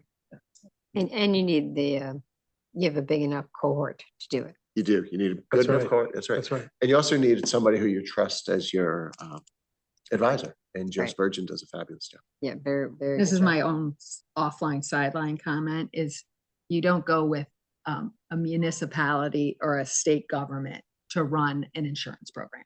They just aren't, this isn't their area of competence. It isn't. and then you're also, throwing in a lot of other things into it. So And it's the way just, this it was a state bad plan started, being available to municipalities and school districts is low cost because they wanted to incentivize all of us. Yeah. Yes, they're doing the same thing with MERS. 3-year commitment. And the reason why they did it is because they had a lot of people retiring at the state level, and they retire with full health benefits, including their spouse. Yeah. And so they needed to add to the pool, and that's exactly what happened. And everybody joining the state plan, they looked at their fully funded plan premiums, and they said, well, they take everybody regardless of your claim history. So you got all these people with high claims going into this pool, Negative selection. and very quickly the plan was exposed that the And comptroller's it's fine office. for a Greenwich or somebody else who was already fully insured. They can switch back and forth, but a New Canaan can't do that because we're self-insured. We have all this money set aside. You're never going to keep that money, and you'll never be able to go back to self-insured. I mean, nobody can do that. And we're in an HD, Yeah. right? The high deductible health plan versus the PPO that is the state. Yeah. All right, so High that- deductible is relative compared to other plans. Is not that high. Fair enough. I mean, that what I pay for high deductible. Oh, sure. Very, very high. Yep. All right, so very quickly, so midway through so the total salary and benefits, year-to-year increase amounts to 3,812,370, again, which represents 3.35% of the 3.94. Just below that, in yellow, contract services are up 207,000. The big drivers there, increase in interns is 107,000. So we have 3 interns each in the elementary schools, 2 at the middle school and 1 at the high school. Also, an increase in our reproduction services contract, up 26,000. And then we have estimated legal being $30,000 higher. Can you talk about why the increase in the interns? I can. Can I? Yeah. Want me to do that by all very means. quick? So the interns are really offset by the substitutes. So we That's it. look to hire 3, and if we can't, that money rolls into the substitute account. So it's intern/substitute. Because when they are serving as interns, that's the kind of work they'll do. So they'll bring down our costs there. So we hope to have 3 if we find the 3 right people at each of the spots. But if not, again, that funding just moves back to subs. You have a line item for a substitute in here somewhere? Doing this certified salaries line. It's about 900,000, I think. Yeah, about that. About that. Yep. So those would offset or no? So if we find only 1 of the interns, then 2/3 of the money will just be transferred into the substitute account. So the all-in cost of substitutes would be the substitute line plus the. Plus the intern line. interns, correct. Okay. Yep. And it's been pretty consistent actually for about 15 years. It was running at about $1.2 million. We've trended that down a little bit, a couple of different ways. But we also have had to increase the pay a little bit to incentivize folks taking the jobs. What is the pay per? We I think it's maybe, well, let me say this, it's a set rate on any given day, a little bit over $100. But if they work 3 or more days in a week, then we go up to I think $150 a day retro. So it's really trying to get folks not just to come in and to be here for 3 or more days during the week and cover that. So we tried to incentivize people who are regulars. Sacred Heart a few years ago. Where are the? Yep, interns our from? interns come from Sacred Heart. Some come from Fairfield U. We've had UConn folks before. So an intern's still in school. It's not somebody who can take over if someone goes on long. Correct. So those are our building subs. So our interns are not certified yet, but they're working towards it. So generally they are in a program where they take courses at night and we pay their tuition for them to be in our schools, and they'll do our subbing and they'll help out. They can fill in for a short period of time. If a teacher's going to be out for a week, they can do that if that's the right thing. They also do have to do their student teaching. So there is an investment piece here too. And they sometimes do it with us, sometimes do it with other places. But it's a good way to sort of get to know folks and to support new people. Like Melinda Meyer, who I mentioned before, started out as an intern for us back in 2000. Wow. Yeah. So you can, find great people. Okay, page 24 at the top, total property service, you'll see the increase is 175,000. Big driver there is electricity. And again, we have 10% increase. Also software and tech support up about 78,000 and partly offset by lower repairs, 26, and lower rental expenses related to the Turkey Bowl, since the Turkey Bowl and a basketball tournament is being held in Darien. This year it's in New Canaan. Purchase services. You guys should start talking, if you're doing a basketball tournament now too, you should probably split years. That way none of our budgets go like this. Yeah, exactly. I always have to make decisions how involved I want to be. Get into the weeds. Tell Jay. Manage that. Purchase services on page 24, up 148. The driver there is primarily transportation, up 102,000, and also a reduction in fuel reimbursement. Speaking of transportation, full year 27 will be our final year of our final year contract, so we'll be going into negotiation on that. Supplies up 75,000, it's primarily instructional supplies. Equipment down 26,000, just small reductions in VPA and athletics. Other expenses up 19. It's primarily dues and fees and partly offset by lower graduation expenses. And then finally, fees and other offset, again, Turkey Bowl related. So it's an increase in expense of 76, but what it means is we're not getting 76,000 of revenue related to Turkey Bowl and the basketball tournament. So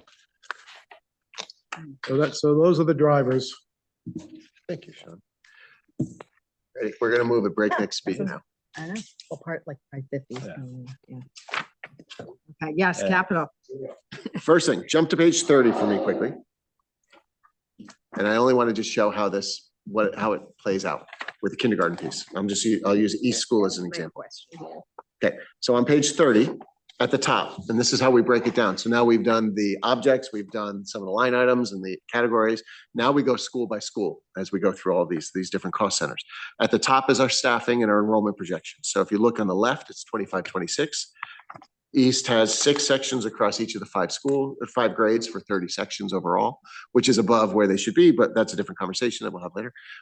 If you look across to the right, 26, 27, that's the enrollment projection of 162, but we didn't change the number of sections. So that would be an average class size of 27, which obviously we wouldn't do. Our class size guidelines are 16 to 20, but this is why the non-lapsing account to fund those the additional enrollment, I think, is the right approach, because we just don't know. I can't sit here confidently and say I'm expecting 162 kids. We might get 120, and if we have 120 kids, then we're good with 6 sections, because that would be 6 sections of 20 kids. If we have, if we go up to 140, it's different, but we just don't know until the kids are here. We don't know, and if you will. I'll show you how that. Remind us again when that number goes hard. When is that? What day is that? Where enrollment? Well, it's challenging. Well, right now, this morning, we have 251 kids enrolled in kindergarten. A year ago at this time, we had 125. So you say, well, it's only 25, 26 kids, give or take. But there's a factor that increases as well. So if we used a factor of from kindergarten transition meeting, which we just had, to kindergarten enrollment, it was about a 1.6. If we multiplied that by the 250, we're well into the 300s. I don't know if that's what's going to materialize, but we're trying to figure out different ways to look at it. We are higher right now than we were a year ago at this time by about 26 kids, give or take. Bulk of that is at West. Interestingly, East is +1, South is +5. The rest are over at West. So we'll figure it out. Just to go to page 34. I'm going to just be quick because I know we're up against it. 34 at the top, again, you see kindergarten. South is anticipating 135 according to NESDEC, but we kept it at 5 sections. That would be 27 kids per section. And again, that's how that flows. And then if you go over to page 38, over at West, they had 4 sections of kindergarten this year. Projections for them are 120. That would put them at 30. Okay, so question is, of course, well, what are you going to do if these kids come? We do have a plan. It's actually in the end of the presentation that I won't get to today, but we can talk about later. The long and short of it is, at East, if we go up a section or more, we're looking at portables. We've had a company come out, talk about where it would go, what it would cost, how we're waiting for their estimate around all of that. Over at West, if we go up, and we're anticipating now based on the numbers that we will, we're going to move 2 or more of the pre-K classes over to South and have them in there. We have got to do some work on the playground and do some things with the rooms, but we can make that work over at South. If South goes up at all, it might be a section based on what we're seeing. We can absorb that in a variety of different ways by making some changes around who's using what room when for like special education and other things. So the approach is portables at East, moving pre-K out of West, and using South in order to absorb that. Not all of pre-K, but at least 2 sections, depending upon what their needs are. That'll get us the year, and then we'll have to continue to plan. But the East right now is already over capacity. They're at 565. We've had to split the music room in half. There's strings being taught on the stage and other things, like we've had to make some decisions there. West is at capacity. They don't have additional spaces, but there's a way if they have 1 more section, we have that figured out. But if it's 2 or more, we've got to move that pre-K. And South, because they had the pre-K, there's some room that we can be creative with and make that all fit. As you know, South is celebrating their 75th anniversary this year. West is not too far behind, and East is also in the late 60s. East was built. So all of the schools are kind of designed for a different era in that all full-size classrooms that we're trying to figure out how to use for special education services and small group instruction and other things. And we're maximizing the space as much as we can. But really the top, the number of sections that are designed for is 28.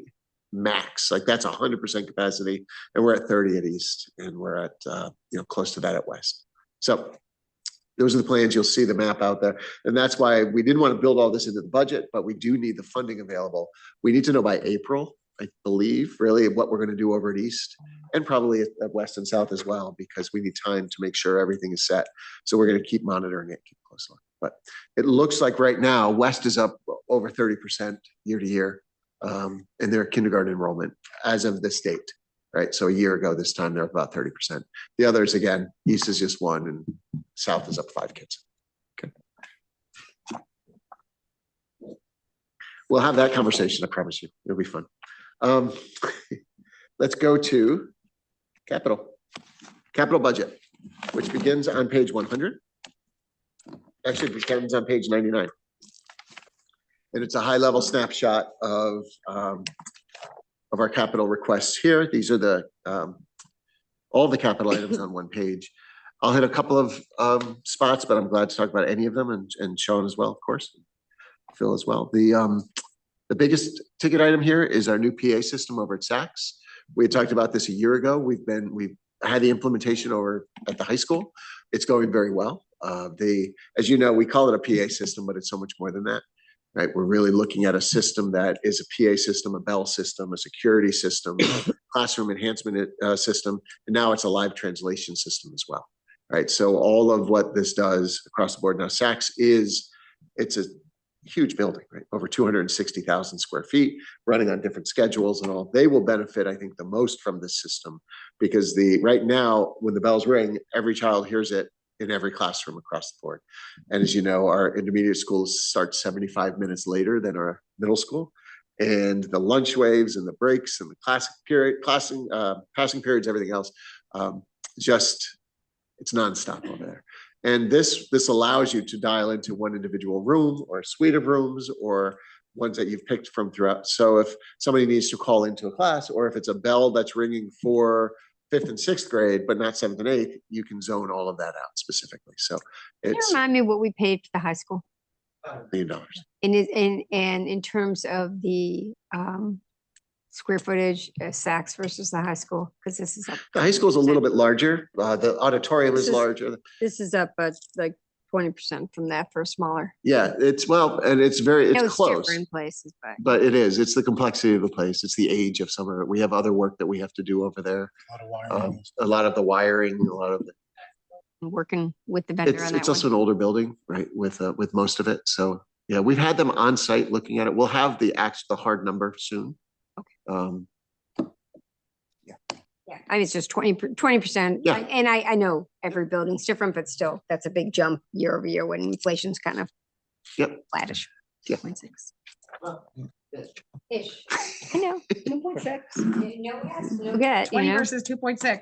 Look, whatever we get for this will only go to this. And so, Yeah. but yeah, we have two companies coming out to get us some, nail down the prices specifically as we can. I mean, we should get discount just because we're championing this and they can market it to other people off of We have been. our program. Yep, we're working on that seeing around features. technology only 5%. I mean, technology purchases are up more than inflation. You know, we're seeing, but we're only seeing 5%, not. Sure. Well, and it's a labor intensive Yeah. installation, right? You're looking at 6 speakers per classroom, that wires are run, you need new head end systems and everything else. One of the reasons I like this company versus others is there's no service contract afterward. You're not Exactly. paying $50,000 a year to keep using the Yeah, system. we're seeing a lot of service contracts, so Yeah. we agree with you on that. I don't like that, right? I don't think either. we buy the system, we'll have our whatever we need to make sure that it's always up and running, but we don't have to pay to use a system that we bought. Yeah, that's the new revenue format for companies. Yeah. I'm not giving it easily. I don't like it. Yeah. So, but that's that. We also have some parking lot work that's significant. So you've got over at East, $500,000 in for there, and then over at Saks, another $750,000. Generally, what we've done, as you know, with paving is we'll put in our budget to begin, but then it moves over to Tiger's budget because that's his area of expertise, and he's able to capitalize on timing and other things to get all of that done for us. So Is there a way, I feel like, and maybe we can talk to Tiger about this, but I feel like, I think because it was it at East that, you have to do the parking lot? Where's the parking lot that you have? East, we have one at So- East and one at the. Is that one where you can phase it in 2 years? Because I feel like I was talking to Tiger yesterday about this, where he might not be able to get it all in one season. Oh, sure. So Yeah. then you And can- we've done that before, where the money, it might be fully funded, but it lives in the account for 2 years or even 3 years. Yeah, and we beyond. definitely did that at the high school. Yeah, because it is really Thing about, is, can you spread out the capital over 2 years instead of 1 year? If you're only gonna, I'm trying to get him to only put in the capital budget what he can accomplish in a year. I don't think we Okay. need to pre-fund, through the taxpayers, 2 years of I mean, If you're not gonna do it, you're not gonna Yeah. put in the budget. yeah, Yep. so, we should talk about that are we really gonna need? from him what he Yeah. thinks he can accomplish. Yeah. And if Yeah. that means these numbers come down and Yep. whatever, that's fine. Or even when when it moves out of our budget into his budget, Right. it can be adjusted in whatever direction you think makes sense, for sure. Yep. For us, it's just, what happens over time, the Yep. parking lot, and you always get to that point. I remember a presentation from Tiger years ago where if you wait a little bit too long, it's significantly more expensive because now you're. Yeah, replanning no, it. I was specifically talking about this with him the other day, so. And we've had good luck at the high school with the Mhm. speed tables that we put in. Yeah. So we're looking to do that over at Saks too, because what we do is on the crosswalk, we'll put in the speed table. So not only is it the crosswalk, but kids are elevated as they're walking across, which helps for people to be able to see them in larger SUVs, et cetera. So, yep. So, Is the painting number that's up at the district level for wherever you need? Is it yeah, we used to for break it out million by square feet? building, but I know, right? it was tight that way and we couldn't always make it all work. So this way it'll work across the district, right? Wherever Okay. we need. Because painting's, it's a big endeavor. When you're doing classrooms, everything has to come out, Oh, everything yes. down, and it's a lot. Painting's a lot. Yeah. It's a lot of people. 12:59, 30 seconds. Um, sorry. No, that's okay. At the bottom, vehicles, you see, we're doing 3 more vehicles as we have in the past, as we have every 7-8 years, we're replacing vehicles as needed. One is for maintenance, and then the bottom is the technology capital. There you go. The information's right in there. So if you take a look at the couple of slides around the non-lapsing, we can have that conversation at an upcoming Board of Selectmen meeting if that works. Yep. And then take a look at all of it and we'll be around. I'm glad to answer any questions. Okay, thank Great, you. thank you so much. Great. Okay, thank you. Sorry for the last minute rushing. We understand. And Thank you so much, but thank you for coming. I asked Brian, I said, do I say anything in this meeting or am I quiet as a church mouse? We're quiet as a church mouse. yeah. Perfect. And you nailed it. Yeah, right? It's great. No, thank you. And again, it's always great to have this conversation with you. Even without, if there was no budget here, I think we'd still have a great conversation. Yeah. So thank So you. I got a text midway just for all of our edification, so you don't do a lot of research, and we'll talk to the attorneys, but I think there's part of the charter that says that we don't opine on the operating budget. I've got the charter. I know, we were I'll both- take a look. Yeah, I'll send you, it says section C56. All right. So I Change will that. look at it. We're all looking at the charter and none of us got that. All right, thank you. All right. Okay, so if I could get a motion to adjourn. So move. It's unanimous. Thank you, guys. Thanks a lot. It's a lot to digest and Yeah, there is. It's I'm gonna always go a have big but. Yes, I'll be eating lunch and. But